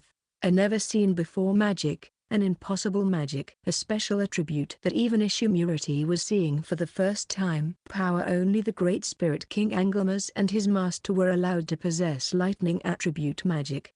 Guiu. A man emerged from the depths of the lightning that gradually calmed down. The man was full of wounds, blood pouring out from everywhere. Some parts of his beautiful skin were brutally burned down. In contrast, the old woman lying beside him, fainted, was almost unharmed. This meant that the first few shots of the electric rain were considered fatal wounds, and all subsequent lightning strikes were nullified by the duel system. Pure magicians had a small HP pool. On the other hand, swordsmen could easily increase their HP because they were close-range combatants. In addition to that, he was also an archer and a summoner, but above all else, the reason why Second's HP was raised to such a high level, dozens of times higher than Sester, was because he had raised his shield arts to an almost top level in order to train with Eiko. This was the reason why Second was able to withstand the lightning attribute, fifth form spell, in exchange for a strong and lasting pain. That is to say, he prioritized the performance rather than caring about the severe pain caused by the electric shock that burned down his whole body. He focused on showing a performance worthy of the Eishou match, to enliven it and lure out strong people for the summer tournament. He was able to manage this outcome in the name of having fun. After all, for him the only really painful thing was defeat. Winner, second fastest. Still feeling astonished, the referee declared so. A win was a win. Thus, the first match for the Eishou title ended. The result was an outstanding victory for Second, by means of a suicide attack. Chapter 99 Eishou Match 2. The matter of the first match had a tremendous impact on all the spectators. One of the people who received the biggest shock was Eishou Tricolori. The moment he saw the lightning attribute, fifth form spell, the moment he saw the magic circle deployed by second, he stood up and shouted out involuntarily, delight, astonishment, excitement. There were no words to describe the intense emotions raging the wildest in his 36 years of life. I knew it. It exists. It exists in this world. A magic I had yet to see exists! Exclamation mark. Murati stared at the young man's every move as he exercised this unknown magic in the center of the arena. A gaze so intense it could figuratively bore a hole through him. This was the moment where he had been the most focused in his entire life, like a child watching a movie, absorbed in the special effects he was seeing for the first time. With his mouth agape, he simply kept staring at the gushing electric strikes. To him, this lightning magic was more of a pleasure, higher than any other activity. More than sleep, more than food, more than a woman's body or any kind of drug. There it was, a further look into the abyss of magic which he had always been seeking. It was as if it had suddenly materialized and descended in front of him, so direct, too stimulating, and ultimately extremely shocking. The kind of euphoria and zenith that came from having your brain exposed bare, and a bucket of pure pleasure dumped over it. And, ultimately, how glorious! It's finally time, Alpha. After we're done here, you'll be mine. Semi-finals of the Eishou matches. Nil Viceroy vs Alpha Promenade. A match between a handsome elven man with light blue hair and a serene elven woman with long dark brown hair and big breasts, wearing black-rimmed glasses. The rumors among people said he would have the upper hand. This because this was the first time Alpha was participating, placing her below Nil in both experience and ability. What's the matter? When Alpha opened her mouth to speak, Nil questioned her with a conceited expression. After a moment of silence, Alpha turned her gaze towards Nil and spoke in a strong and determined tone, one never seen on her. I will not lose. Behind those glasses, her fighting spirit flared up, and that unexpected defiance caused Nil to become silent for a moment. Until the day before yesterday, Alpha had given up on even trying. She thought this was her destiny as a woman born in the Promenade family, that this was for the good of her household, that it was going to be okay. After all, she had no other choice. But, the battles she saw for the Issenza and the Kisenshou titles gave her, for the first time in her life, courage. The beauty of pushing oneself to the limits in order to attain victory, the value of devising strategies, improving oneself, striving for victory, and seeking strength, and the coolness of those who stood up, even when they knew they would ultimately lose. She strongly yearned for it, and she too strongly wished that she could do the same. Being a young girl of only 100 years old made her think like that. Did that man say something to you? Even if he did so, what of it? Nil was a keen observer. If there was something different now, it had to be because of that man. I'll win, and after this match is over, prepare yourself! Exclamation mark. A cold chill ran up Alpha's back. Nil's eyes instantly turned savage. This was the true nature of the man who wore that mask of conceitedness. Participants, to your position. The referee spoke out. Keeping a distance from each other, Nil and Alpha moved into place. Then, begin. Finally, the signal to start came. Interestingly enough, after that, it was strangely one-sided. By all possible means, Nil kept trying to hit Alpha, and Alpha kept firing first form spells at the last moment, from the very edge of the range. Nil was starting to get impatient, the reason being, none of his attacks were hitting, but this was no wonder. After all, Alpha was focusing her efforts on evading rather than attacking. Even during the casting of first form magic, which required the least amount of time to cast, when she detected an attack coming from Nil, she cancelled her spell in a moment and moved to take evasive actions with all her might. Her fighting style was the very definition of caution. Then, whenever she saw an opening, she shot a first form spell of her own, earnestly evading and then shoot at the first chance. A textbook example of hit-and-run tactics. Although the first form spells were the lowest in terms of attack power, They were the fastest means of attack in the magic system. Nil was forced to deal with that, therefore unable to attack as he wished. But adapting to that, Nil adopted the hit-and-run tactics using the first form spells. However, things didn't go that well for him.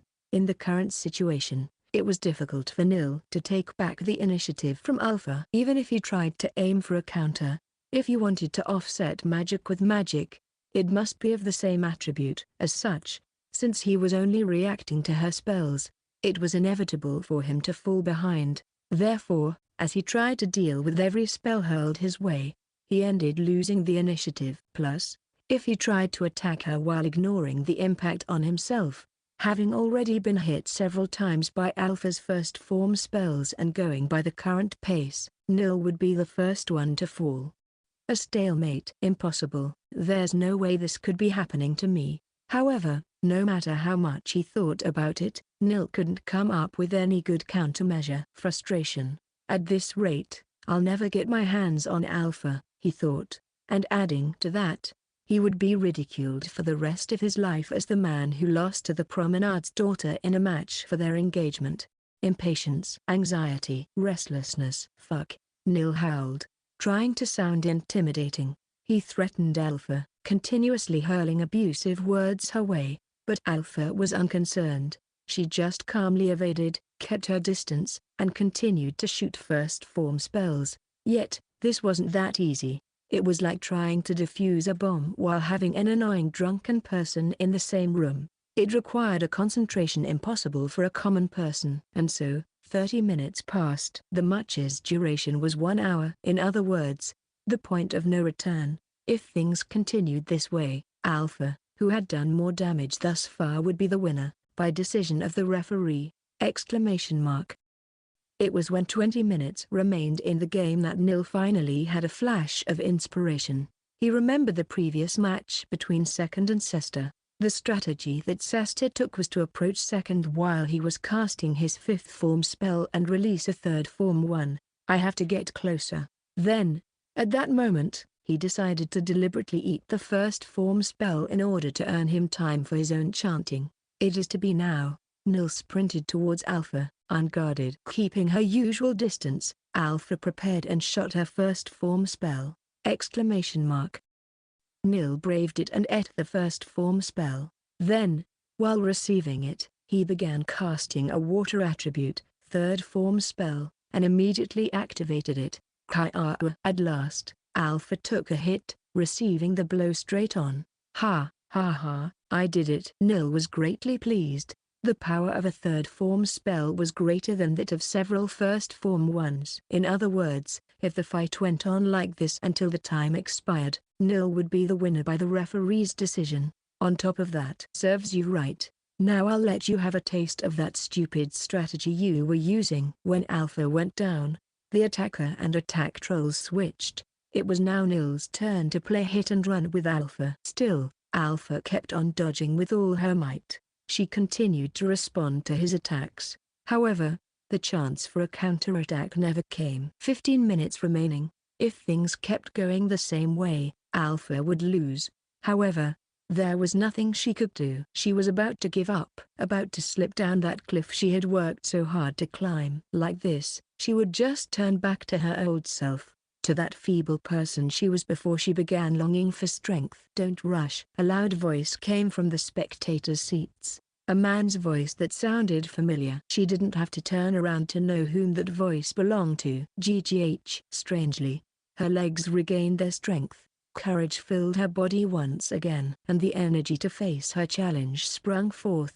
Since he said that, there must still be a chance to win somewhere. She was convinced of this. I don't want to lose. She could feel her heart throbbing. Reaching this point, her emotions were high on display. And so, she suddenly remembered his words. Keep the 3rd form as the ace up your sleeve and use it only as a distraction! Here I come. A realization dawned upon her. A distraction, in other words, to trick your opponent's eyes. To lie, deceive, lead astray. Alpha promptly dodged Nil's water attribute, 1st form spell, and then quickly began to cast a wind attribute, 3rd form spell. There's no way she can finish the casting in time. Everyone was aware of that.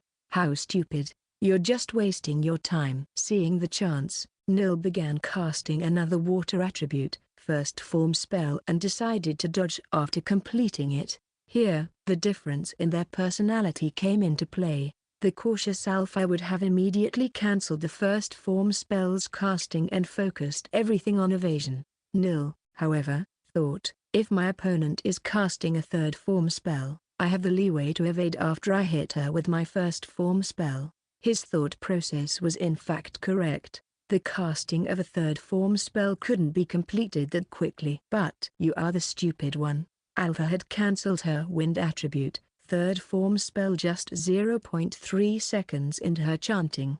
The third form spell was just a distraction, to make the other person think she's casting a third form spell of fake out. What? Not a moment later, a wind attribute, first form spell hit Nil head on. It was the first form spell she chanted in place of the third form one, and once again, the offensive and defensive positions changed. Time remaining, barely 10 minutes. Nil still had the upper hand in the total amount of damage done. However, Alpha was extremely calm.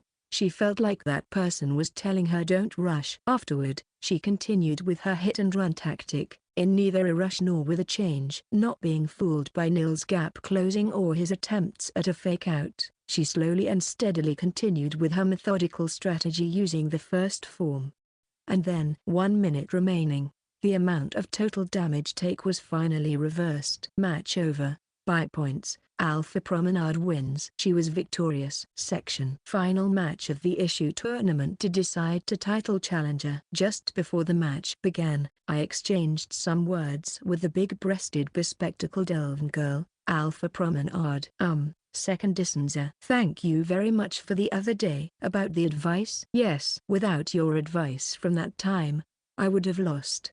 Don't worry, still, you're talented. It's only been 2 days since you heard my advice. I think you have great perception. Thank you for your kind words. When I praised her honestly, she shyly turned her head down while her cheeks dyed a crimson color. I can't really tell her expression from behind those glasses, but I'm sure she's bashful. Participants, get ready. Following the referee's instructions, we moved to our positions, a distance away from each other. Well then, this time, let's go calm and easy. Since the first match was a flashy one, it's important to bring the pace a bit down here. If they keep on eating junk food, the audience's stomach will upset. Isn't it kind of gross to eat greasy food for breakfast, lunch, and dinner?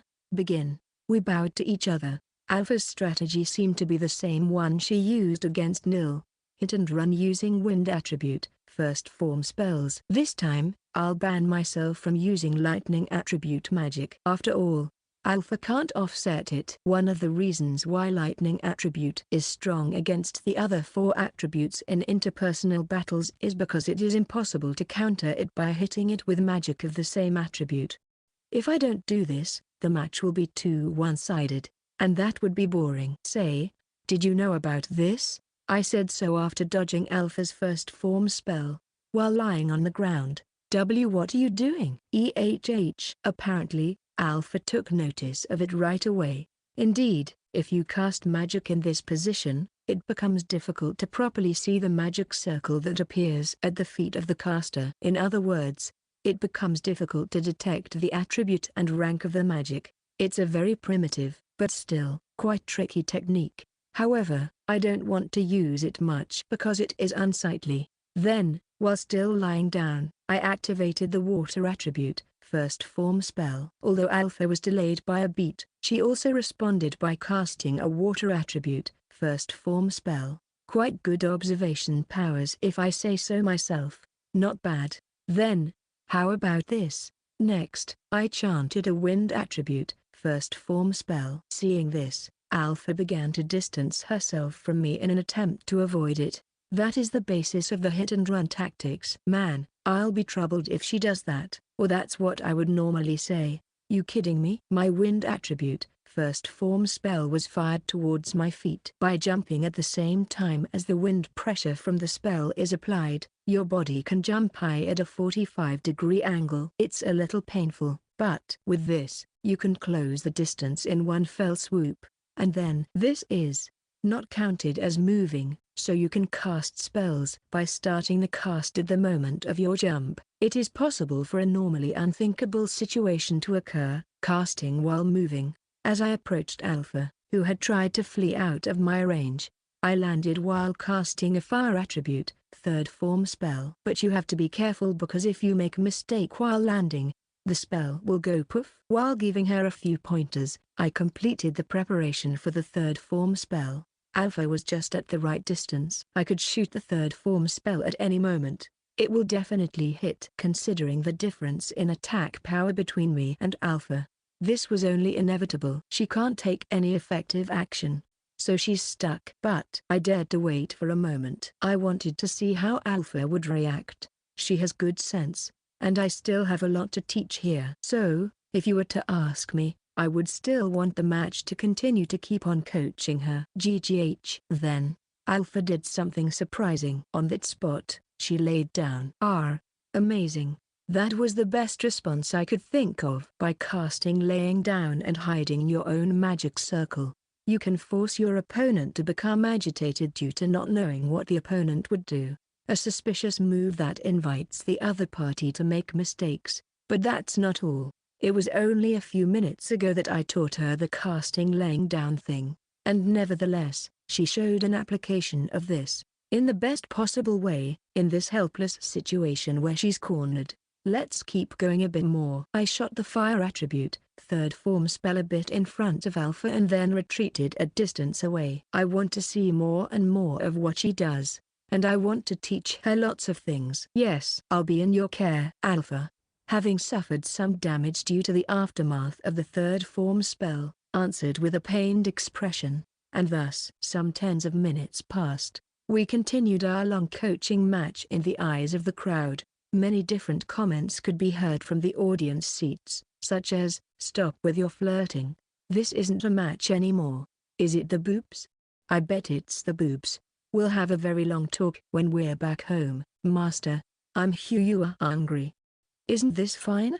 It sure is okay once in a while, and it was quite educational, right? I bet you guys learned a lot too." Match over. Winner, second firstest, the referee announced loudly. Alpha and I shook hands with a pleased expression and then left the stage. Well then, it's finally time for my match against the Eishou. I wonder what kind of person is he? In any case, I'm really looking forward. Chapter 100 Eishou Match 3. The final match for the title of Eishou. NNINN. Nice to meet you. A weird guy appeared. Likewise. www. Say second she. Eishou Murati Tricolorai. If I had to describe him in one word, he would be your typical otaku, I guess. He's a sweaty man with glasses who's a bit round, or rather, fat enough for his belly to almost break through his shirt. Also, his breathing is a bit rough, and he is way too close. His movements are strangely agile for the kind of body he has, and there's a uniqueness in his speech. If you've ever been to Akihabara, I'm sure you've seen many like him around. That's right. Second she. I wanted to talk to you about that lightning attribute magic. This stuttering, the suddenness, the overwhelmingly poor conversation skills, this was something I was familiar with. He was neither a human, an elf, nor a beast man. I'm sure there must be a race called otaku in this world. My humble self loves magic. Lightning attribute magic, it sure is amazing, right? But I don't think I will lose. I see. That's all right. I know the condition to learn the fifth form of the four major attributes, and I can teach you if you tell me about the lightning attribute magic. A weird way to refer to himself, sure. He talks nothing but what he's interested in. Going on about himself, at times absorbed in incomprehensible muttering. Wasting the chance to gain the upper hand. Stuttering at the important parts. An overall suspicious behavior. There's no doubt left in my mind, this guy is a total otaku. What'll you do? What'll you do? I don't think it's a bad trade-off. I don't have to do anything. I already know that after all. You for real? What should I do then? He has the face of someone who's down to his last coin at the arcade. Somehow, he looks kinda cute. Not in that strange sense. Don't get me wrong. More like, say, a kid holding a 10 yen coin and asking for a 30 yen candy. The desperation for the candy is what's cute. In such cases, the response can be divided roughly into two patterns: the stubborn old lady storekeeper who won't budge no matter how much he begs, and the gentle grandma who will sell him a third of the candy for 10 yens. If you put up a decent fight in this match, I don't see a reason not to teach you. In my case, having such a big and compassionate heart, it's the latter. Ah, a god. Second she, you're truly a god. I know, right? You can worship me if you want. This is already beyond divine for this humble me. I think I'll go crazy. Ah, but I didn't say you were a god just because of the lightning attribute magic. There's also that thing about hiding the magic formation by lying down, or chanting while moving by flying in that way. Your ideas make even me want to take off my hat to you, but I doubt you'll be able to do any of those two with that body shape of yours. Oh, you fufu. I'll concede that one. Ouch, it did hurt a little. This is strange. For some reason, I find it fun to talk with him. Perhaps I'm getting used to him, or maybe he's getting more talkative. Why do you want to know about lightning attribute magic? I'm glad you asked that. I've been studying magic since I was a child. Oh, by the way, I graduated from the Royal Magic Academy at the age of 8. At first, I went properly, like everyone else, but I was soon bullied to death. So please understand that I had to skip grades to avoid all that. Therefore, I've spent most of my 36 years researching magic, and that brings us here, to a magic I've never seen. That lightning attribute magic. You have to be curious about it. It's common sense, right? Okay, I get it. Now move away. Your face is too close. Move it. Oh, excuse me. This guy has no regard for personal spaces. Still, to graduate from the Magic Academy at the age of 8, huh? It seems he has learned the fifth form of all four major attributes, and it's obvious that he is on a different level compared to the other participants. His researcher mentality is also good. He's just pumped up about details that aren't open to anyone. He's not looking to profit from it, so you might say it is a waste, but this is simply neither poisonous nor medicinal. There's something like a kindred spirit in there. I'm sure Murity loves magic unbearably. I am the same. I loved Mobius Online so much that I couldn't get enough of it. Let's have a fun match. Here it comes. The match to have. Second she to tell me about lightning attribute magic. Yeah. Am I the only one who thinks he's way too excited? Are you okay, dude? You're sweating even though it's winter. Participants, get ready. As always, we move to our positions. Rather than walking, it's more proper to say Murity hobbled over. He's in serious need of some exercise. Will he be okay? I was thinking of having fun, but this might require doing things with some care. Begin.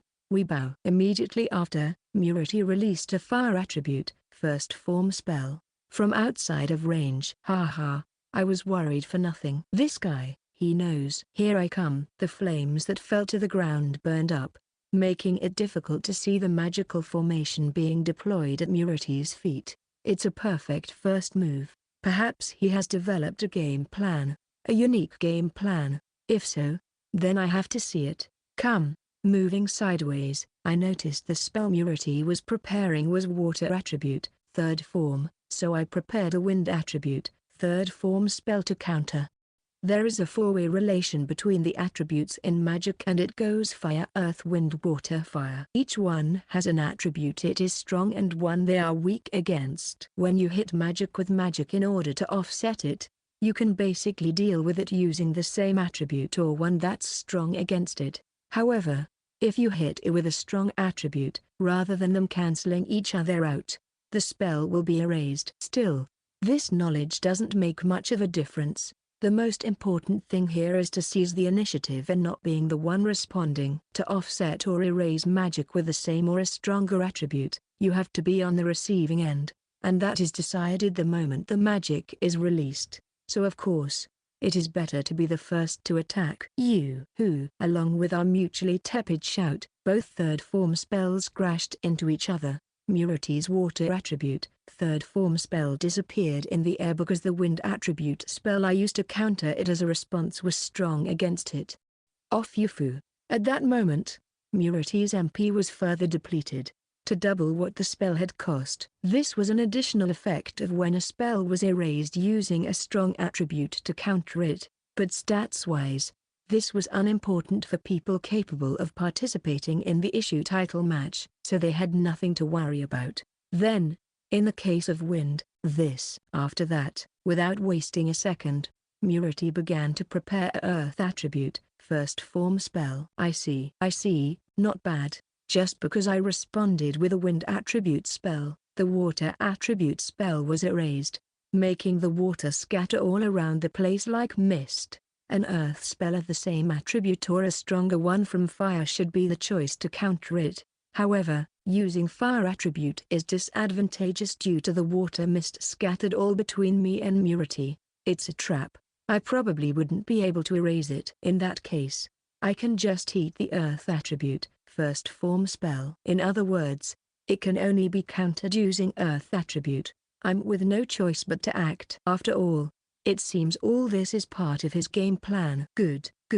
It wouldn't hurt, or even itch for that matter, to eat a single first form spell, but that would be boring. I immediately prepared an earth attribute, first form spell and threw it against Murati's. As expected, you didn't get caught, huh? Then, how about this? For a moment, Murati feinted to cast a third form spell but then cast a water attribute, first form spell instead. The dazzle flowed so naturally. Well, but what can I say? I'm used to it. Not getting fooled. I prepared to counter it with a wind attribute, first form spell. Oh oopsie. After the casting was completed, Murati immediately cancelled the first form spell. Without releasing it, he then began casting a wind attribute, third form spell. Let's see. If I shoot the first form spell without hesitation, my opponent would probably go down. My intelligence is quite high, and the other party is a pure magician, so his HP is low. However, that would normally not happen. He wouldn't go down and the third form spell would be formed in the end. Maybe that's part of Murati's game plan. It's more fun to go a little further, to look beyond a game plan. And sure enough, that happened. Are you serious? That was too powerful. A direct hit, and sure enough, Murati goes down. With this, the third form spell casting was also cancelled. Moreover, it appears he received considerable damage. I can see his legs wobbling. That was a pretty good strategy. If it weren't for the difference in status, this could have been a more difficult match. Maybe we can talk later about the lightning attribute magic. WHASCSE second SHI. When all the title matches held this season are over, come to my house. I'll definitely go. I'll definitely go. Murati was overwhelmed. Or rather, he was in tears. This guy probably doesn't even care about being Eishou. As long as he learns more about magic, I'm sure nothing else matters to him. But that too is okay, right? I'm not sure why, but I feel refreshed when I see him. Don't shy away. You can also come anytime you want. Yes, I will go. This has come to the point where this can't be called a match anymore. Since we both are just standing and chatting with each other. Or rather, one of the participants is crying. Well, I guess it can't be helped. Let's get this over with and finish with a huge bang. As a special service, I'll show you the ace up my sleeve. Ace up your sleeve? Yes. Now stop with all that crying, will you? Keeping a little distance from Murati, I cast a fire attribute, third form spell. A single shot spell like this can be dealt with using half the attributes. Certainly, only half of the 4 attributes, the advantageous attribute, and the same attribute. Indeed. However, isn't that insufficient for a strategy? What do you mean? It's 50-50 if you leave it to luck while dealing with it. But that's boring, isn't it? And when luck is involved, it can mess up with your skill. Murati tilted his head, with a half-open mouth. That pose would look totally cute in a young girl, but when a middle-aged man does it, it comes out as nothing but creepy. Okan style. That's its name. Okan. Chills? There are 2 origins to the Okan style name. One is for the player who first started this tactic, 0K4NN, usually called Okan. And the other is a combined skill of magic with magic. Magical magic, or Mama, Okan is mother, or mama, in Kansai dialect, exclamation mark. There's magical archery, and there's also magical swordsmanship. So, it wouldn't be strange for magical magic to also exist. However, in the case of magic, since only the magic skill is used, it makes it possible for it to be used in the issue title matches. Also said 0K4NN-san in a crazy rant, and actually tried using it in the issue title match. That marked the beginning. The result: he was able to use it with no problem. Everyone was surprised at first and then laughed about it. Those were good times. The Mama technique used by Okan-san, dutifully named Okan style, a combination of Fire 3 and Wind 3. If you want to cancel it out, you have to use the same combination, since there's no stronger attribute. No attributes stronger both against fire and wind. In that case, leaving it all to luck, the probability of success is reduced to 1 in 6. While saying so, I made a combined spell of fire attribute, 3rd form, with wind attribute, 3rd form. A picture is worth 1,000 words, as they say, so I showed him the magic. Whoa. What's the matter? So sorry. It's just, I was too excited about this. This is the first time I heard about it, so. Murati raised his hand and screamed, then answered with a ragged breath. We're still far from the real deal. Should I keep going if he's already like this? Combine, synergy, and charge. These are the 3 skills of magical magic. The same holds for other skills such as magical archery. Combine is a skill that shoots magic-imbued archery skills. Synergy is a skill that bestows 2 magic skills into archery ones. And charge is, as the name says, a charge-type damage multiplier skill that combines the firepower of archery and magic. This synergy is a fairly important skill in the Okan style. Once again, I cancelled my combined spell of fire attribute, 3rd form, and wind attribute, 3rd form, and started casting a fire attribute, 3rd form spell. Combine can only shoot magic combined with another magic, therefore, only 2 can be used. However, with synergy, in which 2 magics are imbued into another one, this will happen! Exclamation mark. Using the magical magic synergy skill, I imbued wind attribute, 3rd form, and earth attribute, 3rd form, into the fire attribute, 3rd form spell. In other words, you can combine 3 skills, and it becomes quite tricky to counter since it changes depending on what you put on it. Now, onto the complicated part. The former and latter are considered separately. Therefore, if you try to deal with it, the number of combinations increases. Well, you can make it almost impossible to deal with. While saying so, I cancel the synergy skill. And, once again, I cast the 3 magic skills, but this time, at the same time. You can also cast them at the same time like this, so that the 3 magic circles will appear at your feet, making it very difficult to spot them quickly and prepare an effective countermeasure against the 1+2 attributes. It's not impossible though. Do you understand? If you reduce the element of luck like this, the range of tactics you can use is greatly expanded. No reaction. Murati just stood there with her mouth hanging open and absent-minded. Well, in a way it's fun to explain things so they bring out a reaction like that one. All right. This is the last one. Charge, remember it. It's the method that brings the most firepower in magic. Since we've come this far, I decided to prepare lightning attribute, 3rd form, and then activated the charge skill. This is a multiplier attack skill that increases the firepower the longer you charge it. In the case of magical magic, the pure firepower is intelligence plus intelligence, and with charge at the 9th grade, the maximum charging time is 100 seconds. That's an 800% increase. If you wait the whole 10 seconds, you can shoot a 3rd form spell with 16 times more firepower than usual.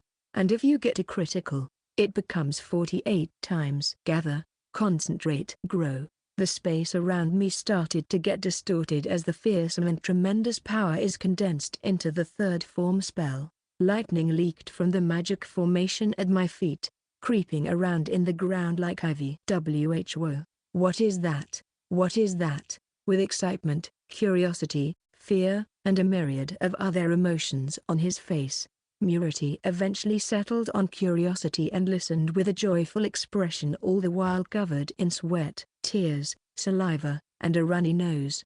I'll tell you when you visit my home. Now, the time for the performance has come. I'll blow your mind, and rewrite the record for the maximum amount of damage done with magic in the issue match while I'm at it. A full charge attack of lightning attribute, third form, flew directly towards Murati. Murati spread his arms while a big smile covered his face, an expression as if he was overcome with emotion. Are you serious? This guy's nuts. Goo. The spell landed, and at the same time, an unexpected shock struck the entire arena. While keeping my balance, I checked the displayed damage. The legend critical could be seen, and the damage 931,514, most likely, a number that neither the participants nor all the spectators have seen or heard of before. With this, I think my plan was a great success, and it also served as a good provocation. And so, I got a double crown, Nukan, Issenza and Eishou. It seems I can make that elf named Alpha into a new disciple, and it is possible to disclose the skill acquisition conditions for magic with no issue at all using the magic otaku that is Murati. Oh, this is getting my hopes up for the summer title matches. W winner, second fastest section. Did anyone else see it? Right now, that, Masters damage R. Thank goodness. For a moment I thought there was something wrong with my sight. Champani asked while looking around, and Cosmos was the first to reply with an answer. Cosmos wasn't speaking in her usual dirty joke manner, which meant quite an unusual situation was happening among the maids. And to think they both looked as if they were just enjoying a chat. I'm shivering. This is not the difference of 1 or 2 digits. 930,000 damage. It was a number so high that it was hard for them to wrap their minds around it, even if it was something done by their beloved master, second fastest. And they were his servants. The normal spectators might have stopped thinking altogether, just being shocked still. Then, amazing. The effect was outstanding on the other contestants. I want to do that damage myself. Everyone strongly thought something along those lines. The motivation to play online games all started with longing. They hoped to catch up to him, to that unusual man who had achieved the first double crown in history. The flow of the title matches, which had a long history behind them, was about to change, and so was the common sense. Like this, the issue match was over, and now was time for the Kongou match to begin. Chapter 101 Kongou Match 1. The Kongou matches seemed to be filled mostly with dwarves. Morning. We were at the spectator seats as Sylvia made such an observation. Is that so? The same as with the past Kongou title holders, same with Gorlois's Kongou, Domingo, and Zidane, who is Eiko's first opponent. They are all dwarves. So, 3 out of the 5 participants are dwarves. Furthermore, this season is the first time a beast person and a human participate, Eiko and Rokunchia Dono. Until now, apparently, there has been nothing but dwarves for decades. How intense. Still, I can see that happening. It is certainly rational if you think about it. Dwarves tend to have higher HP, vitality, and strength stats. They are more suited to shield arts due to their status growth. So, it's that, huh? Then, what about humans and beastmen? For both of them, the only thing I can say is that it depends on their growth type. But if your growth type doesn't match, then it's best to give up on it. However, in the case of the dwarves, it's not impossible to do shield arts even if your growth type doesn't match. Dwarves sure are awesome. Then how about Eiko? Eiko is obviously a battle priest growth type, so this is quite suitable for her. Huh? Looks like she didn't hear it. I just told her it's nothing, so that Eiko can focus on watching the match. She's watching intently the semi-finals to decide the challenger for the Kongou title. The match of Domingo vs Rokunchia, the dwarf versus human battle was about to start. Begin, the referee commanded.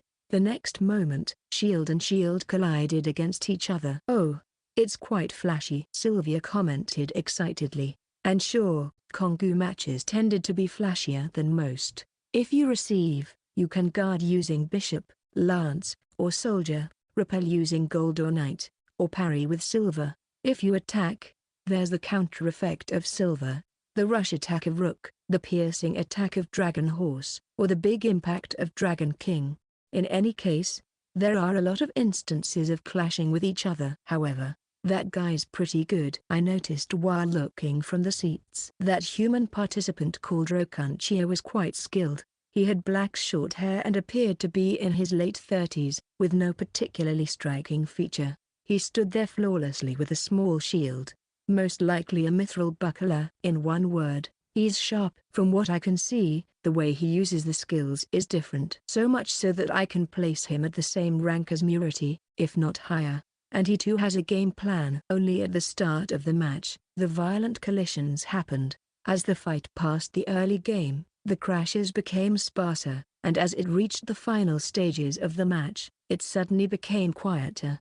That was undeniable proof that the game had become one-sided. The bearded dwarven man Domingo stood no chance against him, and after that, Rokanchia promptly brought the match to an end. That's enough. Winner, Rokanchia. About just 10 minutes into the game, the match came to a conclusion. A human ended up winning.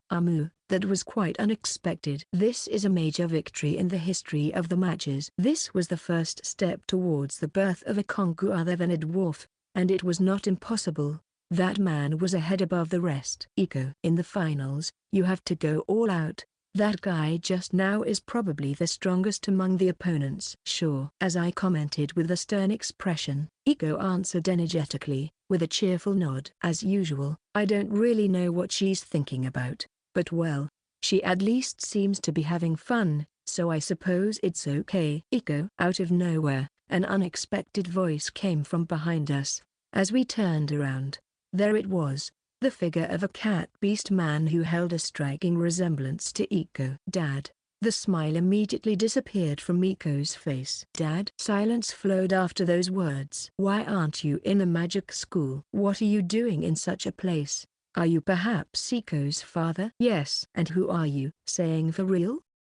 Sylvia reacted surprised. Next to me, this here is second firstest, who just yesterday achieved a double crown by winning the Issenza and the Eishou titles. And who would you be? Is that so? Well, I just arrived this morning, so I'm not very knowledgeable of the current circumstances. So, my name is Sholifrit. I'm Eiko's father. So, he really is Eiko's dad. Does that mean that he came all the way from the remote Beastman village to the royal capital to cheer for us? If that's the case, then why did he look surprised when he saw Eiko? Furthermore, he wasn't surprised to hear that I won a double crown. I mean, it's the first one in the history of the title matches, right? Plus, it was quite the ordeal to just enter the arena this morning. And even if we came in using the back door, it was so filled with fans that even the Third Night Order was mobilized. Why have you come here? I have too many questions, so I just decided to ask straight on. Tomorrow is the Reiou thing, right? I came with Capito, who will be participating in that event. Today I came here to check out the spectator seats. I was hoping to stop by the magic school later and see how Eiko was doing, but I never expected to see her in such a place. Upon hearing Eiko Papa's words, Eiko's shoulders slumped and her gaze turned downward. I see. Eiko Papa still had the idea that Eiko was attending the Royal Magic Academy. No wonder he's surprised. After all, his daughter, who until recently was enrolled in the academy in the royal capital to study magic, was now at the pinnacle where shield arts skills are displayed. It's like a science major suddenly switching to something like arts and then humanities in the span of less than a year. He must be wondering what happened.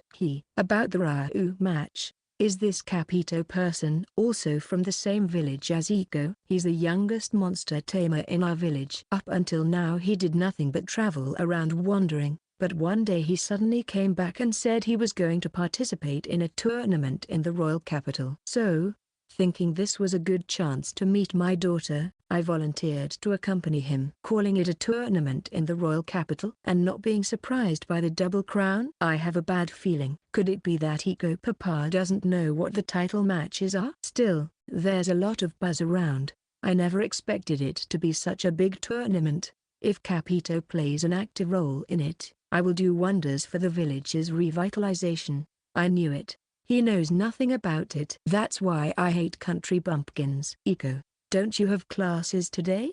And why are you in the spectator seats that only people involved with participants can enter? I quit. What? I quit school. What? Crap, this is bad. A stubborn father from the countryside who lacks any understanding, and a daughter who left for the big city and is working her best. I have a terrible feeling about this. Eiko, do you know how hard it was to collect the money for the entrance fee? What am I supposed to tell everyone back in the village? I see you want to disgrace your father. Ah, that was something you shouldn't have said. Eiko, you can just ignore him. Right now, I need you to focus solely on the Kongou match. Why yeah, I can understand how Eiko Papa feels. However, right now Eiko doesn't need to feel unnecessary pressure, make careless mistakes, and have all her hard work go down the drain. All she needs is to face what's in front of her with a smile, as she always does. That's when she looks the best. What are you talking about? This is a matter between father and daughter. Outsiders should stay out of it. Eiko Papa-san, if you were going to see Eiko after this, then I suppose you have time, right? If so, why do you care? Why? Because this. Sylvia, Sylvia and I both sat on the sides of Eiko Papa, sandwiching him between us. A sandwich between the first double crown in history and the challenger for the Kisenshou title. There's no way he can escape. What are you planning to do? Just sit quietly and watch. Maybe then you can somehow understand. Agreed. You can't look away. This is for the sake of my irreplaceable friend and companion, Eiko. I'll make you understand even if you don't want to. How awesome that cute little beast girl, how incredible your daughter really is. Eiko, go get ready. Yup. Semi-final to decide the challenger for the Kongou title. Eiko Liefert vs Zidane. We watched as the two participants faced each other in the center of the arena. After a while, Eiko Papa stopped resisting at all. He probably realized that all of his struggles amounted to nothing, so he wouldn't be able to escape. Seems that Eiko is the first Beastman contestant in 93 years at the Kongou match. Sylvia commented quietly. I thought to myself about how surprising this was, but Eiko Papa just remained silent. And although there was no reply from him, Sylvia considered that he was listening and continued. The requirement for participating in the Kongou matches is that all the shield arts skills must be raised to the 9th grade. Are you suggesting that Eiko has done that? Indeed. Please stop with the nonsense. And when he finally opened his mouth, it was to express his doubts. Well, it's somewhat understandable. Eiko was a girl who was studying magic until just half a year ago. And now, she's a Kongou participant. Going by the common sense of this world, this is definitely something abnormal. You should take a good look. That is what your daughter looks like now. Begin. At the same time as Sylvia spoke, the referee's command sounded. Not a second later, Eiko used Rook Shield Arts' rush to close the gap between her and her opponent. She used that skill for the sake of movement since it won't hit like that. I added some commentary just for the sake of it. Just as I finished saying that, Eiko's Rook Shield Arts ended just before hitting Zidane, and she immediately started preparing Dragon King Shield Arts. This is an extremely powerful attack skill, which is rare in Shield Arts. If you receive it at close range, defending against it is basically a waste of time. It seems her opponent was aiming for a counter after completely guarding using Bishop, but that was within Eiko's expectations. The question now is, how will her opponent respond to the Dragon King? After noticing Eiko's Dragon King, Zidane prepared Rook Shield Arts without missing a beat. It seems like he's planning to break through while Dragon King is in preparation using the rush from Rook. Tactics? Yeah. Surprise tactic number 1. Shield Arts. Surprise tactic number 1. Diverting Rook. Here I come. Eiko saw Zidane begin his preparation for Rook Shield Arts, and 0.2 seconds later she cancelled Dragon King Shield Arts and began preparing Rook Shield Arts as well. The distance between them is too close, therefore, there is no way to prepare the same skill and have it finished in time. Everyone would think so, the audience, the other contestants, and even her opponent, Zidane. It's a simple plan. Make the other person think I can do it. 0.3 seconds after preparing Rook Shield Arts, Eiko once again cancelled it and began preparing Gold Shield Arts! Now, what will happen? Strangely enough, Zidane finished his preparation and activated Rook Shield Arts. This is why the part of I can do it becomes important. At first glance, the act of interposing Rook in between the other two skills might seem completely useless, but it serves to make the opponent think I can do it with that exquisite timing of 0.2 seconds. And we practiced this many times. Together with Eishou we practiced this, learning of each other's positions, the timing of activation, and other things, over and over and over again. We practiced all those things for 3 weeks. That was concentrated teaching, packed to the brim with serious and honed techniques, polished and refined to the point of giving them the sharpness of a sword. That guy can't stop it anymore. Zidane had already activated Rook Shield Arts. However, he had no chance to cancel it anymore. The reason? Look, he's already being sucked in. That's right. Gold Shield Arts is a range guiding defense plus knockback skill. It guides your opponent's attacks within a certain range towards your own shield. In the blink of an eye, Zidane rushed forth as if being sucked in towards Eishou's shield, and then, he was flung back. With the knockback activated, Zidane was blown backward. Not overlooking this chance, Eishou immediately prepared Rook Shield Arts. It's settled. She relentlessly gave chase to Zidane, who was just about to get up from the groan. Then, Zidane, who was hit by the large shield on his unprotected head, was sent flying as if he had been hit by a truck and collapsed headfirst against the ground. Match over. Winner, Eishou Leifrit. Excellent. It was an uncontested match in which the surprise tactic number 1, diverting Rook, was perfectly executed. I stood up and applauded, so did Sylvia, cheering and energetically applauding Eishou. Peper had a sullen look on his face and didn't get up from his seat. However, his hands quietly moved. This might not have been enough to convince him just yet. However, the only thing he could do was to give a small round of applause to his daughter, on her shining stage. I guess I don't have to overly worry about this parent-child relationship. Or at least I thought so when I saw Eishou waving at us with a huge smile on her face. By the way, second dono. Eishou isn't yelling the name of the surprise tactics. Isn't that against common courtesy? There's no such courtesy. You screwing with me? Again and again. Take this. Lance Rocket. Remember that? Say second dono. Sorry. My bad. I've never been so embarrassed in my entire life. And in front of such a large crowd. I won't do it again. I won't trick you again. Liar. Sorry, but can you leave the quarreling for after I'm no longer between you? Chapter 102 Kongou Match 2.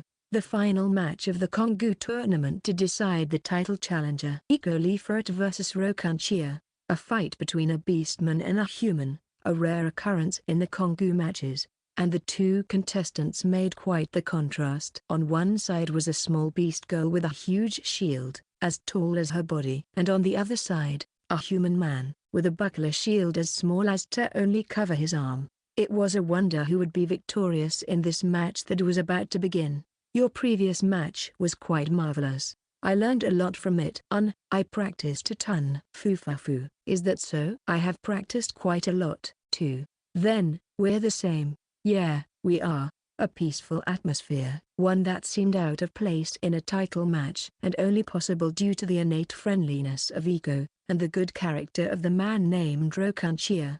You look like you have fun fighting. I was having fun watching you. I'm very happy. Now it's fun. Yeah. I will also try to have fun during this match. Regards. Yes, likewise, my best regards. Eishou was very happy now. Something unthinkable in the older days. This was the main reason she never tried asking for anything more. If, like right now, there was something fun right in front of her, she was the happiest she could be. Begin. Thus, the signal came. At that moment, the pair's faces changed expressions to one of a hunter gazing at its prey. Rokanchia activated Rook Shield Arts at the start, rushing forward and in doing so, closing the gap between him and Eishou. While seeing this, Eishou prepared Soldier Shield Arts! Why chose Soldier? As he rushed forth, Rokanchia pondered, if they continue as they are, his Rook Shield Arts will hit against Eishou's Soldier Shield Arts and crush it due to the difference in power. Furthermore, He should be able to deal considerable damage to her. No, this is a trap. I can deal damage to her, but I don't know if it will be enough to get a proper down. Furthermore, I'm afraid of what she might do as a counter. She prepared herself to get hurt in order to hit her opponent even harder. This was his final conjecture. Ow! Eiko leaked a voice of disappointment after seeing Rokanchia's behavior, who had stopped his rush just short of her, not totally closing their gap, and that prediction was simply brilliant. Surprise tactic number 2 Pac-Man. It ended as a miss. The previous soldier shield arts was like a delicious and poisonous candy. One so tasty that everyone would want to eat it right away. This was supposed to make the other party see this as a chance and keep the rook shield arts going. If she were to prepare Dragon King shield arts at the moment she was blown back, she could have activated it just before the opponent could make a follow-up attack, and since their distance would be quite short, the opponent wouldn't be able to avoid it. It was supposed to be a game-winning strat, using Dragon King, making the opponent take the brunt of the strongest shield arts skill. Wow, how scary. That's something quite mimic-like, Rokanchia said so happily while walking around with light steps. All in all, that was a very accurate description, like those landmine-like treasure chests that if you charge blindly at it, it's over. Step on it and it's over. Open it and it's over too. Well then. Now it's my turn. As if to show respect to Iko's strategy, Rokanchia held his small shield and began to move. His strengths were his lightness and quickness. His fighting style revolved around playing with his opponent using his speed, since with a shield as small as his, he couldn't expect to have high defensive power. It was a very rare way of fighting in the shield arts, which was rarely seen in the Kongou matches. He quickly moved around Iko, trying to find an opening and then attack using rook shield arts. When Iko defended using bishop shield arts, he lightly stepped back and continued to move around, and then, when he found another opening, he used rook. Iko tried to aim for a knockback using knight shield arts this time, but Rokanchia saw this with plenty of time, cancelled the rook, and took distance again, circling as if to playing with her. How is it? Aren't you getting tired? Because of its lightness, Rokanchia was not very tired no matter how much he moved around with his shield. On the other hand, this was both physically and mentally harsh for Iko, and she had to deal with attacks which its direction was hard to predict, all the while holding such a large shield. The more this situation continues, the lesser the chances of winning I will have, she thought. In that case, I have no choice but to use it. Surprise tactic number 3 Crab Silvers. Iko rushed towards Rokanchia, without using any shield arts skill. In order to find a way to overcome this situation, this was the first step. I see, that's a good move. Rokanchia accepted the challenge. He tended to enjoy the games more than he needed to. Preparing rook shield arts, he rushed ahead, towards the unprotected Iko. Now Iko prepared silver shield arts with exquisite timing. With an all-too nimble turn and an immediate decision, Rokanchia cancelled the rook and moved aside. Silver shield arts was a skill that defended a bit stronger than the others. However, although it was not something that could fully guard against rook rush, it wasn't something that could be crushed by it. In other words, a moderate amount of damage would pass through. Therefore, even if they collided, he would have come on top. However, it was a different story when it came to parry by silver. The counterattack effect was added and the side attacking with rook would take extraordinary damage. Silver parry was a very difficult technique, and even more difficult to accomplish was parrying with a silver done in a hurry, and yet, there was a possibility of it happening. Especially when it came to Iko, and due to the uncommon strategies so far, he was quite cautious of something extraordinary that Iko might pull off. Here I come. Rokanchia's body was twisted and in a tight position due to the previous evasion, and Iko, sensing this immediately, prepared rook shield arts without missing a beat. She switched from defending to attacking. Rokanchia prepared silver shield arts and took Iko's rook shield arts without aiming for a parry. Iko's rush couldn't break Rokanchia's defense, but some damage from rook certainly went through. My turn. Next, without a second to lose, Rokanchia prepared rook shield arts once more, not preparing a skill, Eiko simply stood there holding her large shield. Then, immediately before Rokanchia's rush hit Eiko, she got silver shield arts ready again. Not good. Rokanchia gave up trying to connect the attack. He was afraid of a parry. So, he cancelled the rook shield arts skill and took a few steps back. In the meantime, Eiko prepared rook shield arts again. This time, Rokanchia received it with bishop shield arts. It was a skill that reinforced defense. So, the damage that went through was just in the single digits. I see. I get it. At this point, while preparing rook shield arts as a counterattack,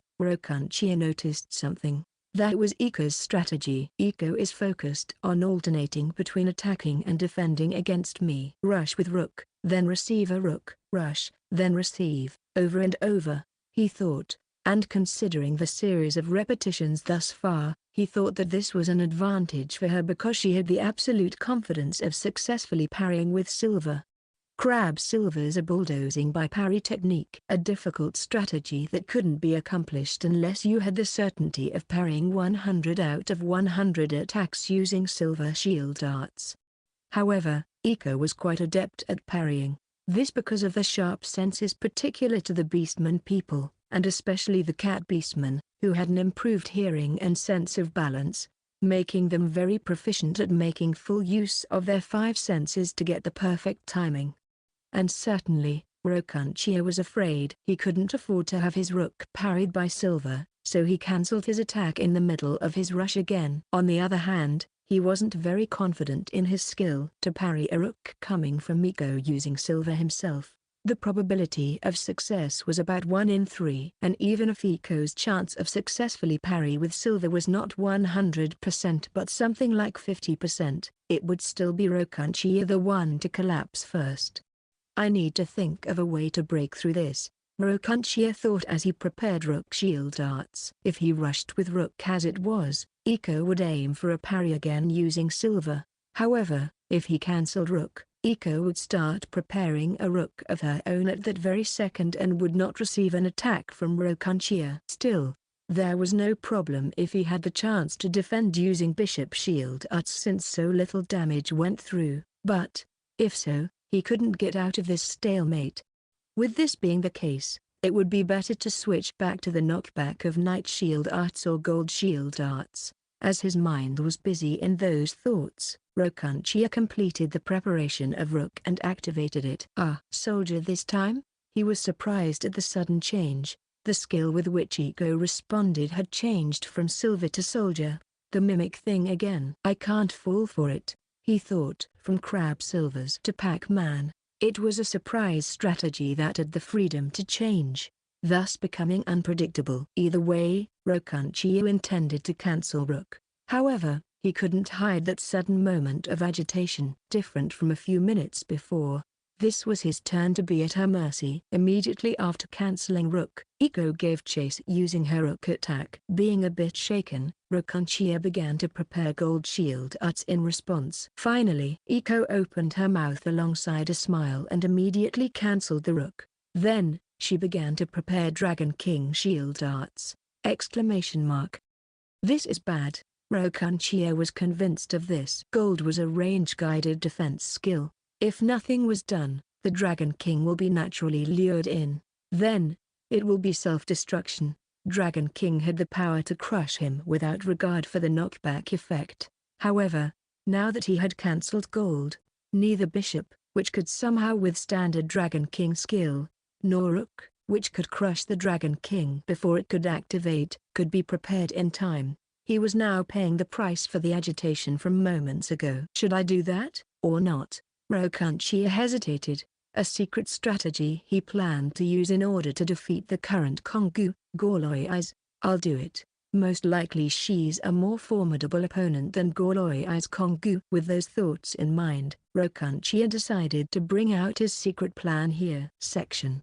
So, that guy knew about that, I muttered unintentionally. Eiko was in a great spot, pushing forward using Pac-Man and crab silvers. Eiko was caught off guard. It seems that she completely forgot about that thing I told her to be careful about. Or should I say that she's way too excited about crab silvers? Seems like she has completely left that out of her mind. Well, she might as well forget about it. After all, thinking about it with common sense, it's almost impossible. The man named Rokanchia saw Eiko's Dragon King shield arts and cancelled the gold shield arts skill he prepared. Then, he approached Eiko, close enough to almost touch her! Exclamation mark.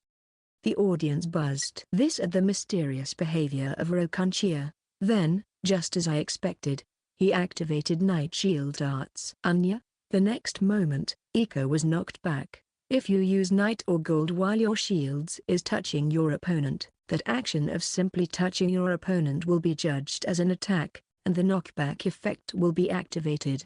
Considering the current low standards of the title matches, to be able to research this and arrive at that conclusion, he's indeed ahead above the rest. The fact that he used this at the last possible moment is probably because he wanted to keep this a secret for some strategy. However, I was the only other person to know this, in this place, but this now has been revealed to everyone else present, and the current Kongou will most likely take measures against this in this short time left. Still, this was the correct course of action here. Otherwise, he wouldn't have been able to defeat Eiko. Match over. Winner, Rokanchia. A merciless pursuit ensued after Eiko was hit and downed before she could activate Dragon King. And being helplessly beaten, Eiko was finally stunned. It was a good match, right? Sylvia muttered with conflicted emotions amid the thunderous applause. It was a pretty advanced match. If it wasn't for that last mistake, Eiko would have won.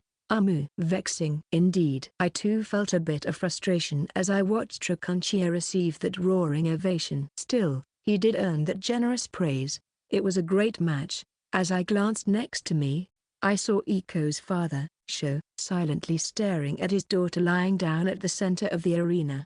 Let's go. You're coming too, right? I called out to go to pick up Eiko. Eishou-san nodded silently and stood up on his own. We then walked straight to the contestants' waiting room. We no longer had to sandwich him between me and Sylvia. Eishou-san was the first to enter the waiting room. Dad. Eiko had already recovered from the stun and was lying in bed, tucked in. Are you alright? Do you have any wounds? Here, drink this. Eishou-san approached Eiko, taking out a not-so-cheap potion from his inventory, and calling out to her in worry, "It's all right. I can do it myself." Refusing the potion, Eiko healed herself using the healing magic recovery medium. "You don't have to worry. I'm all right," she said. She desperately tried to appear so, displaying her energetic nature. I see now." Muttering a few words, he was both surprised and relieved. Eishou-san simply looked at the current state of his daughter, with rounded eyes that seemed a tad bit lonely. "Second, you saw?" "I saw. I lost." "You did lose. Are you frustrated?" "Did you have fun?" Eiko tried her hardest to laugh, but as she did so, large tears spilled from her eyes. Saying "Come," I received her in my chest, hugged her, and stroked her little head. She got so fired up and zealous in her match that she cried tears from vexation. Seeing her like this, I couldn't help but feel my eyes also getting a bit hot. "Want to come to my house?" Evening. After the Kongou matches were over, I invited Eishou-san to my house. The result of the final match was the victory of Rokanchia after a hard-fought battle, and that was the birth of the new Kongou, Rokanchia. Apparently, he's the first human to have ever won the Kongou title in the history of the title matches. It's a pity that he isn't receiving so much attention because I just won the first double crown in history, and I feel like apologizing to him. Since I'll be winning a triple crown in a bit, he will be even less noticeable. "I'm sorry, but I'll be joining Capito now." "Eishou-sensei, are you back from the Magic Academy already?" As I was having a conversation at the back entrance of the arena, a voice called out from behind. It belonged to a young man. "Did he say sensei?" Yeah, I'm a teacher at the school back in our village." "I see, so that kind of sensei." "Still, how can he be a teacher with such a lack of common sense?" Capito, great timing. This here is my daughter Eiko, and this one." A strange sound leaked from the dog-eared beastman named Capito, and he froze the moment his eyes met mine. Could I at BBB, say second Nikon, double crown." "Oh, so you know of this man already. then things are easier to explain. This man is taking care of my daughter right now. It's not this man, sensei. Don't you know who he is? One moment. Did you say daughter? So, the one who gave Rokunchia Kongou so much trouble was Iko-san? Whoa. Now that I see, isn't that Sylvia, the challenger for the Kisenshou title? Even if you say that, ugh, seriously, this is why I hate country bumpkins. What? Hey, Capito, are you making fun of your village? Shut up, sensei. Please just keep your mouth shut. It's second Nikan. Country bumpkins like us should just stay silent. We're being rude to him. Capito bowed his head with a pretty pale face. I knew it. Now this is the correct reaction. Sylvia muttered something by my side. I didn't really hear her, but whatever, it's getting late already. Capito, was it? Are you coming too? Go where? To my house. Chapter 103 Kongou Match.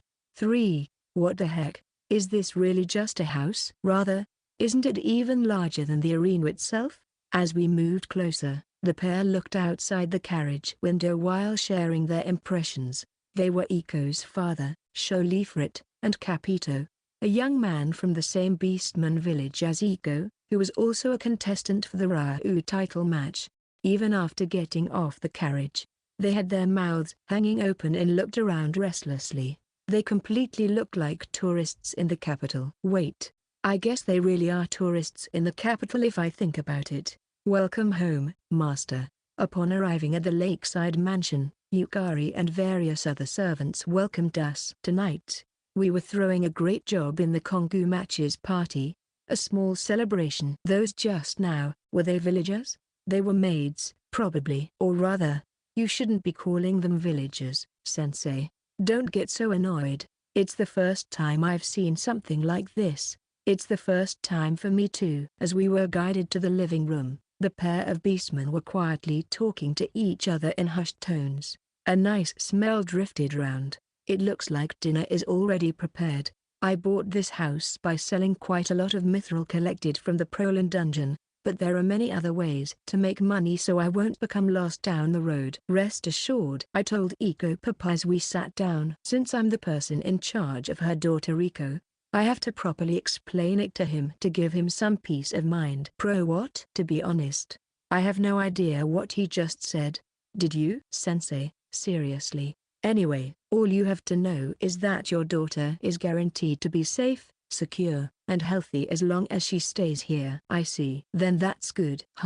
These two look like good friends. Or so I was thinking when the food was suddenly brought in. Since Iko's father was here, it seems the wine served was quite an expensive one. Most likely this was Kubero's idea. As proof of this, one look at the self-satisfied expression on his face was enough to tell.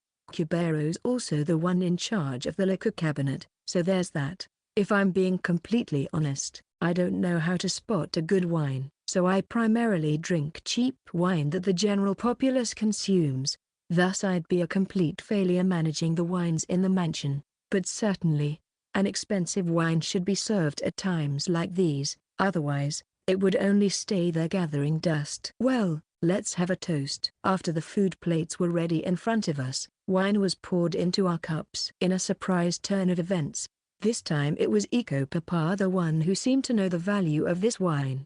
He stared at the label with rounded eyes. Capito on the other hand didn't seem very familiar with wines. Then, with a small shout of great job, Iko, the small evening party began. Second Nikan, Double Crown, is really something else. In the first place, if you're participating in 3 title matches, that means you've got the qualifications for 3 titles, right? And he's achieved the first Double Crown in history. That's just too much. I even dared impossible. Seriously. Hey, sensei, are you listening?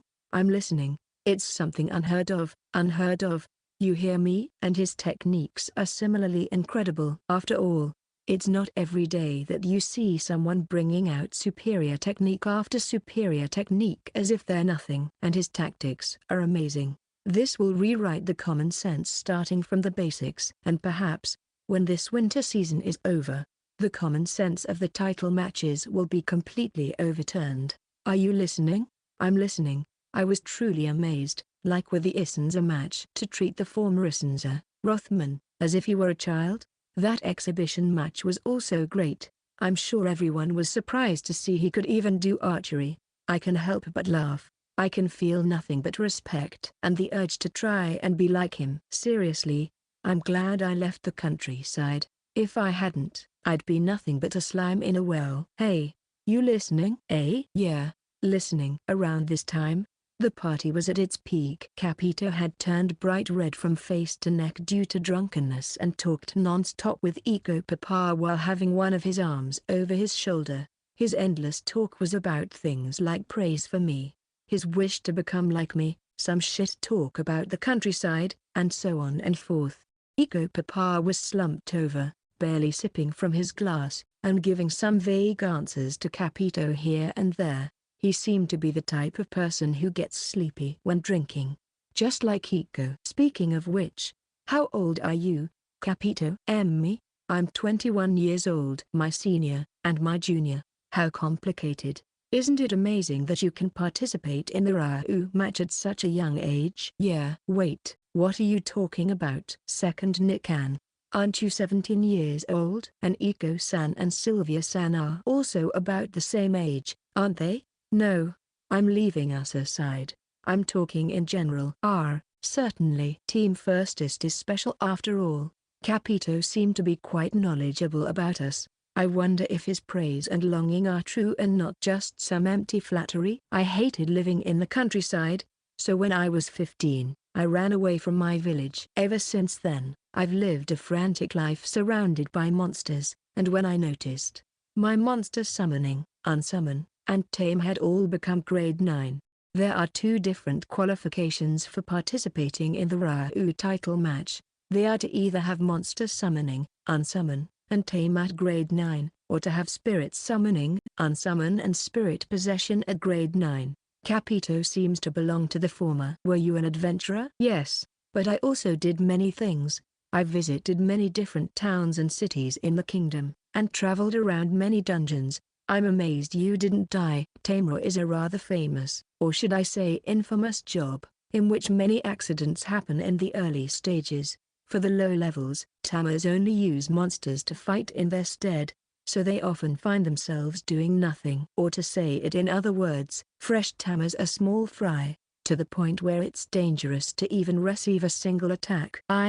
Yeah, lucky. I was lucky to tame a strong monster. And it all just kinda fell into place. So that's how it was. It's alright. You don't have to tell me. Your first match is against me, right? I'm looking forward to it. Yes, I'm also looking forward to it. I wonder what kind of monster did he tame? This added one more thing to look forward to in the Reiou match. In any case, Capito is an honest and refreshing young man. Despite having a handsome and composed expression, the dog ears that peek through his short grey hair makes him also look kind of cute. I'm sure he's popular with elderly people. Come visit us again anytime. Will do. Thank you very much. We decided to call it a night before it became too late since we both had an important date tomorrow. My servants will be the ones taking him to the inn, it seems. Capito, alongside a half-sleeping Iko Papa, got inside the carriage. Then, just as we were about to part ways, Capito spoke to me with a serious expression. Despite his drunkenness, be careful with the guy that calls himself Slim. Many nasty rumors are flying around in the summoning community about him. Got it? Thanks for the advice. It's nothing. Now, if you'll excuse me. See you tomorrow. Yeah, see you. The carriage started moving and the pair left. A summoner by the name of Slim. If I remember correctly, he certainly entered the tournament under the name of Mr. Slim. If I'm matched against him, it would be in the final match. Can it be that he's somehow up to no good? This was Capito's advice. It can't hurt to be careful about it, but on the contrary, I can't help but get a little excited and look forward to it. My expectations for the Reiou title matches have grown in a few ways. Section. Hey Vogue, what's the point of this sort of training? Keep quiet, Salamandra. Do you want me to unsummon you? Please, spare me. But what's the point of getting all tired due to training on the day before the matches? A forest a little away from the royal capital, there was an elven woman with long hair the color of red wine that reached down to her waist. to which the word beautiful wasn't enough to describe, and a handsome man with crimson eyes and hair that seemed like a blazing flame. And despite it being currently night, the area around them was as bright as day. This was because the body of the crimson man simmered and glowed like a burning flame. Exclamation mark W. What in the world are you doing? Sorry. My bad. My bad. The woman called Vogue suddenly raised her voice. Beyond her line of sight, the vegetation suddenly burst into flames. The man called Salamandra simply scratched the back of his head with a bewildered expression on his face, as if he had just realized what happened. Even though I was careful, it leaked out. Man, it's been a long time since the last time. Stop that right now. Don't you know it's outrageous to use fire attribute magic in a forest? Yeah. Geez, I really hate that overly serious side of yours. While admonishing him, Vogue chanted and released a water attribute, second form spell. However, that was not enough to extinguish the fire. Thinking in that case, she then fired a water attribute, fourth form spell, completely erasing the fire, alongside some of the trees. That's some nice power there. And just who ends up cleaning after your mess? At least reflect a little and show some remorse, huh? Says the kid who always says she can't do anything without me. First of all, I'm 144 already. I won't stay a child forever. As far as I'm concerned, you'll always be a crybaby who can't make up her mind at all. Huh? And that's the thing I hate about you. After giving Salamandra a look of displeasure, Vogue's expression turned back to one of self-discipline. Towards the monster that appeared, an ash slime. A single slash flashed. Her sword slashed through the ash slime in a single motion without even using a swordsmanship skill. I don't see the point of you practicing the sword, but that's just my opinion. That's the weak point of a summoner. You'll be troubled if you're targeted, and that's not something fit for a Reiou. And that's why I say you're overly serious. I'll just say it again, okay? Say what? Be it in the past, the present, or the future. I won't let anyone take away my enjoyment. I alone am enough to clean up all the enemies. Got it? Chapter 104 Reiou Match 1. Semi-finals to decide the challenger for the Reiou title. My opponent here is Capito, the young dog beastman with a refreshing air to him. Are you nervous? Yes. It's my first time participating. And also, never would have I expected to see the day where I would be facing you, second Nikon, the person who I respect and admire. I would love to tell the me of a few months ago that dreams do come true. So, rather than nervous, he's fidgety because he feels honored. Then, let me, the one you feel admiration towards, say one thing. Yes. What would that be? Please, stop calling me Double Crown. Nikon. Did I disrespect you by calling you that? No, it's just that it would make things complicated in the future. After all, I'm about to become Triple Crown, Sankan, and 8 crowns, Hakikan, by next season, so ha. I understand, second San. However, I'm not going to go easy. I'll stop you. I wouldn't want anything less. It seems like he's quite pumped up. Let's get this party started then. Participants, to your position. We took some distance from each other at the referee's command. In the case of the Reiou matches, the starting position is a bit further away when compared with the other title matches. This is so that when both sides summon their monster or spirit forth, they will appear at the normal distance a regular contestant would. Begin. The command came. Without missing a single beat, Capito activated monster summoning. Got to give it to him, he's got nice reflexes. Oh! Buzz erupted in the arena, the reason obviously being the monster he summoned, an earth dragon. A huge dragon with a total length of about 7 or 8 meters of the earth attribute. I see now. If he was able to tame this guy, it's no wonder he could gain experience at a fast pace. Possession. As I faced the earth dragon, I used spirit summoning to call forth Anglemas, and almost at the same time, I used spirit possession. Eliminating the time wasted, no matter how few seconds that is an effective way to deal with the gap summoners tend to show. GGH, Capito seemed to have noticed the intention behind my actions. So, after seeing my spirit possession, He quickly retreated behind the Earth Dragon. A summoner's weakness is the summoner themselves. He surely is wary of my actions, thinking along the lines of if he targets me, it's over. Well, he's not alone. Everyone would think the same. And adding to that, there's my particular case, namely the raising of various skills such as swordsmanship, archery, shield arts, and magic. In other words, the accumulated experience I have is nothing to scoff at. Therefore, my raw stats are quite high due to that, and with spirit possession being active, those stats have increased 4.5 times, so I'm quite strong even without using a weapon. It wouldn't be an exaggeration to call myself a human weapon. I'm sure everyone present thought that. By taking advantage of my unusually high strength and agility, which was further boosted by 4.5 times, I would quickly approach Capito and do him in, which would have settled the match in an instant. But that's just boring. I'm letting myself be known, letting myself provoke them. The plan is to attract the best players for the summer title matches. I can't ignore the issue matches in that regard. Therefore, I have to be showy today. Or rather, I want to be showy. Earth Dragon. Its strength is said to be about in between an emerald and a crimson dragon. So, about twice as strong as a white dragon. Time limit, 1 hour. Weapons, none. Skills allowed, spirit summoning type. Can I do it? Rather, let's do it. What? Do you mean I'm not going to come out? It would all end in an instant the moment I let you lose. That would be boring. So long as my partner has a backbone, I'm happy. You and me both. By the way, what are you planning to do against an Earth Dragon while unarmed? Well, I'm planning on giving the audience an interesting show. Oh, I see. Wait, you don't mean... Hey, wait, my second. Why don't you at least use a sword? That'll be boring. Hey, I'm telling you. Stop. And what's with that phrase? Do you like it that much? Hey. While being possessed by Angelmas, I struck the Earth Dragon with my bare hands. Eek. Astonishing voices echoed from the audience seats. Good, it seems to be working. My punch was a critical hit. The damage was lower than a soldier swordsmanship strike by a hair's breadth. All right, if a critical did this much damage, I guess I can do it. With a cry of pain, the Earth Dragon twisted and turned its body, trying to retaliate. It turned its face away, diagonally downward, a typical action that preceded a tail attack.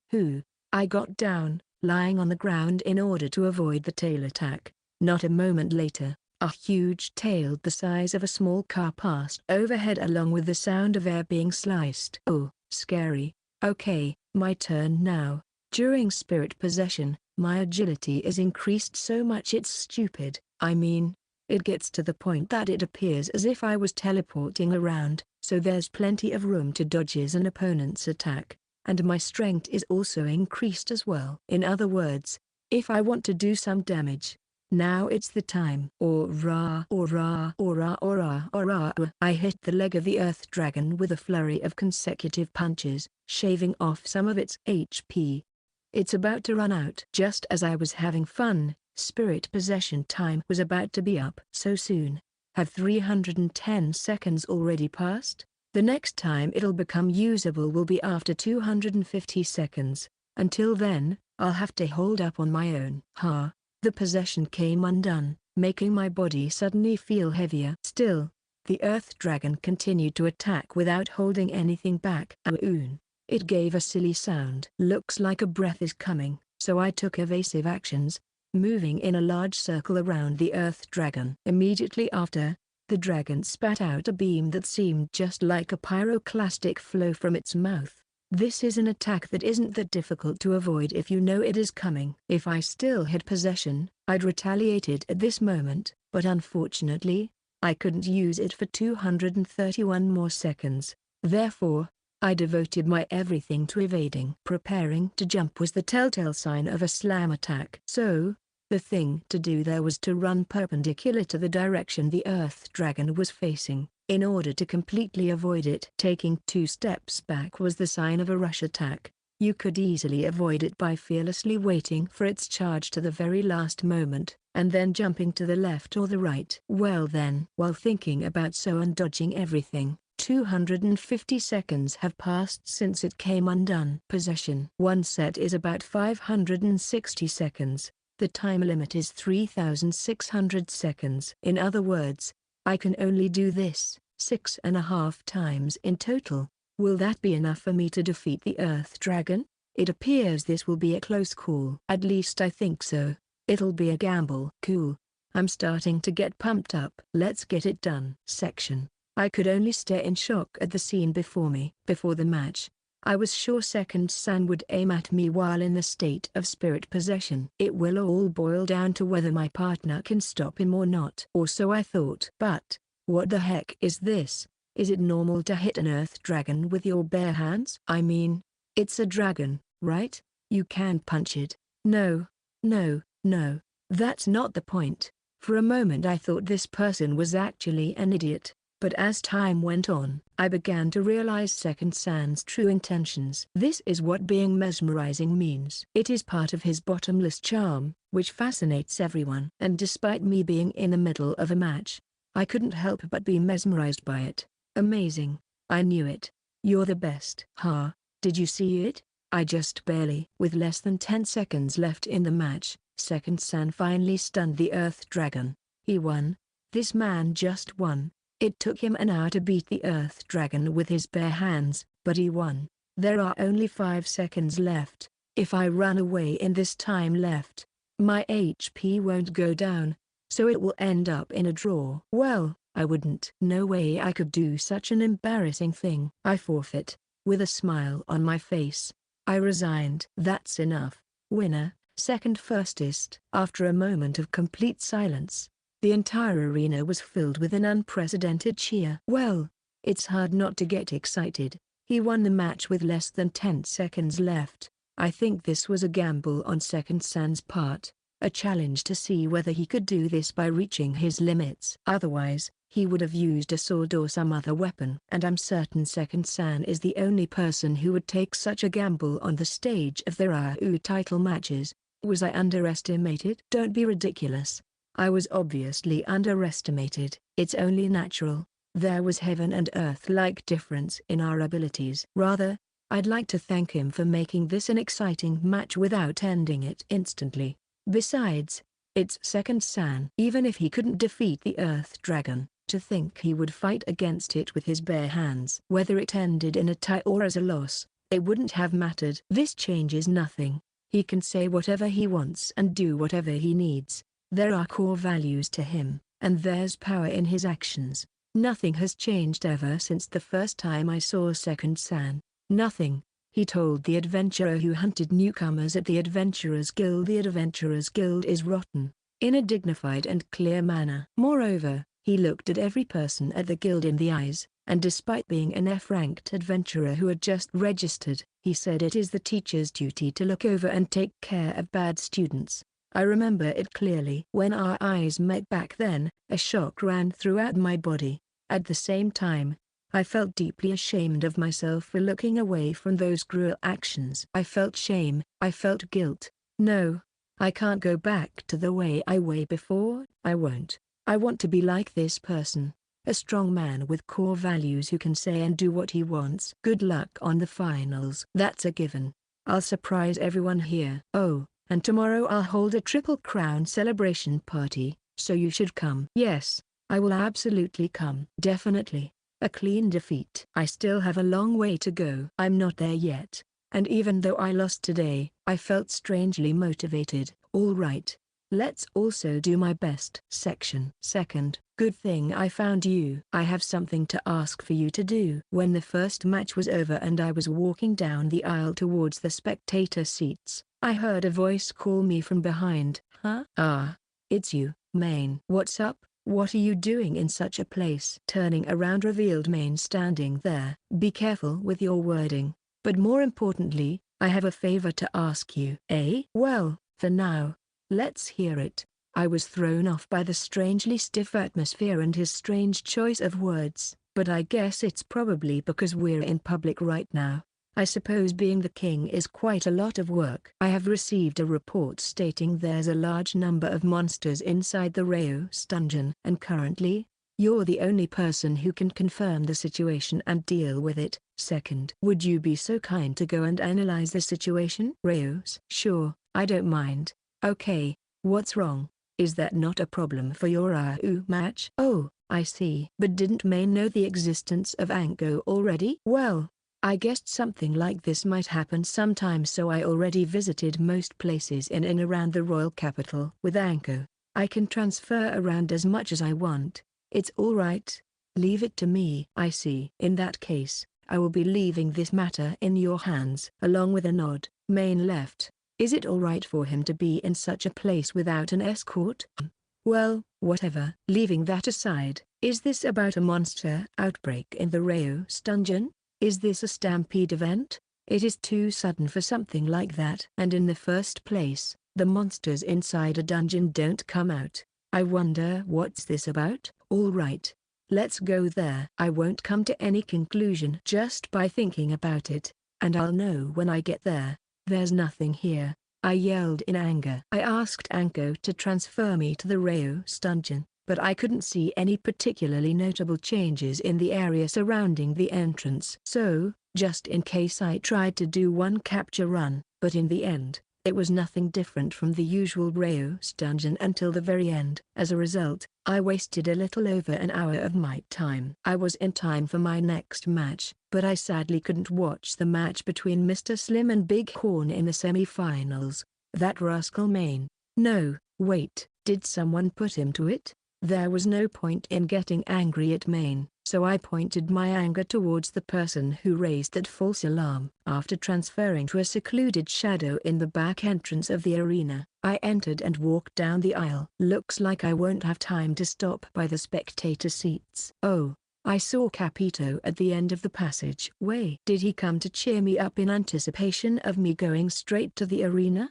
What's wrong? If you want to cheer. Second, your loved ones are in my custody. If you want them returned, lose the next match. What? Loved ones? What do you mean? Hostages. If you lose, I'll tell you where they're at. With only those words, Capito turned his back on me and left, taking my loved ones hostages. What does he mean? Eh? Why would he do that? Yukari hasn't contacted me about anything wrong at all, right? And I don't think Sylvia nor Rika would easily lose to someone. Also, is Capito the kind of person who would do or say something like that in the first place? Well, whatever. He was trying to coax me into losing the next game, but I don't know what to think of it. And since there doesn't seem to be anything particularly wrong, let's just keep at it like usual. I finished walking down the passage and went out into the arena stage. My opponent was already waiting for me there. A rather tall and skinny guy in a tailcoat suit, wearing a top hat. Ah, I get it. He's Mr. Slim, right? Oh my. I seem to be incredibly popular. The audience started cheering the moment I showed up. I'm happy that I got to practice my autographs in secret. Second San. Good luck. There's Capito, cheering for me in the spectator seats for contestants. I waved back while saying thank you. What about the hostage issue from a moment ago? Is there something wrong? Double crown second. While I was puzzled by the turn of events, Slim talked to me. It's nothing. There was just a bit of a mix-up. Oh, if that's troubling you, please don't bother with me. By all means, go and solve it. Slim took off his top hat and bowed. Quite the sight if I say so. I get the feeling a pigeon will come out from that hat at any moment. That's kind of you. But I'll solve it after the match. So, it's going to be like that? His eyes turned sharp and he put the hat on again.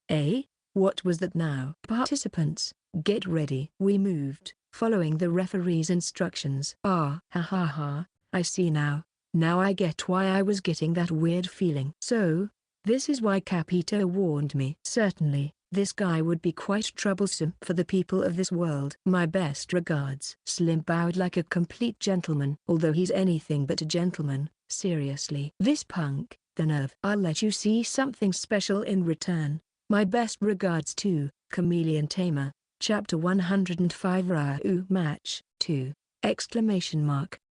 When I uttered the words chameleon user, the composed smile on Mr. Slim's face disappeared. Seems like I hit the bullseye. In Mobius Online there was a monster called Wraith, although it was mostly known by the nickname the player base gave it, Chameleon. Why so?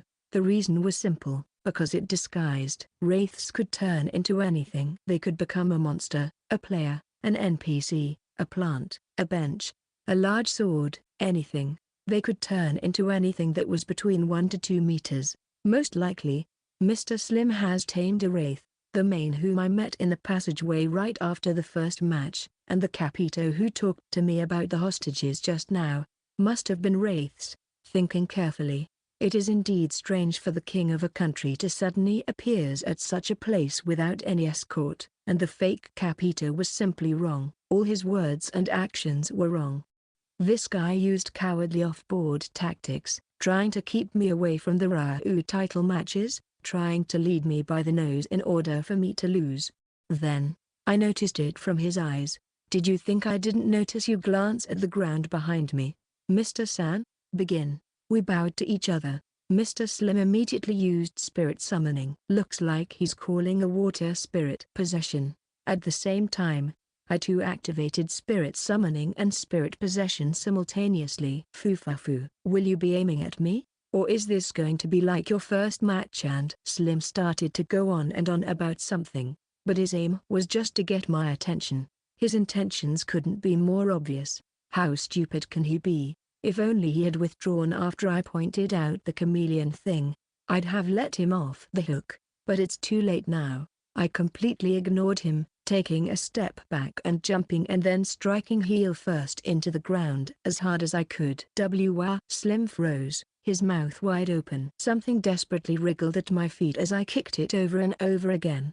Damn it. An expression of anxiety crawled into Slim's face, and he pointed at me while looking at his water spirit. That water spirit is called Aquara. Okay. He pointed at me while looking at his water spirit, Aquara, who then began casting water attribute, first form magic. Can you do that thing? Leave it to me. Looks like that can be done. The privilege given to the Great Spirit King, only available to the Great Spirit and their master. Kneel. Lightning of domination. At that moment, a bolt of red lightning rushed out from the tip of my outstretched hand, pinning Slim and Aquara to the ground. What is this? What the heck did you do? Huh? It's the terrible personality trait unique to the Great Spirit King, which forces those afraid of him to lower their heads. Aquara was apparently a quiet spirit, or perhaps she didn't talk at all, but her face was dyed with astonishment. She was silently on her knees, but her face couldn't hide expressions such as why and how. Silent but yet so filled with emotions. Well then, first let's deal with this guy. I grabbed the translucent doll-like monster lying limp at my feet by the scruff of its neck and take it over to Slim. This is a wraith. It laid behind me, stretched out thinly, and transformed into ground. Its combat ability is close to 0. Therefore, with just a few kicks and stops, it was immediately stunned. GGHHHH. Slim growled in frustration. Why? Well, his foul play was revealed. Before the match started, he used monster summoning to call the wraith and set it on the ground behind me, and as the rules state, both spirits and the monsters must be summoned after the match starts. Hence, foul play. His plan was most likely to use some clever, talk to get my attention, and using the opportunity where I was distracted, move the wraith to my feet and entangle my legs so that I couldn't avoid Aquara's attack. Or at least that's what it looked like. Usually, the opponent wouldn't notice it in the first place. I think it would be normal for people in this world to not notice since they would have never seen a monster with such an ability. That's why Slim was able to reach this point using this strategy. Not a bad strategy in and of itself, but it's still foul play. The outline is good, and there's no way to catch wind of it. After all, nobody would even think there's a monster that can turn itself to look like the ground. However, there's a downside. His current opponent. I am the former world's #1. Plain and simple, that's all. I'll let you choose whether to lose by the foul play or by a KO. Looks like the referee hasn't noticed it yet. No wonder. If you don't know there's a wraith, you can't make a decision. However, if I were to properly explain it, he will surely understand. After all, A double-crown champion would have taken the time and trouble to explain the opponent's foul in a match that could have been won easily. I'm sure he would trust me. Let's fight to the end. I also have my pride as a summoner. This time, let's do it fair and square. Slim must have known that too. So, he chose the one with the best chance for him. Fair and square, huh? Let's believe those words for now. Can you undo the lightning of domination? As you wish. After giving those instructions to Angelmas, I dared to turn my back on Slim and walked back to my original position. How stupid. Did you think I only had one wraith? My oh my. Who knew? Seems like Slim had another wraith hidden. The second wraith tightly entwined itself between my legs, refusing to let go. When I turned my upper body around, Aquara was standing there, having just completed chanting water attribute, third form magic. This bastard. He seemed to be ready to take me by surprise from the start. As expected, Angelmas muttered happily, and I didn't have to turn around to notice it. This guy is grinning. Is that bad? Not at all. I am grinning too. Oh, Mr. Slim. This surprise attack is clearly a huge blunder. At the very least you should have waited until my spirit possession was undone. With a yell to pump myself up, I rushed forth at full speed. Exclamation mark. There's still a wraith on my feet, you say? That makes no difference. To give an accurate description, just picture this. A rugby player dragging the opponent that just tried to tackle him. Shoot. Shoot now. Slim hurriedly gave instruction to Aquara. But it's too late now. Seriously, moving with the amount of agility you get from spirit possession makes it look as if you're teleporting. A hesitant shot of water attribute, third form magic can be easily avoided. However, it seems this dance spirit didn't hesitate. Wow! I collided head-on with the water attribute, third form spell, it hitting me directly on my face. It freaking hurt. Fuck. It hurt, it even drew blood, and it didn't even look cool. However, with this, Slim has used all his measures, so I got him cornered. You really messed up. Weren't you the one go went ahead and took it head-on? Shut you up. Slim took a couple of steps back, even forgetting to continue his attacks. He looks scared. Then, I'm glad at least something good came out of it. Ha ha ha ha. Angelmas laughed. Yeah, I'm in the mood to laugh too, but my face hurts so bad that I don't really want to move my muscles that much. Gah. I roared in anger and instantly rushed at Slim. Maybe it was because of the blood in my eyes, but all I could see was red as I looked at him. High point-blank range, my eyes met his. Then, with all my might behind it, a headbutt, another headbutt, another one. Enough. Winner, second firstest. I won. Ha ha ha. In your face. If you use cowardly tricks in a title match, this is the kind of shit you'll find yourself into. I hope you learned your lesson, Mr. Section. Scary. In the audience seats, Cheery Lumberjack was trembling slightly. No matter how much she admired him, the picture right now was just that scary. It was like seeing a Hanya mask behind him, right? The one speaking next to her was Jira's lumberjack. Cheery's brother. There was no Buddhism in this world, so the Hanya mask didn't have that connotation, but it existed as a piece of equipment. Therefore, everyone was aware of the concept of a Hanya mask. He must have stepped on the dragon's tail, for sure. I remember hearing some strange rumors about Mr. Slim too. No matter how much he stepped on a dragon's tail, isn't it too much to take that spell to the face on purpose and headbutt him over and over with a bloodied face?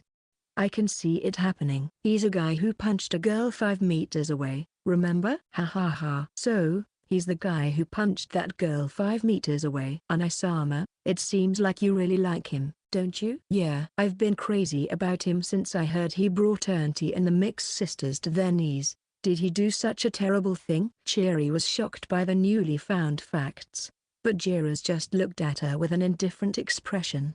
Next to them was one maid with looked at the sibling with rolling eyes. When I heard gossips about him, they made it seems like he was a terrible man. Is that what you think, Mariposa? Aren't you being a bit too harsh? Not at all, that is the general opinion. The maid called Mariposa turned a stern look at Jira's. The two of them were in a master-servant relationship, but in normal times it seemed more like an eccentric relation, as if their roles were reversed. I think of him as my personal rival. I lost the Issenza match quite fast, but that won't happen the next time. I'm just grateful to have found a goal to strive towards too. That's why I can't help but look at him with a biased opinion. Jiras-sama, I won't make fun of you. So please stop aiming to reach double crown second. That's right, Unai-sama. No matter how hard you try, you won't win. In response to Jiras's story, both his maid and his sister looked at him with serious expressions. But in return, he simply gave them a challenging smile. The higher the goal you set, the better. All you have to do is continue to work hard towards it. You too should also do your best. Ha ha ha. Damn it. That man. I will never forgive him. After the match, after waking up from his stunned state and having recovered his HP, Mr. Slim was furious as he walked down the passageway. The reason why the other summoners were wary of him was because of his trashy personality. To every person he came to hate, he would hunt down socially using his secret monster, the Wraith, and as a result of doing this for so long, he became infamous in the community to the point where when people referred to him, they always added be careful with him. QIAHE. Just you wait, second. I will destroy your reputation. And this was the reason people didn't like him. Mr. Slim was that kind of person. Wraith, coil unto me. After giving instructions to the Wraith, it wrapped around Mr. Slim's body as if a thin layer of skin had been placed over him. Then, by this time, second should be in the waiting room. Mr. Slim's appearance changed, morphing into that of second himself. This was what made people most wary of Mr. Slim, the use he had developed for the Wraith's morph skill. Mr. Slim had used this skill to commit all sorts of evils, from big to small, such as sleeping with women to scamming people. I will end that man's life. Mr. Slim, disguised as second, had just one destination in mind, to the only person who could have the greatest impact and most influence in society. Main, are you here, Main? He casually approached the seat of the King of Castle, shouting loudly. Mr. Slim thought to himself, how is it? I completely dropped the honorifics and spoke rudely. Second-san. What is it? Eh? He couldn't help being surprised. After all, he dropped all courtesy and called out the King Main, who in return only walked up to him taking it all as a matter of course. No, never mind that. You bastard. The thing about a large number of monsters in the Reiou dungeon was a false alarm. How are you planning to take responsibility? Mr. Slim thought. I just called him bastard and pushed the blame on him. I'm sure His Majesty must be very angry this time. The Reiou dungeon? Is that true? Who said such a thing? Strange. He's not getting angry. Why? Mr. Slim was suddenly becoming impatient and confused. Was he being set up? Had everything he had done been seen through? No, that can't be. It's been such a short time. I need to get him angry and escape immediately, that way I'll crush Second's reputation. Mr. Slim then thought hard and finally came up with a complaint that would manage to anger Main. How noisy. In any case, apologize. Do you want to die? I'll kill you, you mothercon, nerdy boy. Well, sure. I'm sorry for the inconvenience. That much is fine, right? After several rants, in the end, he made the king apologize.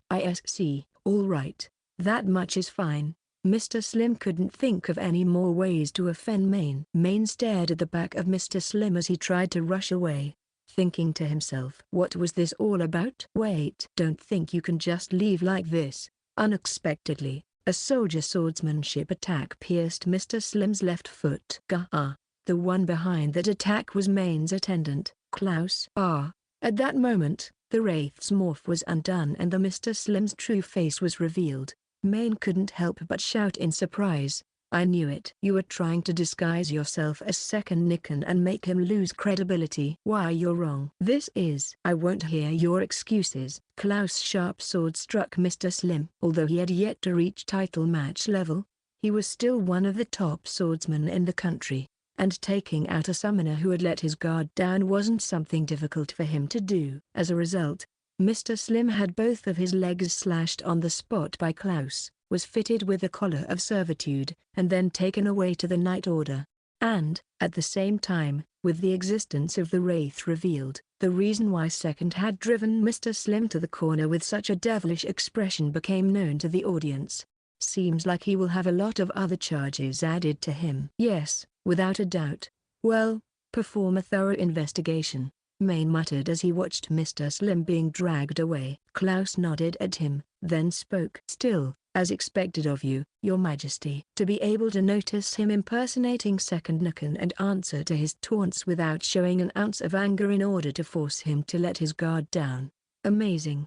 Why yeah. Well, it just happened. Main couldn't actually say he hadn't noticed it at all. Chapter 106 Reiou Match 3. My opponent in the final match for the Reiou title was a female elf named Vogue. She was as beautiful as a model, with crimson hair like the color of red wine that reached to her waist. It's an honor to meet you, Second Nukan. As she stood in front of me, she gracefully bowed, giving a polite greeting.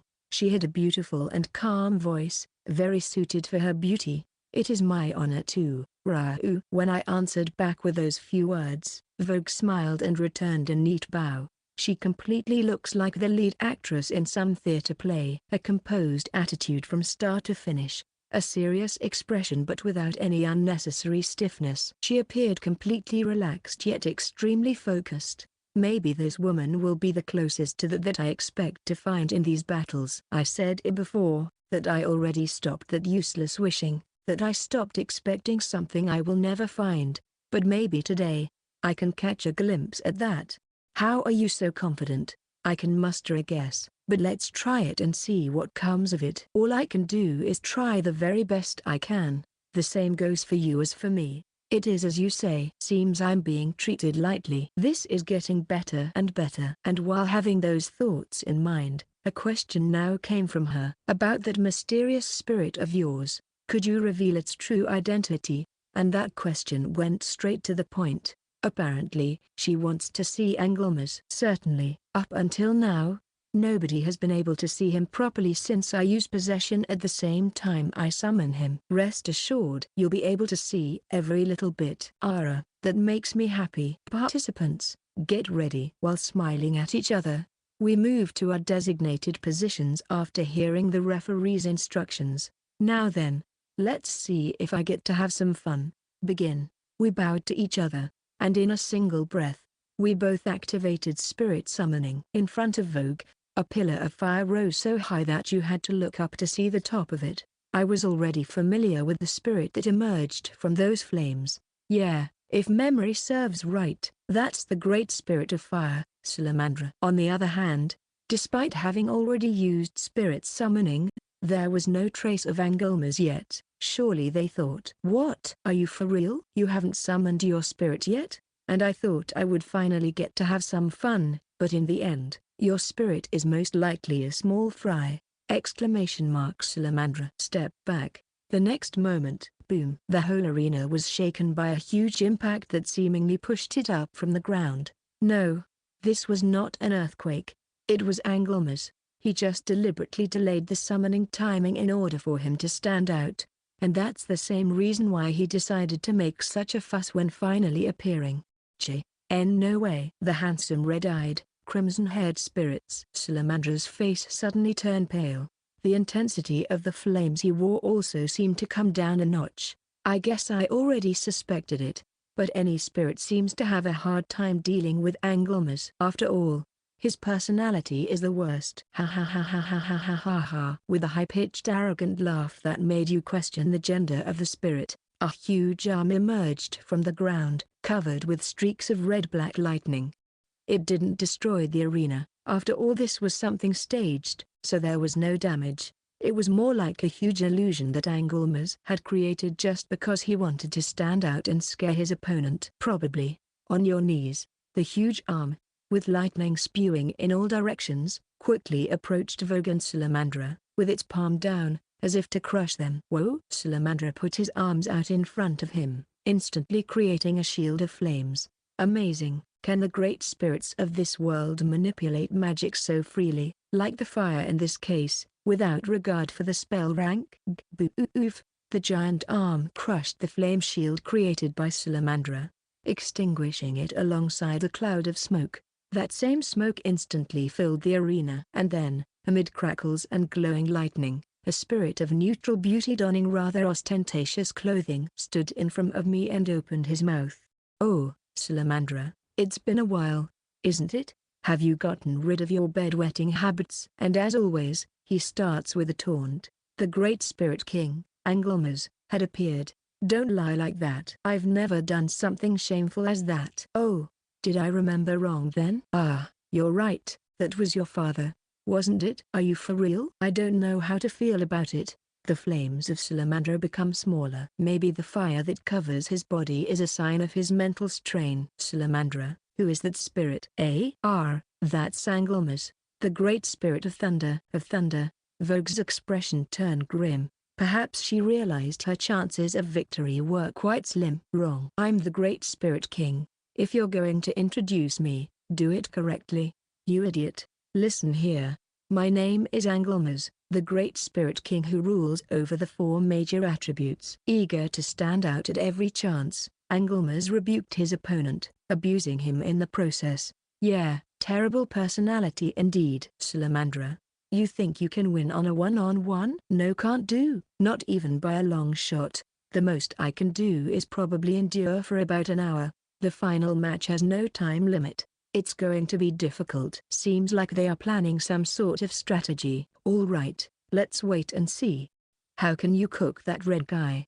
"I can boil him or grill him, or I can even serve him raw as sashimi. Of course, I can also make a full-course meal out of him." In other words, he can either deal with him instantly or play around with him for some time. The current time is about 3:30 p.m. since this last match started a bit late due to Mr. Slim's mischiefs. So if I want to enjoy it until the sun sets, it should take 2 hours at the longest.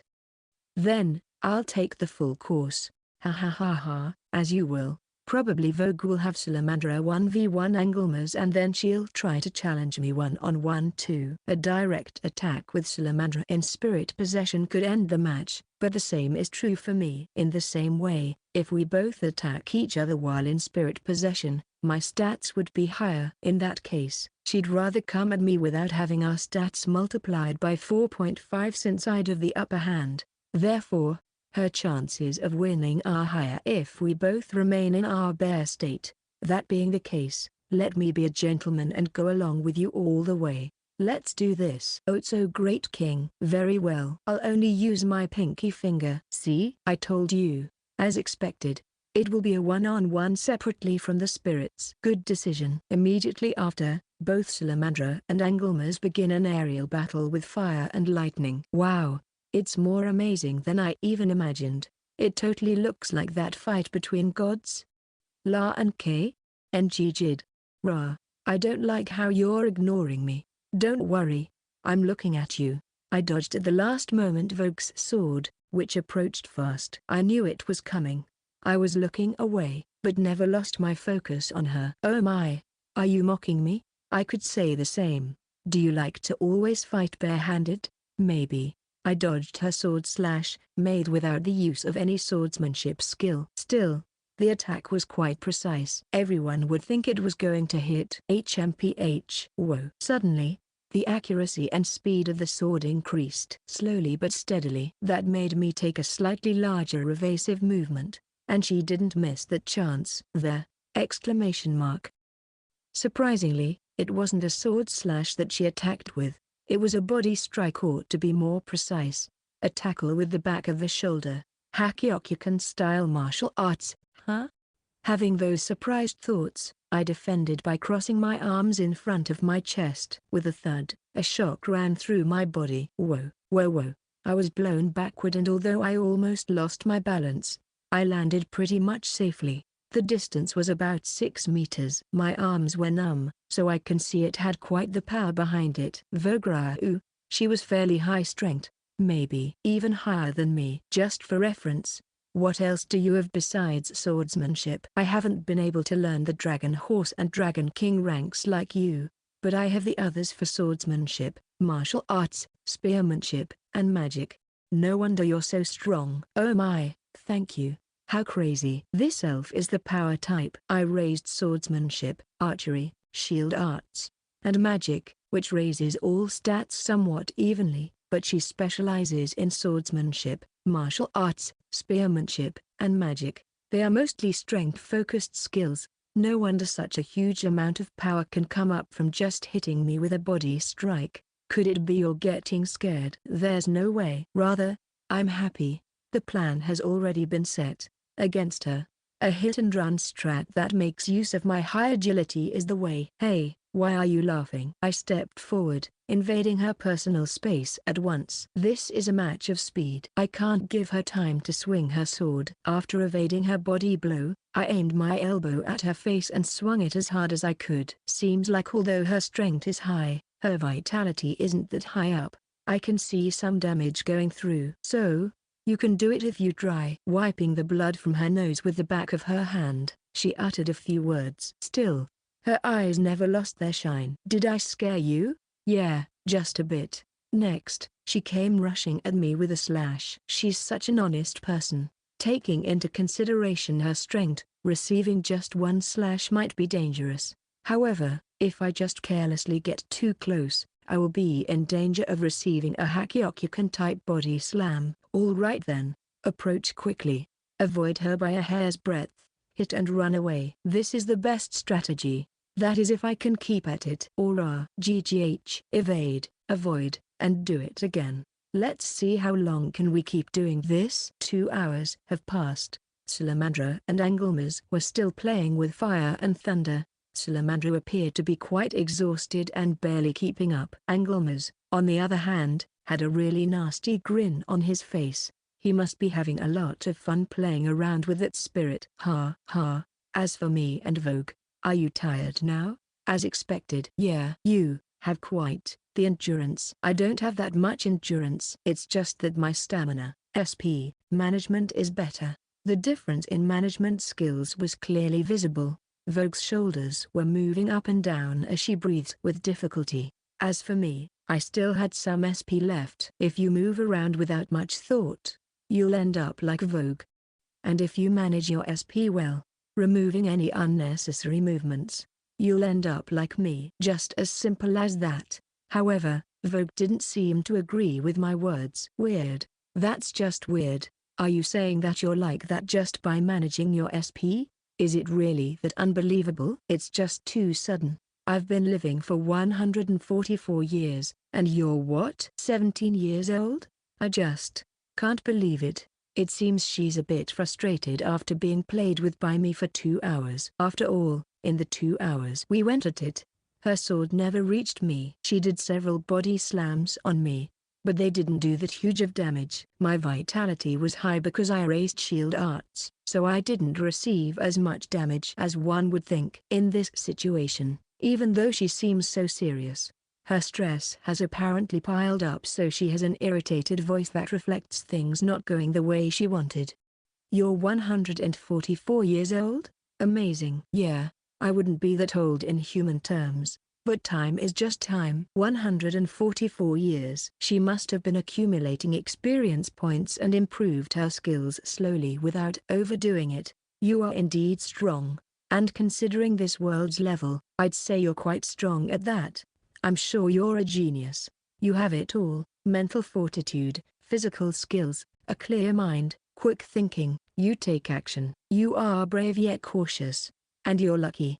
But you're arrogant. Much too arrogant. I don't want to preach to a lady that's 144 years old, but I feel the need to say it. You are arrogant. What did you say? You're conceited. You may have worked hard for over 100 years in order to reign as the Reiou. You may have had nobody that could be a match for you, but you can't let yourself be satisfied with just that. You shouldn't sit there, just being complacent. What do you mean by that? You still don't know even 10% of the world yet. Are you saying that you know everything? Not at all. At most, I'd say I know about 15%. What are you getting at with this then? Don't just think that you understand. That's what I'm getting at. Mobius was all about mystery, and this world is even more mysterious. Never assume that you understand. Don't be happy with where you are right now. Don't be complacent. If you do, everything will stagnate. It's been a long time since I was this entertained. As a thank you, I'll show you my secret weapon. Since it was unlikely that she would understand even if I tried to spell it for her clearly, I decided to switch to a more easy to understand, real-world example.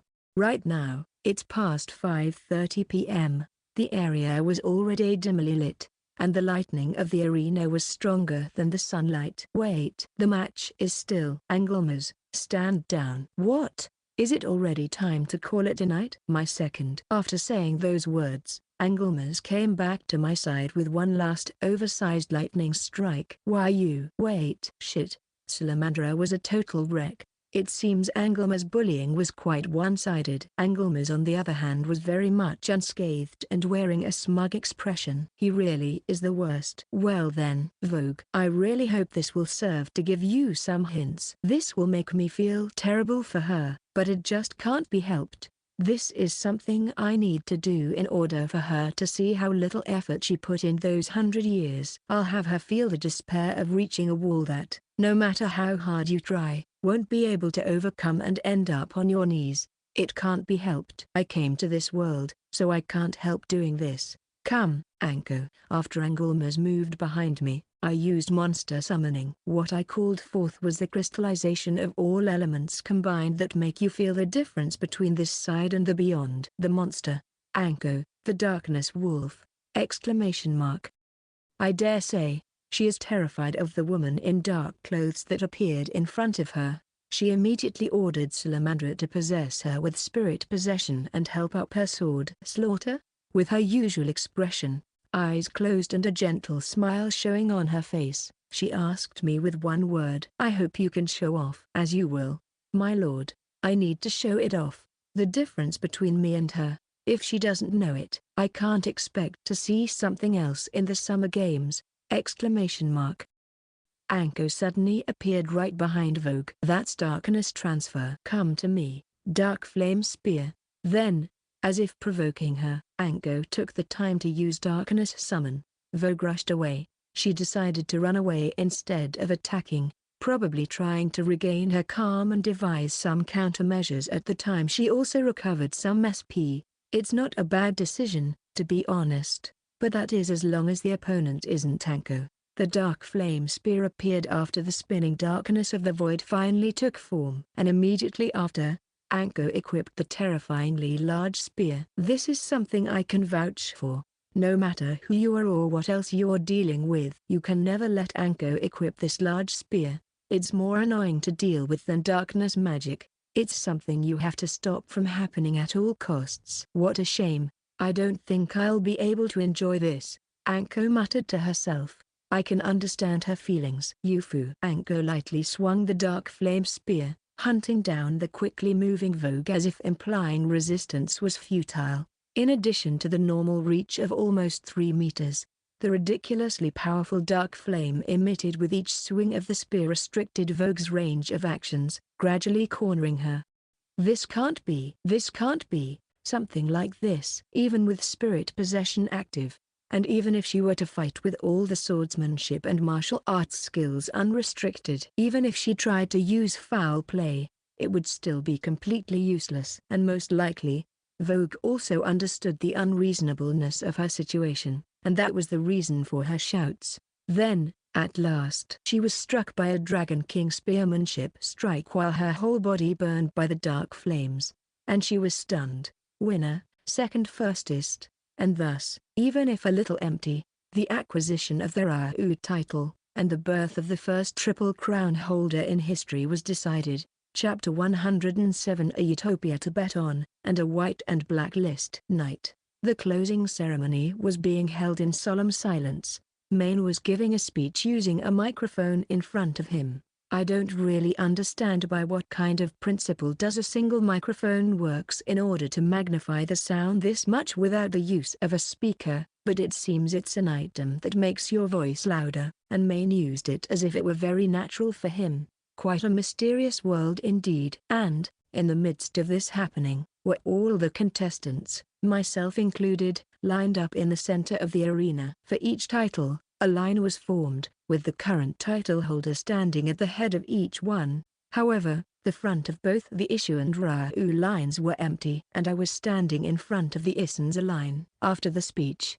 things moved on to the award ceremony. And considering that there were over 20 titles in total, this took quite some time. I made a conscious effort to avoid looking at the current title holders being awarded, in part because this might affect my enjoyment during the summer games, but mainly because of jealousy. I am the one who was originally holding most of those titles. I don't really understand it myself, but I just can't come to terms with the image of others being praised as title holders. Second first is Issenza, Eishou, Reiou. At the very end, Main called out my name. By this point, the applause and cheers that were happening already suddenly exploded. Seems I was tremendously popular. I never felt like I was this popular in my previous life, and I admit the beauty of this avatar might have something to do with it. You have achieved something unprecedented.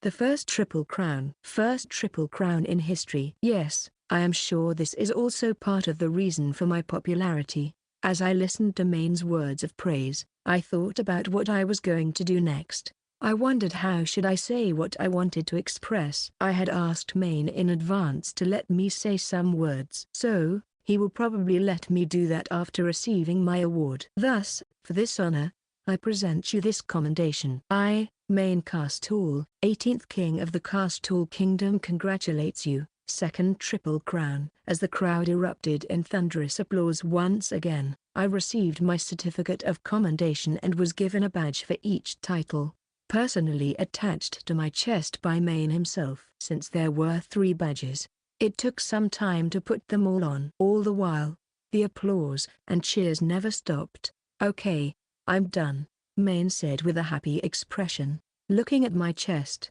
I saw 3 badges lined up near the center, on my clothes: Issenza, Eishou, and Reiou. Still, there is a lot of space left. Main then muttered to me, "There are more to come, right?"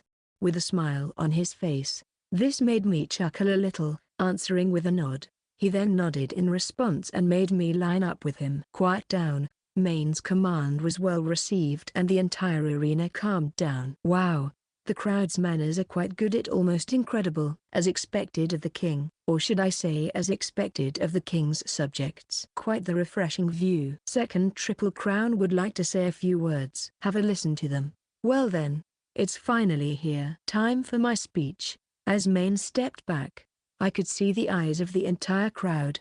The eyes of tens of thousands focusing on me alone. No, it was not only the audience. The contestants, the title holders, everyone present in this place was looking at me. Taking a deep breath, I slowly broke the silence. Simple. It's simple. Why do you all think I was able to win a triple crown? Was it because I'm strong? Was it because I'm a genius? Wrong. There's only one answer, and it's very simple. I turned around, overlooking the faces of the contestants in the arena. Starting now, for my own selfish interests, I'm going to pick a fight with them.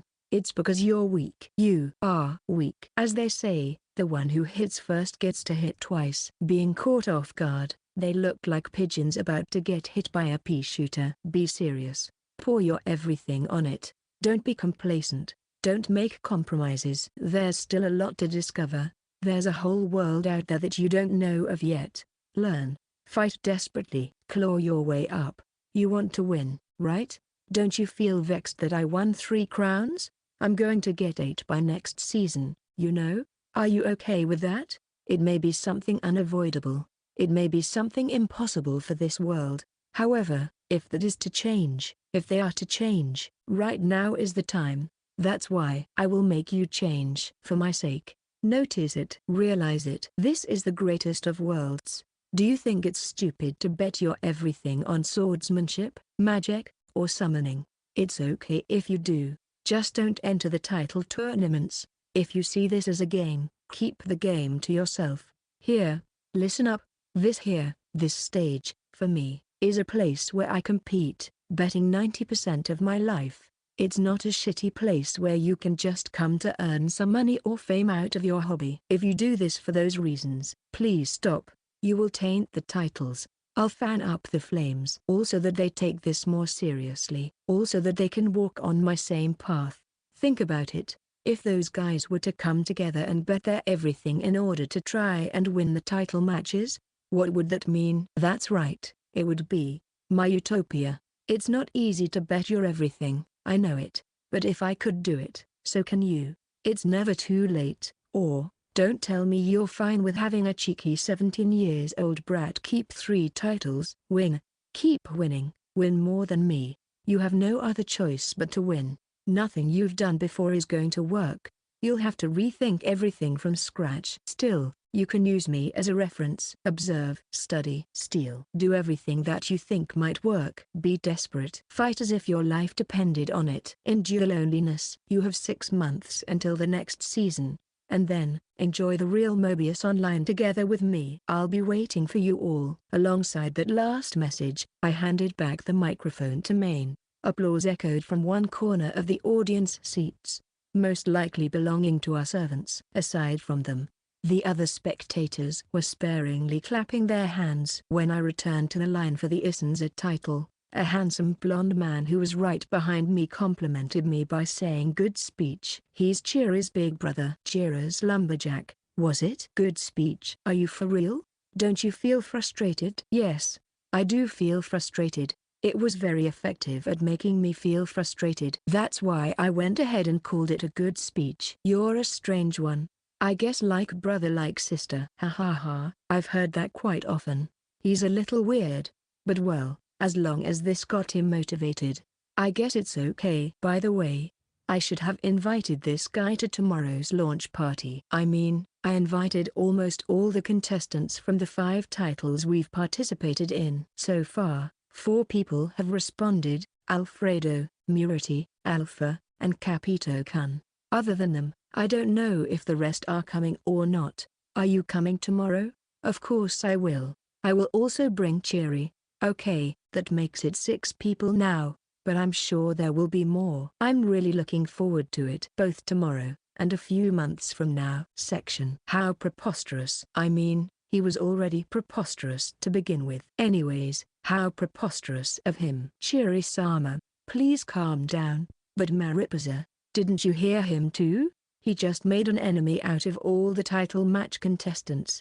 And didn't he also say he'd get 8 crowns? He's way too overconfident. It is as you said. How far ahead of me does he plan to go? Chiri was together with Mariposa, the maid, listening to Second's speech in the audience seats. Mariposa tried to calm Chiri down, all the while holding her head in the same fed-up manner that she usually saved up for Chira's. Chiri had yet to earn the right to compete in the Reiou title match. At the moment, her only way to earn experience was to go around, clearing the lower-class dungeon, Nguldrum. So, her goal seemed to be still a long way off. You just feel impatient, because you think you might not catch up to him. Master. With a grin, the Great Earth Spirit Terror, who serves her, teased her. Shut up. It's not like that.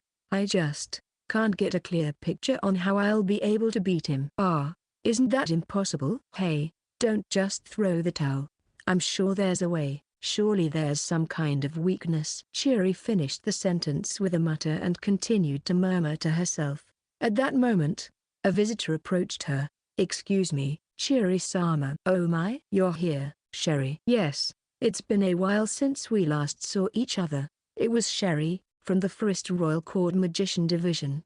The relationship between these two had been a good one since that incident. A while indeed. Did you also come to watch the matches? Yes, and also, how to say it, I somehow felt like I had to share with someone that outrageousness. Oh, I get you. I completely understand. About that guy, right? Right. I feel like I can do nothing but laugh. Absolutely. I was really surprised too. And it scares me to think that he'll probably end up getting 8 crowns in the summer. He surely has a screw loose. No.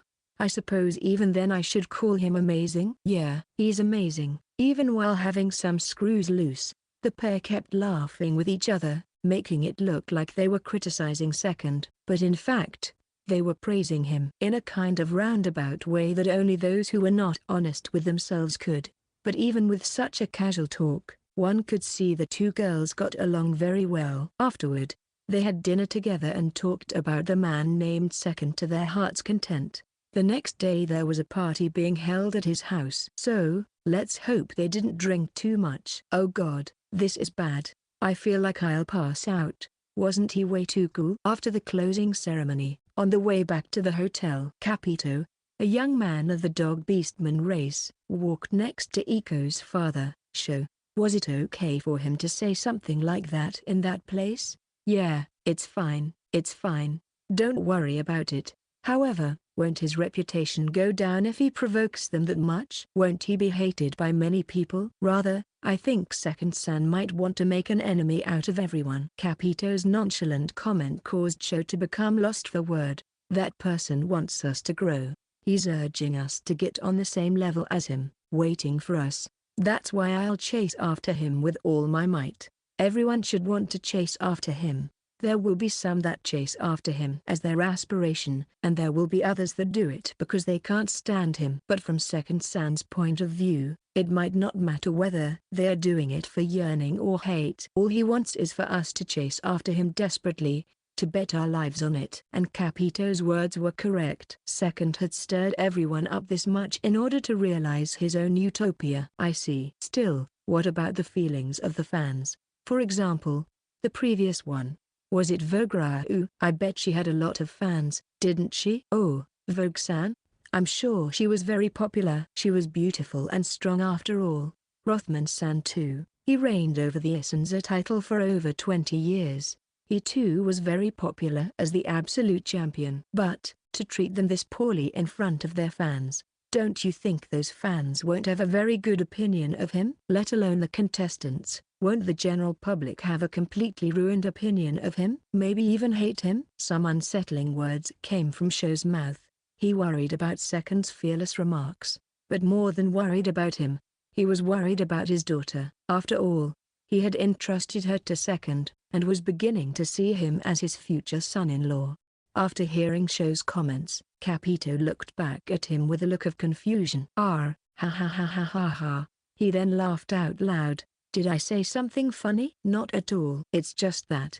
I thought if it was Second San, he would answer with something like this. He then faced forward after clearing his throat, making a dashing pose, and spoke with a fierce expression. That's something for Vogue and Rothman to be concerned about.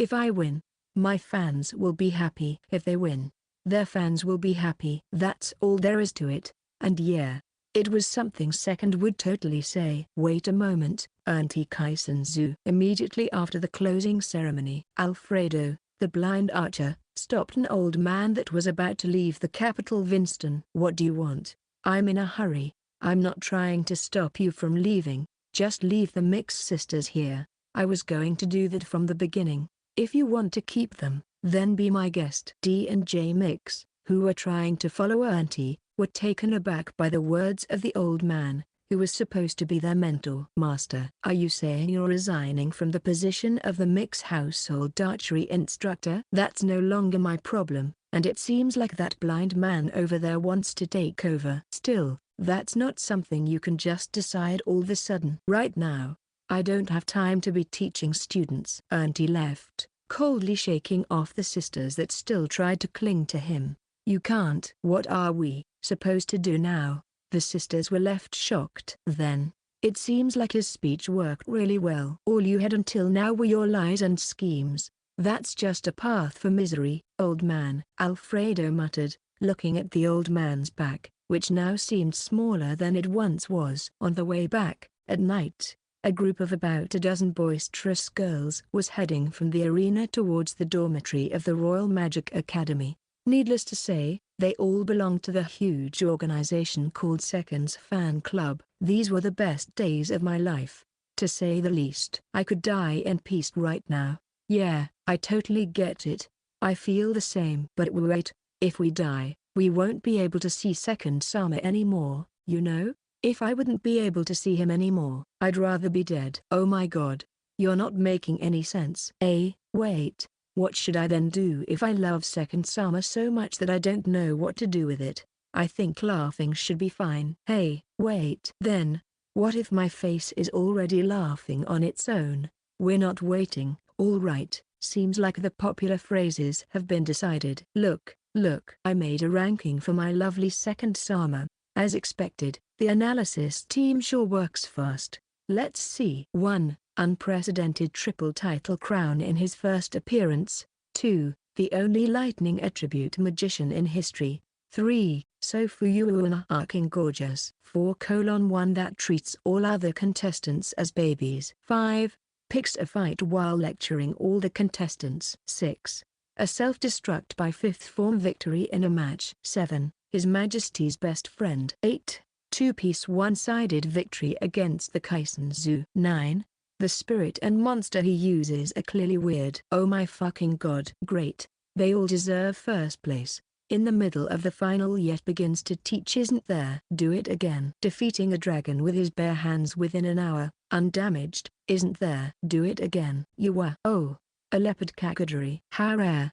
At this time of the night. I heard they don't build their own nests. Maybe it doesn't have a place to go home? Or rather, if it wasn't second Sana the one we were talking about, wouldn't just doing one of these feats be considered legendary? That is true. Yeah.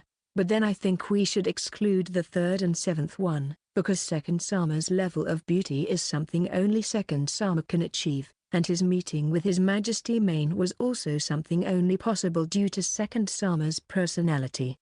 Okay, let's do it like this then. You crazy woman. And so, the night went on. Chapter 108 Lively morning. Getting out of bed, I rubbed my eyes. It was still early morning. So, the outside remained dim. Last night I only ate a meal at night. I didn't drink anything since the next day I was to have a party, but maybe because I've been quite tired in these past few days, I got sleepy very fast and fell asleep. As a result, I woke up a few hours earlier than usual. I should get up. Since I don't feel like staying in bed, I got up, left my room, and walked down to the living room. Right now, it's quite early so Yukari hasn't woken up yet, and obviously the same goes for most of the servants.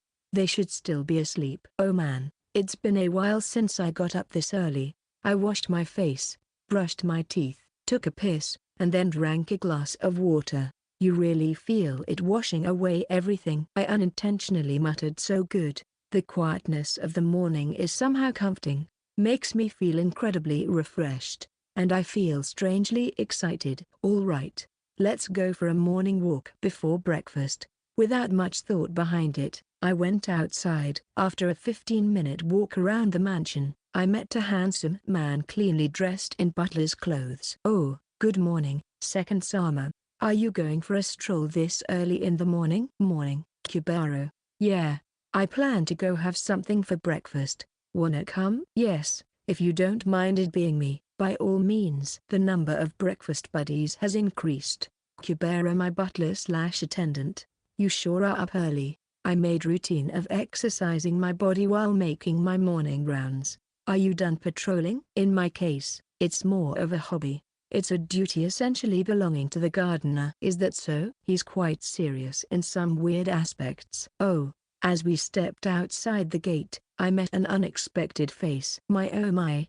Isn't it the Triple Crown? I didn't think I'd meet you again so soon. Cheers. Morning. Out for a jog?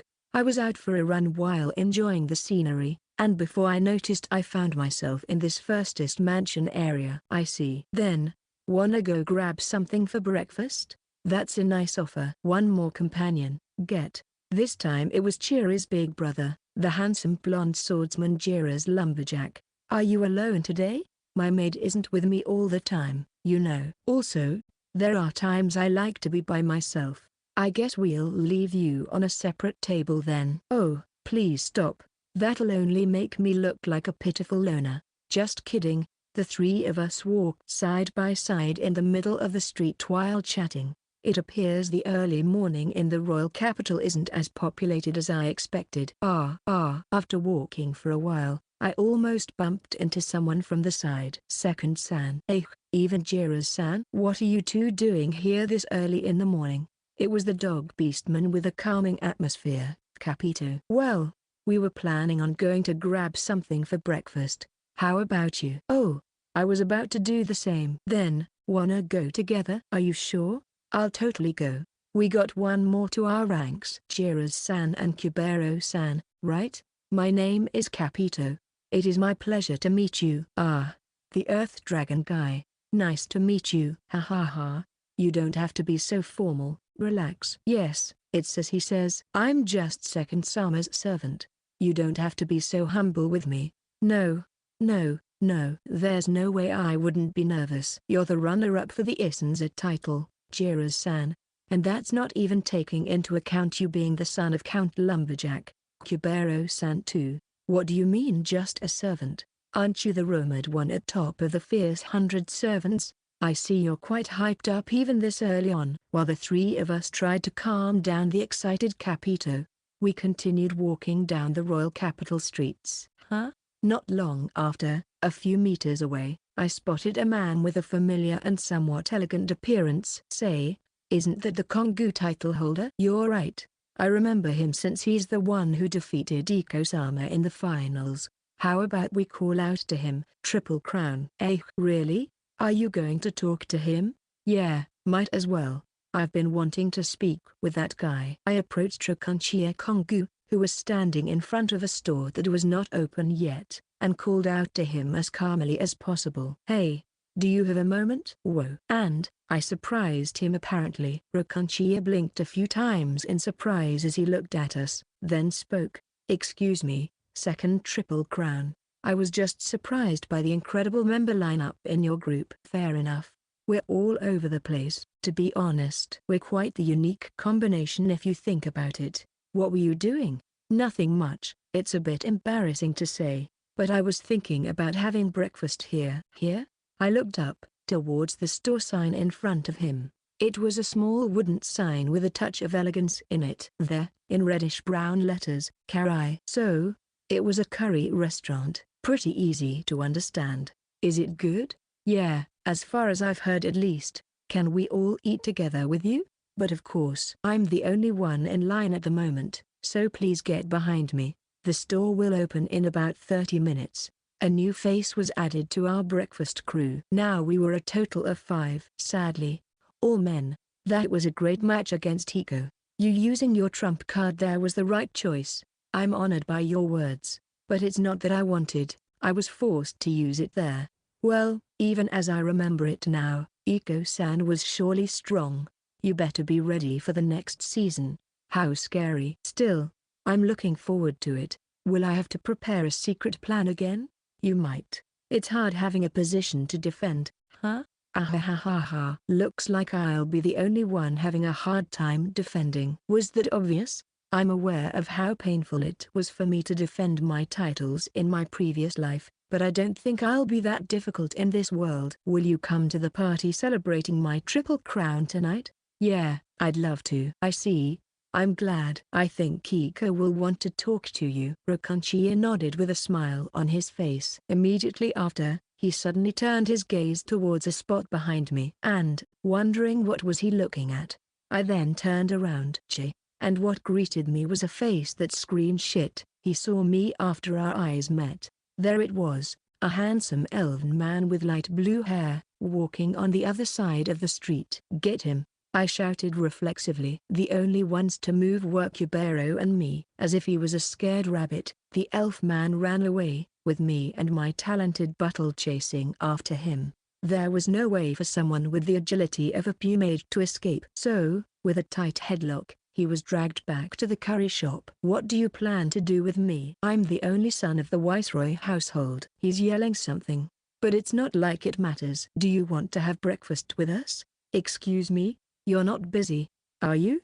No, I'm. You're not busy, are you? Sure. I thought that to be the case. I don't know if this has something to do with the Viceroy family or not, but it's weird for him to be walking without an attendant. Oh. Isn't it that new Viceroy-san, the one and only who unilaterally pressured the Promenade family and decided on a forced marriage only to eventually lose to Alpha-san? Bastard. Say that again.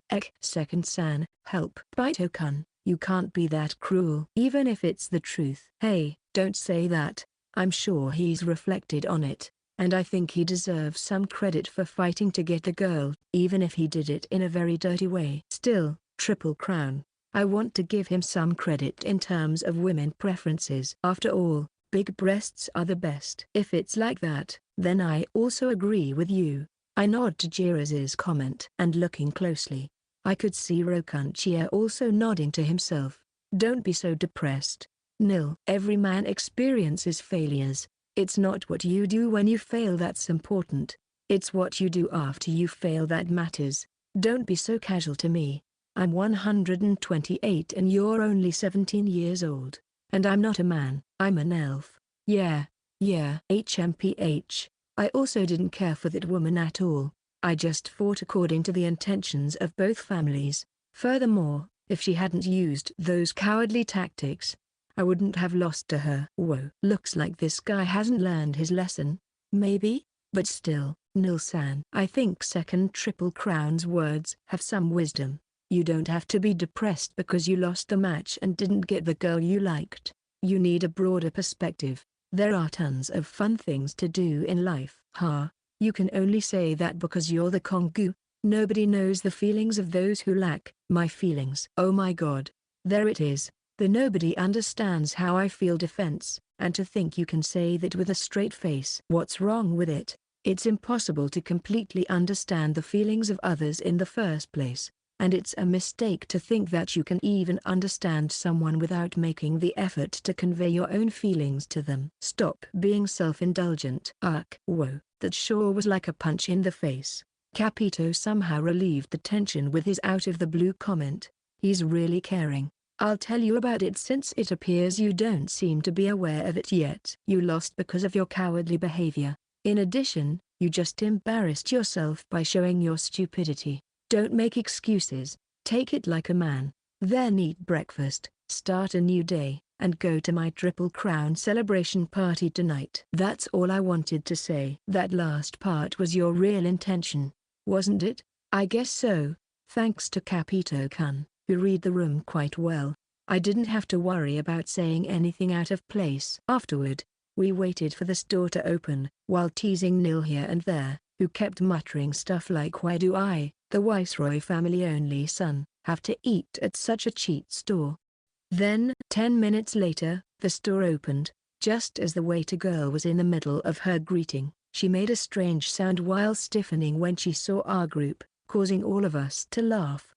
Oh, it's tasty. When the curry came, I took a bite. It was so good I couldn't help but to speak out. You are correct. Let's bring our chef next time so he can learn to make this. Awesome. Although, unfortunately, I don't think it will be that easy to steal this flavor. This is quite something. It seems like it was worth it standing in line all morning. I bet. It's super tasty.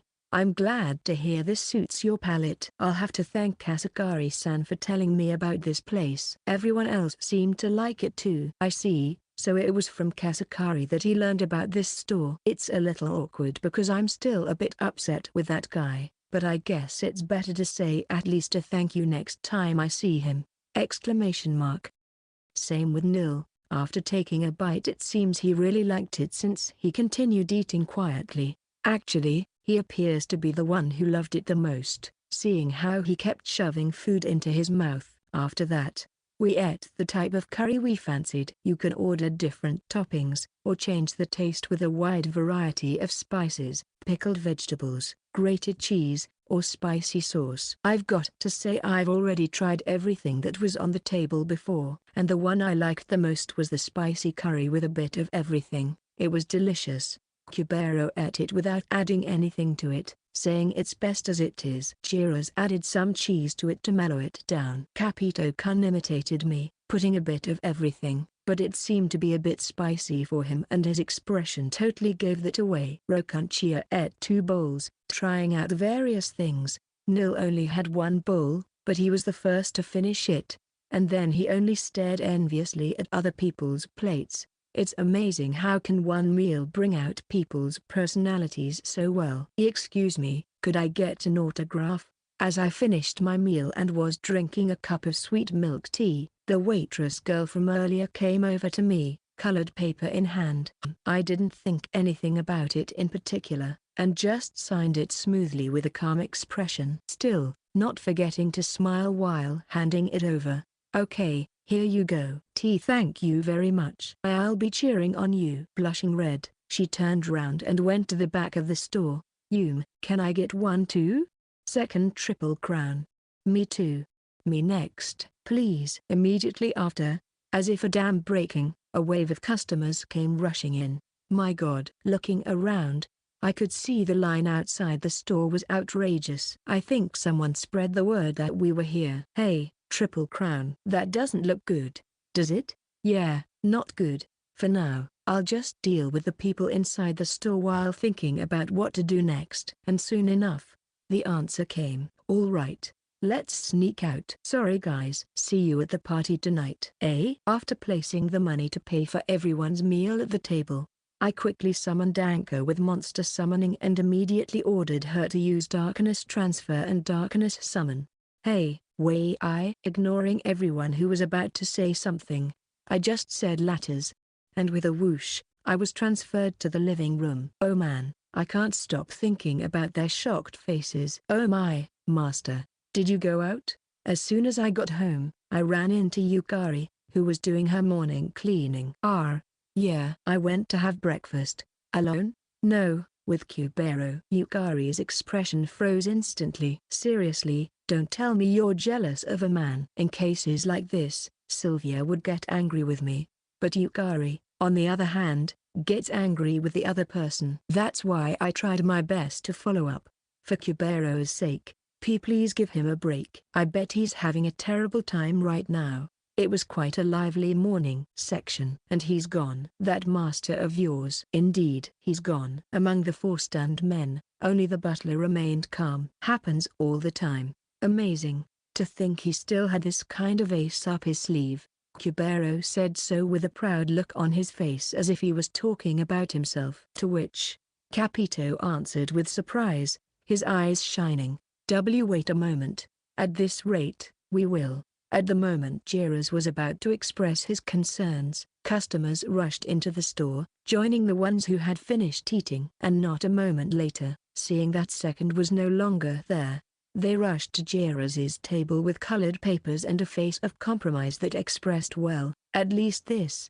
Ha ha ha, should we go outside? Raconchia suggested with a troubled laugh, in order to not bother the store. As soon as the 5 people went outside, they were surrounded by many more people than before, making it difficult to escape. Whoa, to think the day would come when I'm asked for my autograph. Damn. Why do I have to endure this? No, I'm just a butler for the firstest house. Why? Dozens of fans were asking for the autograph from not only Jiras and Raconchia, but also from Capito, Nil, and for some reason, Kubaro. It was only after an hour that they were finally released. Chapter 109 Majestic Beauty, Thy Name Be Hoop Bingo. Are you for real? First evening. One after another, the participants from the title tournament gathered at my home. The party was held on the first floor of the mansion with the water motif, located in the northwest part of the state. With the clear blue of the water as the main theme, the lush green of nature, and the dark and light brown tones of the buildings and bridges. It was a place that exuded majestic beauty and harmony. When one comes here during the daytime, the reflection of the blue sky over the mirror-like surface of the water makes the scenery even more beautiful. But the evening has its own charm with a calming atmosphere. At first glance, it looks like the submerged ruins of a palace. It's more like a castle than a house. To be honest, it's closer to a large building like a hotel. There were 17 participants in total, as planned. From the Issenza battles were Othman, Kasakari, Jiras, and Gram. From the Kisenshou were the mixed sisters and Alfredo. From the Eishou 1, Murati, Sesta, Nil, and Alpha. From the Kongou was Raconchia, and Vogue and Capito. From the Reiou title matches, Chiri and Sherry also joined us. As for Maine, Earl Bale Lumberjack, and Margrave Steambitter Valley, they all send me a large adorned wreath each. Furthermore, the man who delivered the wreath from Maine also came to join the party. It seems he received permission from Maine to do so. His name was Klaus, formerly First Prince and Commander of the First Night Order. He was now a slave and attendant to his younger brother Maine. While using polite speech, he emphasized that his participation in tonight's Triple Crown celebration party was a personal matter, with no diplomatic intentions behind it. All right. Now all actors have gathered. Tonight is not just a party. Tonight is a way for me to rally the contestants in preparation for the summer title tournament. Naturally, all the servants were mobilized. and a great deal of effort was put into the food and drinks served. It's great to have something good to eat and drink while having fun together. Still, speaking of parties, there's one thing that must happen. Bingo game. I find that little thrill quite exciting. 17 prizes were prepared, to match the number of people. The first prize was a pair of mithril earrings bestowed with bishop exchange. These earrings, when equipped, increase the chance to score a critical hit by 5%. This is a gift because it was a duplicate item made by our great blacksmith master and bestower Yukari, when she was training, in the looping process of bestowal, disassembly, and manufacturing.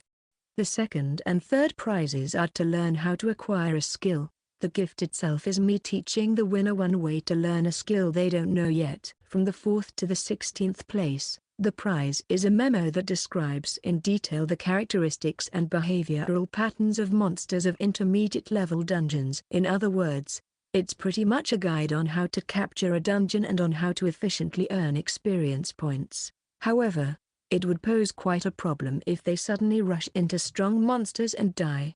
So the list I wrote is from monsters on the lower range of the intermediate class. Still, if their experience gain is accelerated by this, I'll consider it to be a great success. And then the 17th, the lowest prize seems to be a hidden gem. It's advice. This was supposed to be just me telling them something random I've noticed, but according to Sylvia, that's actually the best prize. Sure, the range of what this advice can be might be large, but on one side, it could actually be a jackpot. Turns out, even a loser can be a winner at times. Oh man, I'm getting really excited about it. Come one, come all. Cheat, collude, and trick them out. Nothing ventured, nothing gained. It's a bingo game with no holds barred.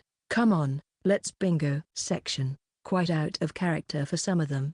The 17 participants were quite excited. It all started when they set foot in the firstest state. No matter how many title contenders have been in the past, none of them have been this stupidly rich. Even the lumberjack siblings, with their father being an earl, or even Klaus, who was born and raised in the royal palace, were taken aback by the sheer size of this property. The level of the servants was also higher than they had imagined. What they lacked in skill, they made up for with their youthful energy, demonstrated in both in the quality and speed they carried. Furthermore, ever since second achieved the Triple Crown, they had been even more enthusiastic about their job. Each of them conducted themselves with their utmost care so as to not embarrass their prideful identity as servants of the firstest household, and this showed, from the top of their heads to the tip of their toes. Many wondered how was it possible for servants hired just a few months ago to demonstrate such great teamwork and clean performance, and such doubts on those who were new to the firstest household were easy to understand, as they had no way of knowing the extraordinarily high standards of education set by the chief maid, Yukari, nor the spectacular budget spent on it.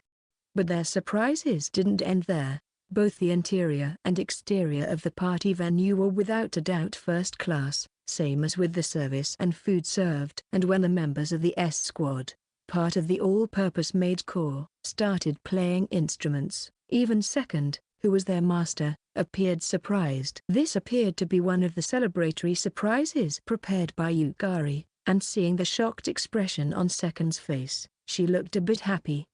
And then, just as the celebration was about to begin in earnest, the greatest surprise of the night was revealed. A bingo game. Normally it would be an event where you could win prizes that would make you go cool at best. However, common sense was out of the window this time around. Upon seeing the list of prizes, the first person to speak up was the big-breasted bespectacled elf, Alpha. The first to be revealed was the bottom prize. But she had already received Second's advice once, so she knew of how useful it could really be. Ho ho ho. This is Yum, and she was not alone in this. Kasakari and Gram also wanted further advice. After all, both of them had also received strong advice. Aim for last. This was the secret competition these three, who knew that it was actually a jackpot, were going for. On the other hand, there was a man whose excitement was higher than usual. Ooh, a skill, and any skill at that? This has to be a dream. It was the sweaty fat guy with glasses, Murati, The moment he heard he could be taught anything he needed to know about how to learn a skill, his brain began to calculate which skill offered the best value for the prize, obviously counting the chickens before they hatched. He obviously felt so troubled. Maybe lightning attribute magic, or maybe magical magic. This was the ultimate choice for him. Sherry, which one do you want? Great aunt? I'm going to retire soon. So, if I win something you want, I'll give it to you. Are you sure? Isn't it too early for you to retire? No, the time is just right. The Eishou tournament is about to enter a new age. And with these old bones of mine, I won't be able to keep up. Sester chugged her strong drink, having a distant look in her eyes as she spoke. Sherry felt a loss for words on how to answer. With the arrival of second, the common sense of the Eishou battles was about to change completely, and she was well aware of how difficult it would be for someone the age of Sester to start over from scratch. This gave her the perfect moment to quit, and to do so while passing something over to the next generation. So, when Sherry realized this, she took a deep breath before opening her mouth. Great aunt, what I want is information on monsters. Oh, are you sure you don't prefer the method to learn a skill? It's fine. However, great aunt. No, Sester-sama. Would you teach me about the fifth form of fire attribute magic? Experience points were possible to earn by oneself, and regardless if it was something she wasn't good at, she had just learned the first form of fire attribute magic, so she could just learn the rest from now on. This was her way of declaring her determination to completely bite into this new era that Second was creating. So, you'll be my last disciple, huh? Sester muttered to herself, filled with emotion, then slowly nodded while silently taking a sip of her drink with a gentle expression, and thus, Sherry became Sester's apprentice, the first woman to become an apprentice in a bingo game, and the first woman to take in an apprentice while in a bingo game. Let's see, it says the first prize is Bishop Exchange Mithril Earrings. I see. Thank you Capito-kun. You've really helped me. On another table, an unexpected group had formed. Capito was reading the list of bingo prizes to the blind Alfredo, and if these were the only ones at the table that would have been perfectly normal, the problem lied in the other two members, the Mix sisters. The girls have been at their wits' end after being abandoned by the Kisenshou title holder, Auntie, and were brought to this party without knowing why, by their new mentor, Alfredo. An hour had passed since the party started, but there were no signs of a conversation even starting between the girls and the two men. No, it's nothing. By the way, I'm aiming for the second place. But what about you, Alfredo-san? Me? The 17th one. Maybe? Alfredo answered Capito's question, his eyes closed and a smile on his face while turning towards the Mix sisters' direction. D and J simply ate their food slowly and quietly, paying no attention to the bingo matter, probably as a small act of defiance. Then, if I get the 17th one, would you trade it with me? That sounds good. Then I shall pray for the second or third prize. Ahahaha. Capito laughed while glancing at the Mix sisters. He was specially selected as a member of this table in anticipation for this particular matter, to work as a facilitator between Alfredo and the Mix sisters. When Second consulted with him previously, he gave an immediate positive reply, as one would expect from this yes-man and calming dog beastman. And so, he quickly made his move. D-san, J-san, if you're not going to play bingo, can I have your bingo card? Suit yourself. I don't need it either. Are you sure? He deliberately exaggerated his reaction. Understanding Capito's aim, Alfredo followed up after the beastman. D.J. Stop that useless pride and self-abandonment. I'm sure you still don't realize the true value of the prizes. At least hold on to your cards until the end of the bingo game. Can you stop trying to act like our teacher? In the end, you were beaten by that man's underling. Yeah, and your former master too. Wasn't even a match for him. He got beat to a pulp even after he gave a two-piece handicap, wasn't he? That is, Capito and Alfredo had a firm understanding. The Mix sisters needed time to reflect, to think about themselves. However, if they were left to their own devices, they would never come up with anything. Therefore, they had to encourage them to think at any cost, and as the first step to that, This bingo game was a great opportunity. You girls have to become stronger than auntie by summer. That's impossible. Teacher, he is strong. Becoming stronger isn't as simple as saying we will do it. Think carefully. The man who easily beat up that old man is handing out prizes. He's giving away exactly 17 of them. Do you understand? If you listened to his speech yesterday, you should already know the answer. Still, even then, being able to defeat Master is. Their vulnerability surfaced as soon as the sisters spoke about auntie. It was easy to imagine the way he had trained them for decades. Alfredo continued his sincere words, keeping in check his hatred for auntie to prevent it from showing. If only for just half a year, can you at least believe in me, in him, for only this time? Please, I'd like to ask you the same. I don't think neither Alfredo-san nor Second-san have said anything wrong. The two men bowed their heads. Why is someone who's trying to become their master, regardless of not being recognized as such, bowing his head to them? And why is the dragon tamer from the Reiou matches also bowing his head when he's completely unrelated? The mixed sisters couldn't understand any of this. However, there were two facts the two of them could understand. One was that this was the first time they felt this way in their entire lives, and the second was that it made their chests ache. Although it wasn't a bad feeling. HMPHD grumbled, poking a hole in her bingo card with her index finger. Jay reluctantly followed along after seeing the behavior of her older sister. Thank you. Alfredo, noticing the sound of the two girls punching a hole in their bingo cards, smiled happily from the bottom of his heart. With his role being fulfilled, Capito quietly left the table. The sisters who played the role of the evil guy, and a smiling blind man. Today, from this moment on, a strange master-student relationship between him and these girls began. Hey, Anai-sama, if you win the second or third prize, give it to me. Not a chance. Why? This much should be fine. There are still skills I want to learn. You should try your best on your own. HMPH. Ouch. What are you doing? It hurts, you know. I hate you, Anai-sama. You've always been a spoiled kid. Cheery. What did you say?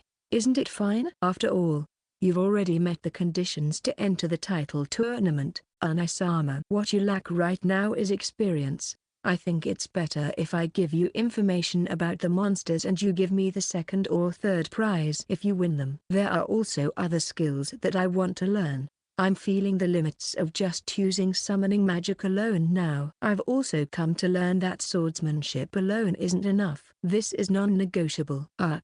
Having siblings at the same table makes them quite noisy. Murati, who was placed at the same table as the lumberjack siblings, muttered to himself, feeling fed up. He thought it was a good idea to share the table with the siblings who were acquainted with Second, making it easier for him to talk to him. But that decision completely backfired on him. The siblings were extremely noisy, and most people wouldn't know that without the maid Mariposa between them.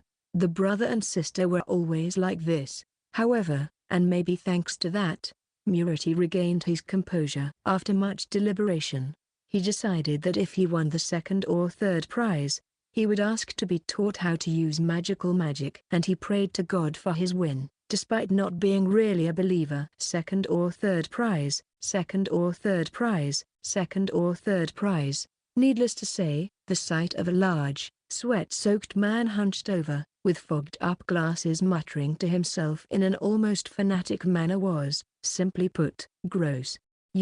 Why yeah, that's a bit. And before one noticed, the table where Murati, Cheery, and Jiras were at suddenly became unusually quiet. Maybe thanks to the unique enthusiasm of a particular member.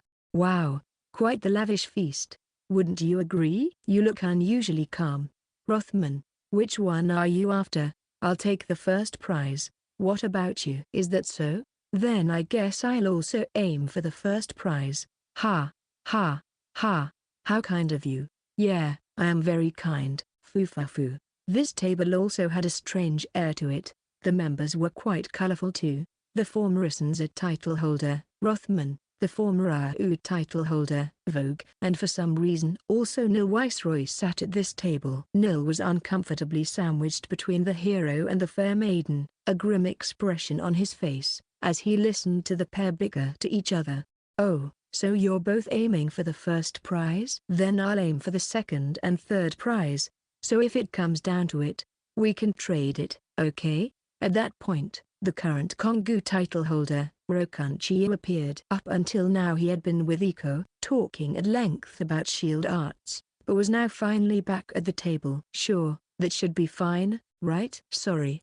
I'm not the kind of girl who likes exchanging my stuff. You are, huh? Then I suppose I won't be able to trade it to you after I win it. Fufu, is that so? A shame you won't be winning it. Rothman and Vogue were both as stubborn as they came. In the first place, they didn't even want the top prize. They just couldn't leave their strange pride behind and be satisfied with anything less than the best. In reality, they would have preferred the second or third prize. However, they couldn't be honest with themselves. It was kind of the price they paid for having ruled at the top for so many years. Reiou, knowing their feelings, dared to tease them in this manner. Seeing him like this, Nil made a mental note to not go against this man. Is there something on my face? No, it's nothing. I haven't even seen you before in the first place. Oh my, how rude of me. In any case, the curry this morning sure was delicious. Shall we go give our thanks to Kasakari later? It was so-so. But I don't see the reason why I should go out of my way to give my thanks. Fufafafu, is that so? TCH. Nil felt embarrassed because Reiou seemed to see through his inner thoughts, so after a single click of his tongue, he turned away and focused on the bingo. Halfway through, he noticed Alpha's profile, causing his chest to tighten. And it's a mistake to think that you can even understand someone without making the effort to convey your own feelings to them. Suddenly, Second's words from this morning came back to him. Nil lost himself in thought, drinking on the strong liquor which he ordered in an a little too tall glass. I wonder what is she aiming for?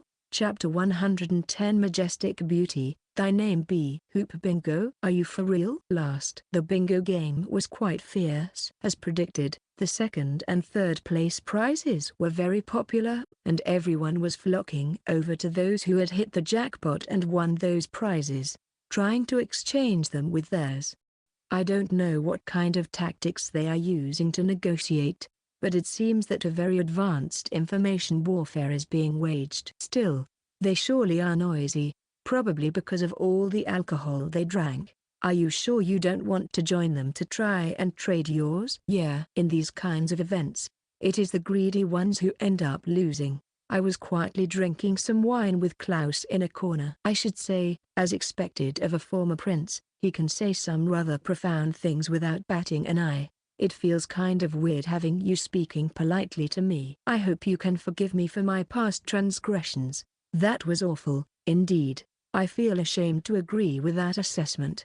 It's an extreme transformation. It seems like a lie that time he approached me all high and mighty saying I'll allow you to join the First Night Order. You don't have to force yourself to shoulder the blame this much. Is that so? Well, if you say so, Second Sankan, I'll take your word for it. Yeah, that's already better. It feels more like you. I guess it was asking for the impossible to keep him all that polite. Please wait.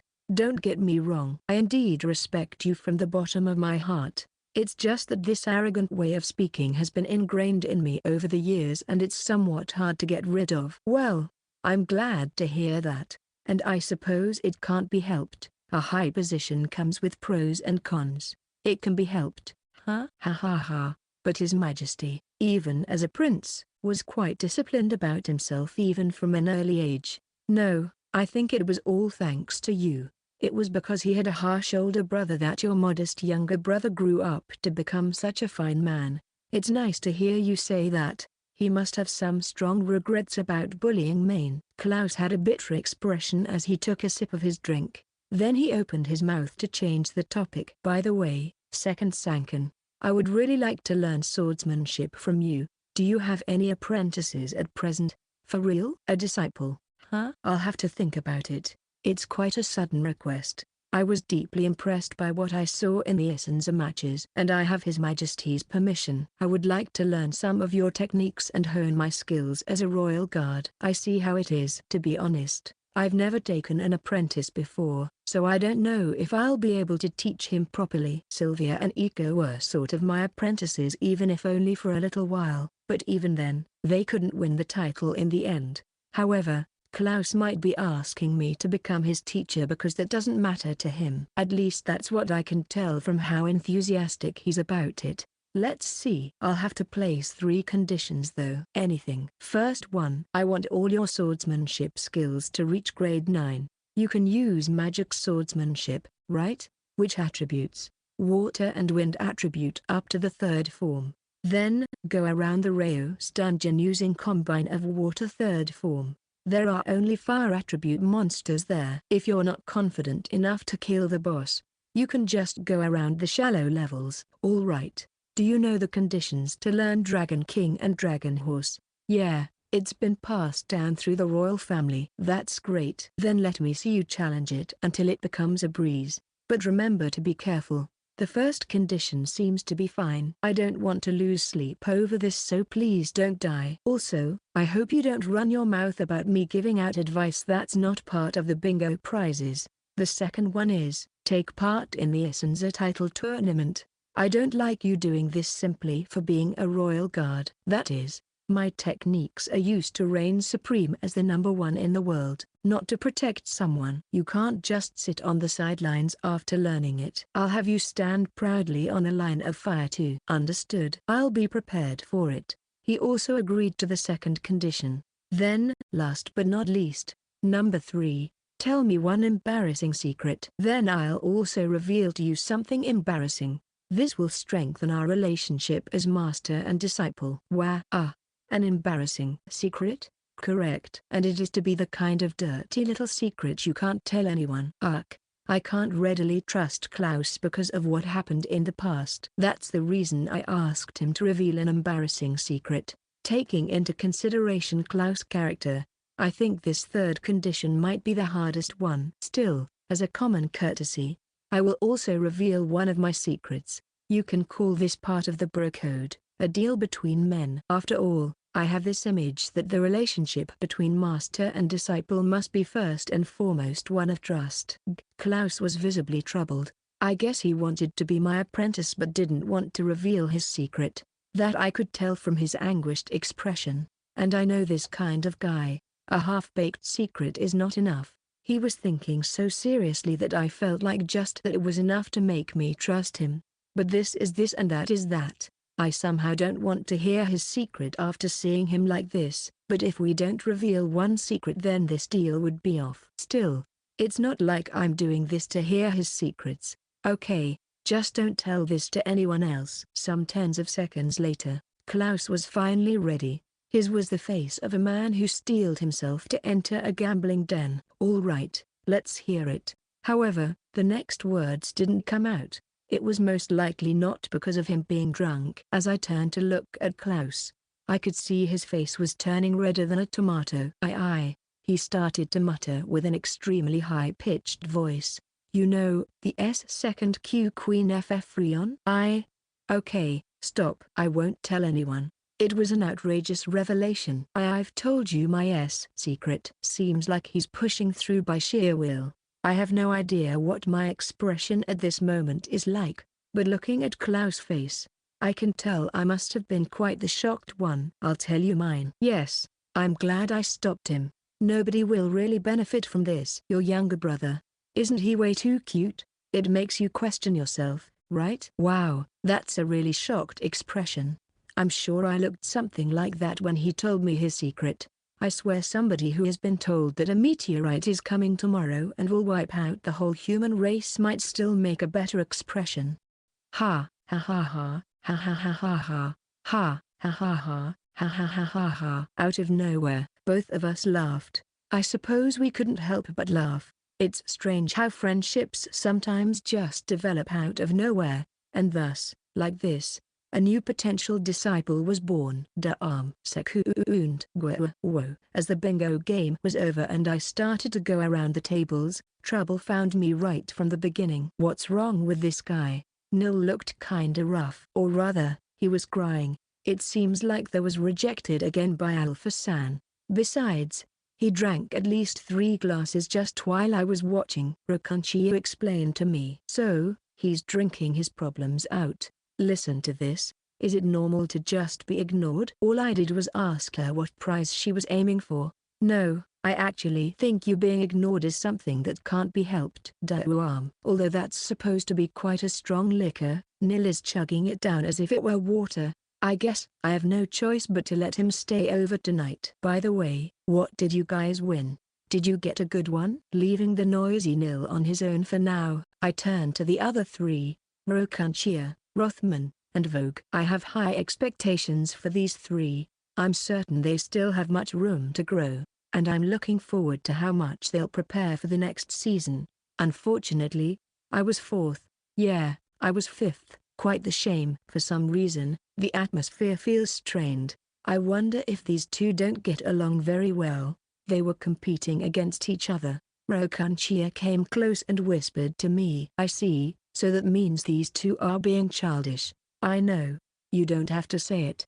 I too am a bit of a sore loser. When you reign at the top for a long time you can't afford to lose. By the way, I won first. I could see the glint of the Bishop Exchange mithril earrings on Rokanchia's ears. Oh, nice. Yeah, and I've also understood what you meant the other day, second Sankan. I see. Then I'm glad you got the first prize. I think these two also understood.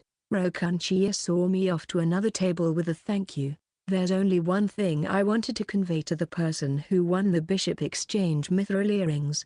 The importance of performance enhancement and bestowal magic on equipment. In other words, the need for a blacksmith master. These earrings have actually been strengthened to 3 out of 3 stages, although it's just a bonus.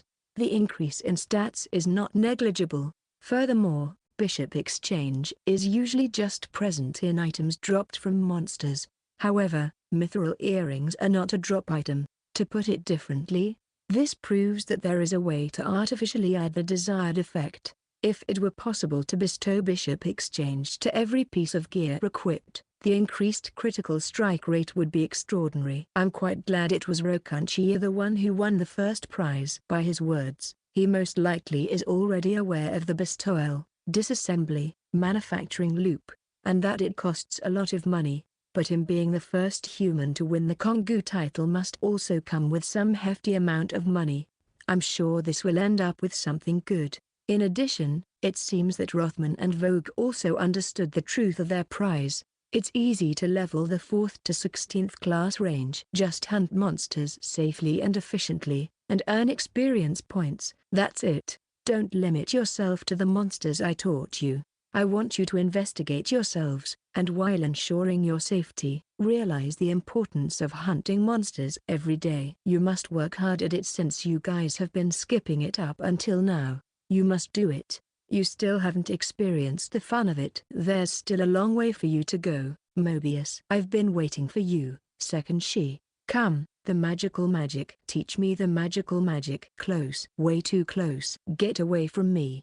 You creep. I was caught off guard. After losing myself in thought, it seems I arrived at the next table and was almost kissed by Murity by how close he got to me. Wait. Did you win the 2nd or 3rd prize? Exactly. I struggled to death, but I managed to get the 2nd prize. I see. Then, I'll teach you later. See you. Aren't you being a bit too cold? But that's also cool.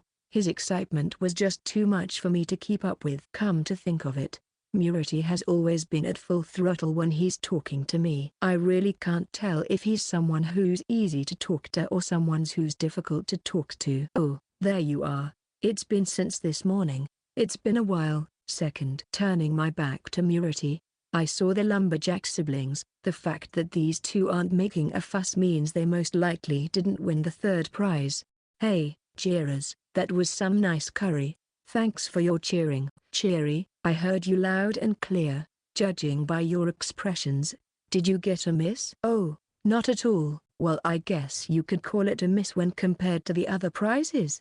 But this in of itself is really a hit, right? I guess so. It's such a great prize that would be unthinkable in a normal scenario. Makes me feel like all my efforts have been for nothing. I think those efforts and hard work will be more crucial starting now. Well, It doesn't matter. More than anything, I'm happy that you like it. And above all else, please do your best to earn experience points. Leave it to me. I'll catch up to you by next season's Issenza tournament. HMPH. I think it will prove impossible for you, Anisama, with you wandering around all year round. But don't worry, I will beat second in the Reiou matches. Just wait and see. Ha ha ha, what are you saying when you're not even qualified to participate yet? You too, Anisama.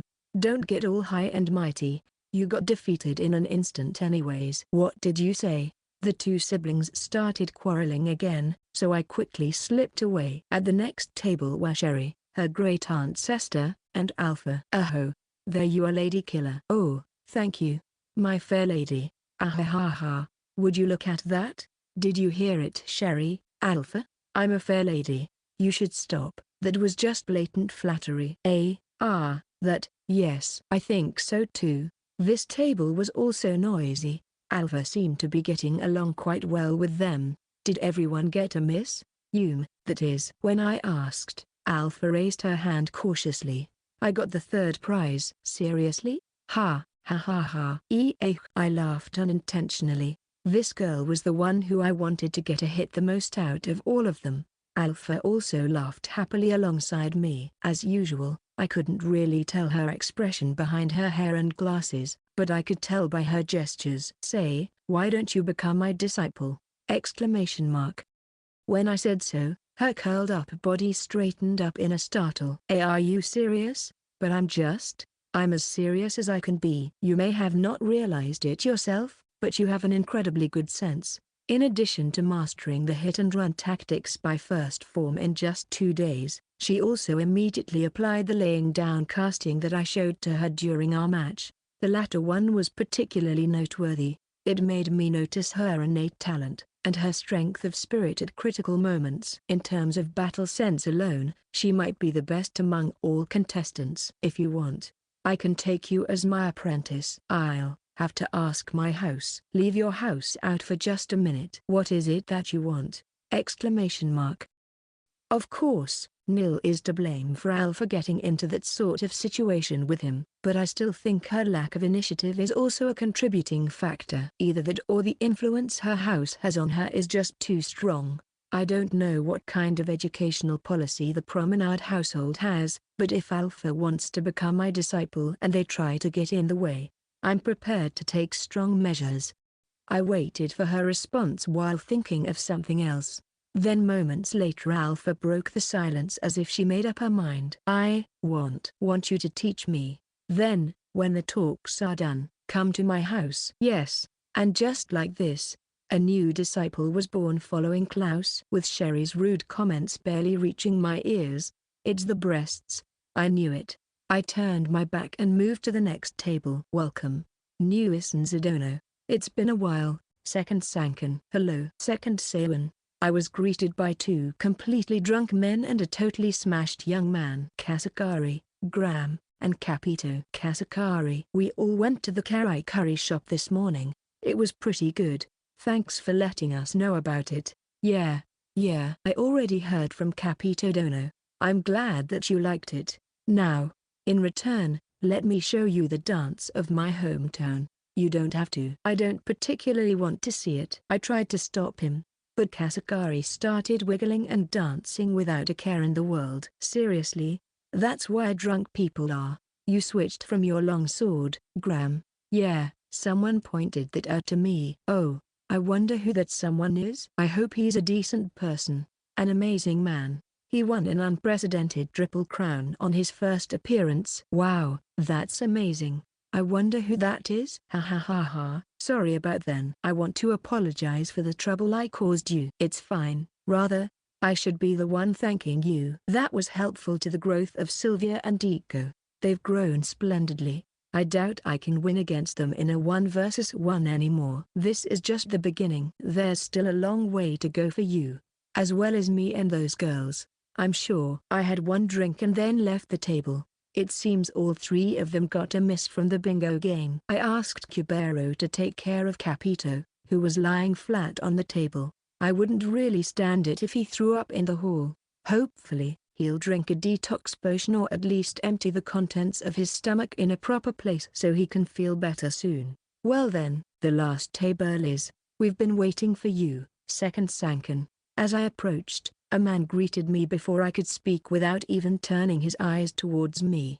He was Alfredo, the blind archer. Most likely due to his blindness, his other senses have become sharper. He probably sensed me by the sound of my footsteps, the vibration of the ground, or the flow of the air. Hey, yeah, sorry I'm late. As I returned my greeting, I looked at Alfredo, towards the Mix sisters. The expression on their faces was quite distinct. The older sister, Dee, was frightened and stiff, while the younger one, Jay, showed visible hostility. I suppose the Dojeza incident is still fresh in their minds. Well, it's only natural. Well then, who won the 17th prize? I knew it was someone from this group, so I decided to go ahead and ask. Alfredo then opened his mouth, a bitter smile on his face. That would be me, but I have one request. Go ahead. Second Sankan, since you'll be taking care of that matter anyways, I feel like I'm already getting enough out of this. Therefore, could you please give the advice to these two girls? Alfredo pleaded with his head bowed. These two, huh? I see. By that matter he must be talking about the healing magic to cure his blindness, right? I already promised him that I'd go to the sacred country of Camel to investigate that. So, if he were to receive my advice on top of that, it's easy to see why he would feel like getting too much out of this. That said, it would still be unfair for the sisters if he were to trade his bingo prize with only one of them. Alfredo should have picked up the girls that he abandoned and became their master. And that's not something he can do as their teacher. That's why he kept the 17th prize card to himself in hopes that I could give my advice to both the girls. Quite cunning, I must say, but it's not something I dislike. All right, you three come to my house at a later date. You have my thanks.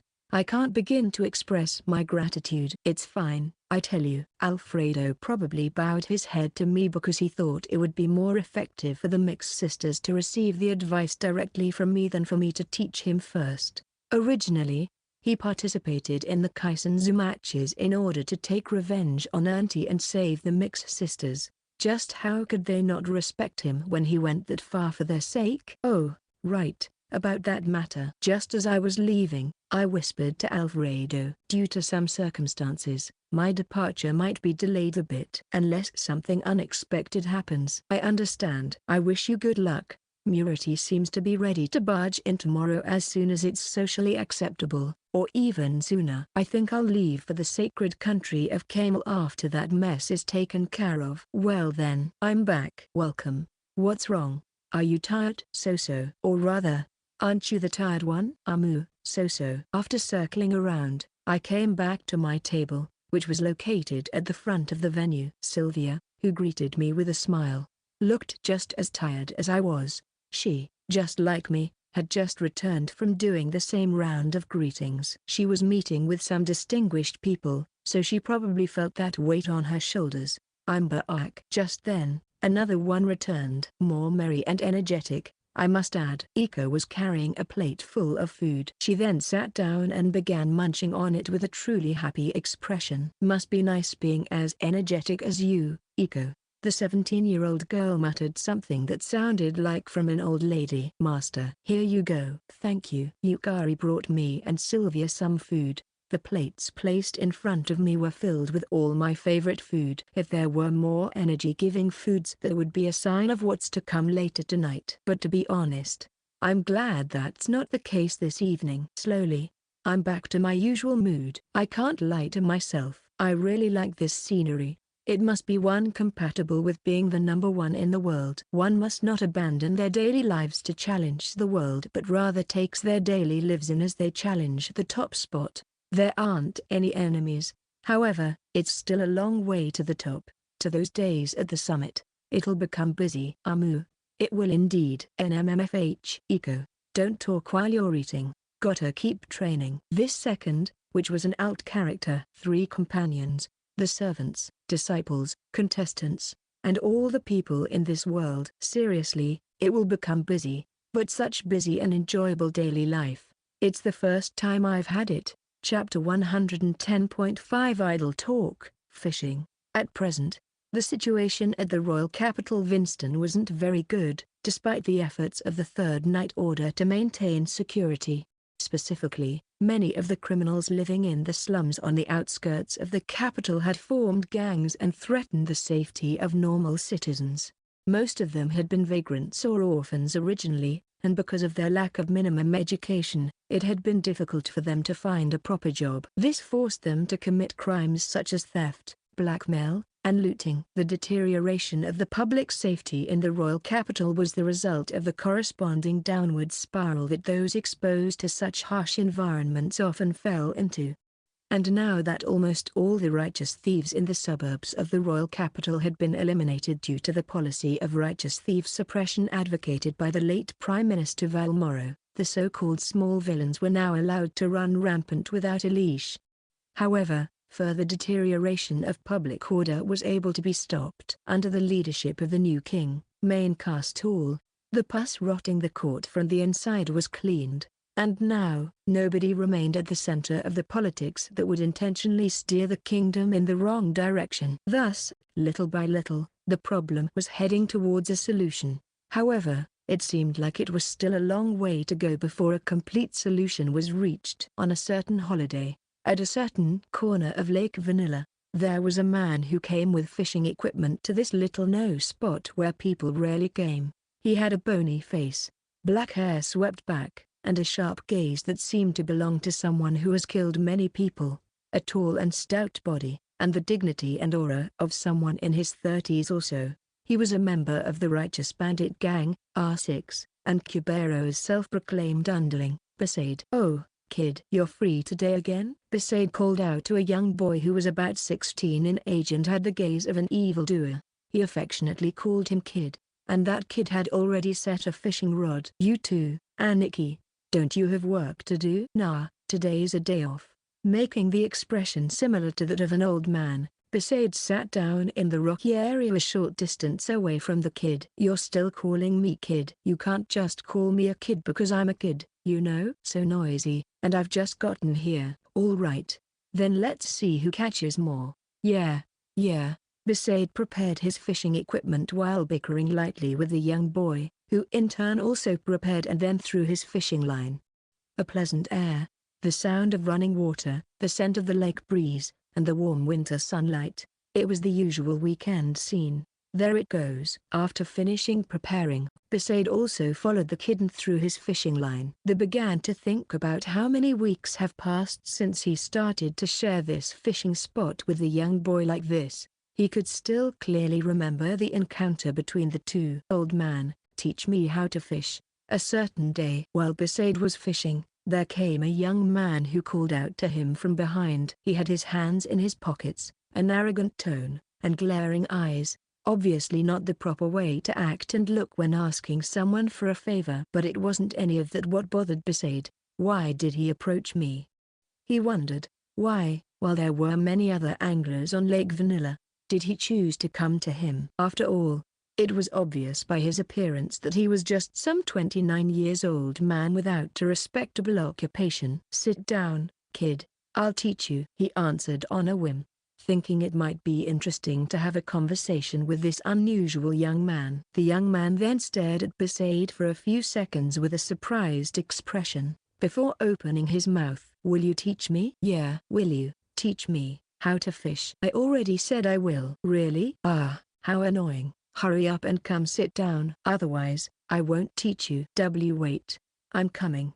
Just a second." The young man ran over the rugged rocks as he quickly approached the place Besaid was sitting down. This was later revealed. It seems the young man had been asking all around Lake Vanilla to teach him how to fish. However, the kid couldn't speak politely nor with honorifics. As a result, he was obviously turned down by every person he asked. Then, just as he was about to give up, he saw Besaid and was surprised when he said he would teach him after asking. Then, ever since, Besaid taught the kid how to fish every holiday. The young man was like a sponge, absorbing all the knowledge and fishing skill he was taught. And then, within just 2 weeks, he could now be considered a proper fisherman. Neither of them knew what the other did for a living, where they lived, or even their name. However, the young man eventually began to admire Besaid and started calling him Aniki, and Besaid just kept on calling him Kid. Then one day uninvited guests arrived as the pair was fishing. "Oh, so it's here. Not bad, not bad." "Coming." "Yo, yo. We have come." "What are you guys doing here?" A trio of young people appeared, all of them men, with an appearance that showed they were up to no good, and 2 or 3 years older than the kid. The young boy stood up, taking a step back as if trying to keep his distance from the trio. "Well, you see, it's been the hot talk in the slums lately that someone's been earning some money by fishing." "Don't you think it's unfair that Brat is the only one who can have a good time?" "Say, isn't that sneaky?" "You think so too, right? Now, I wonder who that Brat is?" The trio approached the young boy while grinning, surrounding him from all sides. "Is this a tool? Mine now." "Dibs." His fishing rod and net were stolen. The young boy could only bite his lower lip in frustration, remaining silent. There was no way he could win against these 3. He was painfully aware of that. In addition, these 3 guys were part of a notoriously evil gang that had a considerable influence in the slums. If he went against them, there's no way he would be able to keep living in the slums. And above all else, he had also walked the same path as them, taking away from the weak, robbing something important. Everything was decided by power. That was the truth of this world. "Hey, wait a moment there, Sonny." A deep voice that resonated from the depths of the stomach called for the attention of the trio. That voice belonged to Besaid, who was still sitting down fishing. "What? Don't get in my way." "Old man, I'm working." The young man who seemed to be the leader of the 3 said while glaring back at Besaid. "Working, huh? Yeah, that's right. It's a job. Just collecting my fees, you see." "Ha ha ha.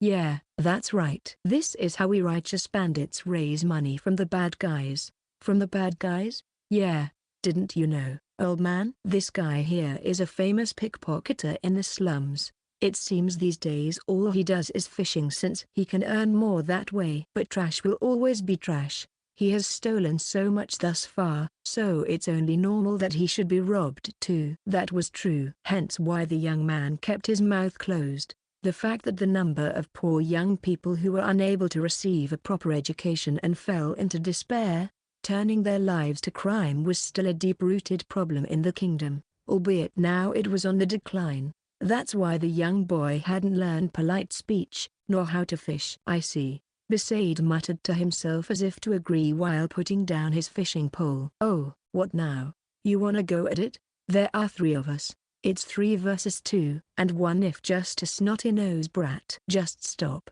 It's not worth it." The trio, seeing Besaid standing still, threw the fishing rod to the side. Yes, it might be a 3 versus 2, but they realized he wasn't backing down. "Say, what do you think a righteous bandit is?" "What?" Besaid spoke to the trio, his back turned to them. "A righteous bandit does not rob or steal from the wicked. It's not such a half-hearted thing. They are villains that kill villains. They embrace carnage, leaving behind the virtuous path of God." "What nonsense are you spewing, old man?" After heaving a sigh, he continued speaking. "Be prepared to become a righteous bandit for the rest of your lives. To abandon the path of men for all eternity." His was a glare of emptiness, with a voice that took the form of a demon. The trio was taken in by the unexpected power and involuntarily fell silent. Then, Besaid placed his hand on his jacket and took it off in one quick motion!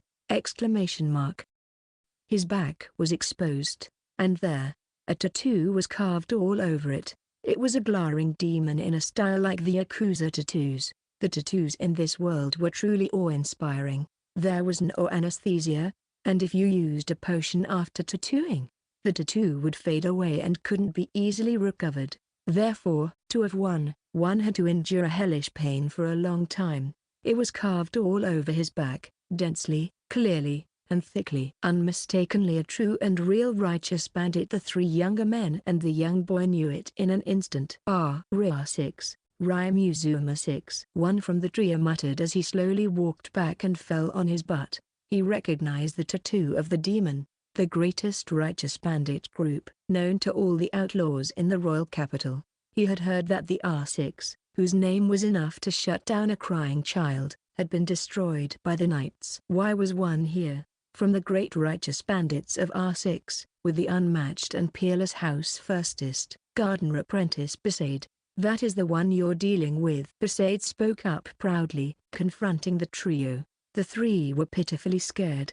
House firstest? The already dismantled bandit group R6 was one thing, but also having the backing of the powerful embassy that's said to dominate both the front and back sides of the kingdom. It's hard to imagine someone would want to turn them into enemies. That's why he had mentioned the name of House Firstest, to serve as a deterrent to keep this trio from meddling with the young boy even back in the slums. Besaid was ready to be scolded later since he had protected the kid at his own discretion, or it can be more accurately described as his mouth had slipped up. This even surprised him. For him to find himself fond of the kid. Hi. Damn. Let's get the fuck out of here. The trio ran away as fast as rabbits with their tails between their legs. Aniki. Left alone in that place, the young boy tried to say something. Besaid silently dressed up and picked up his fishing rod again. Then, after a brief moment of silence, the kid followed along. Actually, as a matter of fact, he moved up next to Besaid. This is fine. This relationship is fine. Thinking along those lines, Besaid stared into the distance at the lake and smiled to himself. Stay around. Seems there will be a festival soon. Festival? Look, your line is gonna get all tangled up. I see. Then, I will take this spot today. Do what you want. Sen. Hey, Aniki. Listen. Whoa, idiot. You need to tell me sooner. Your rod. Look at your own rod. How noisy. Just get the net. The net. Yes, yes. While Besaid was lost in thoughts, remembering what had happened a few weeks ago, a fish took the bait. Hey, you see it? It's a huge one. It's a good size, but this one swallowed the hook. The kid used a tool to remove the hook the fish had swallowed. His movements were done with experienced familiarity. After throwing the fish into the bucket, the hook and bait were set again. Then the kid returned the fishing pole to Besaid. Besaid gazed at this scene with some satisfaction. Then again, the two silently dangled their fishing lines. Say, Aniki, did you go to the title tournament? Yeah, obviously. It is the duty of all the servants to watch the games. Whoa. How nice. I could only see a little bit. He. The master was a contestant, and in 3 of them nonetheless. How could I not go see it? You really sound happy. It's 3 crowns. 3. If the archery one counted, it would have been 4 crowns. Of course. I'm happy. It's so amazing, I have no other words to describe it. He's like an existence similar to a faraway cloud. He's fighting with everything he's got. Fighting for everyone, just like us righteous bandits. That's why I want to cheer on him with all my heart.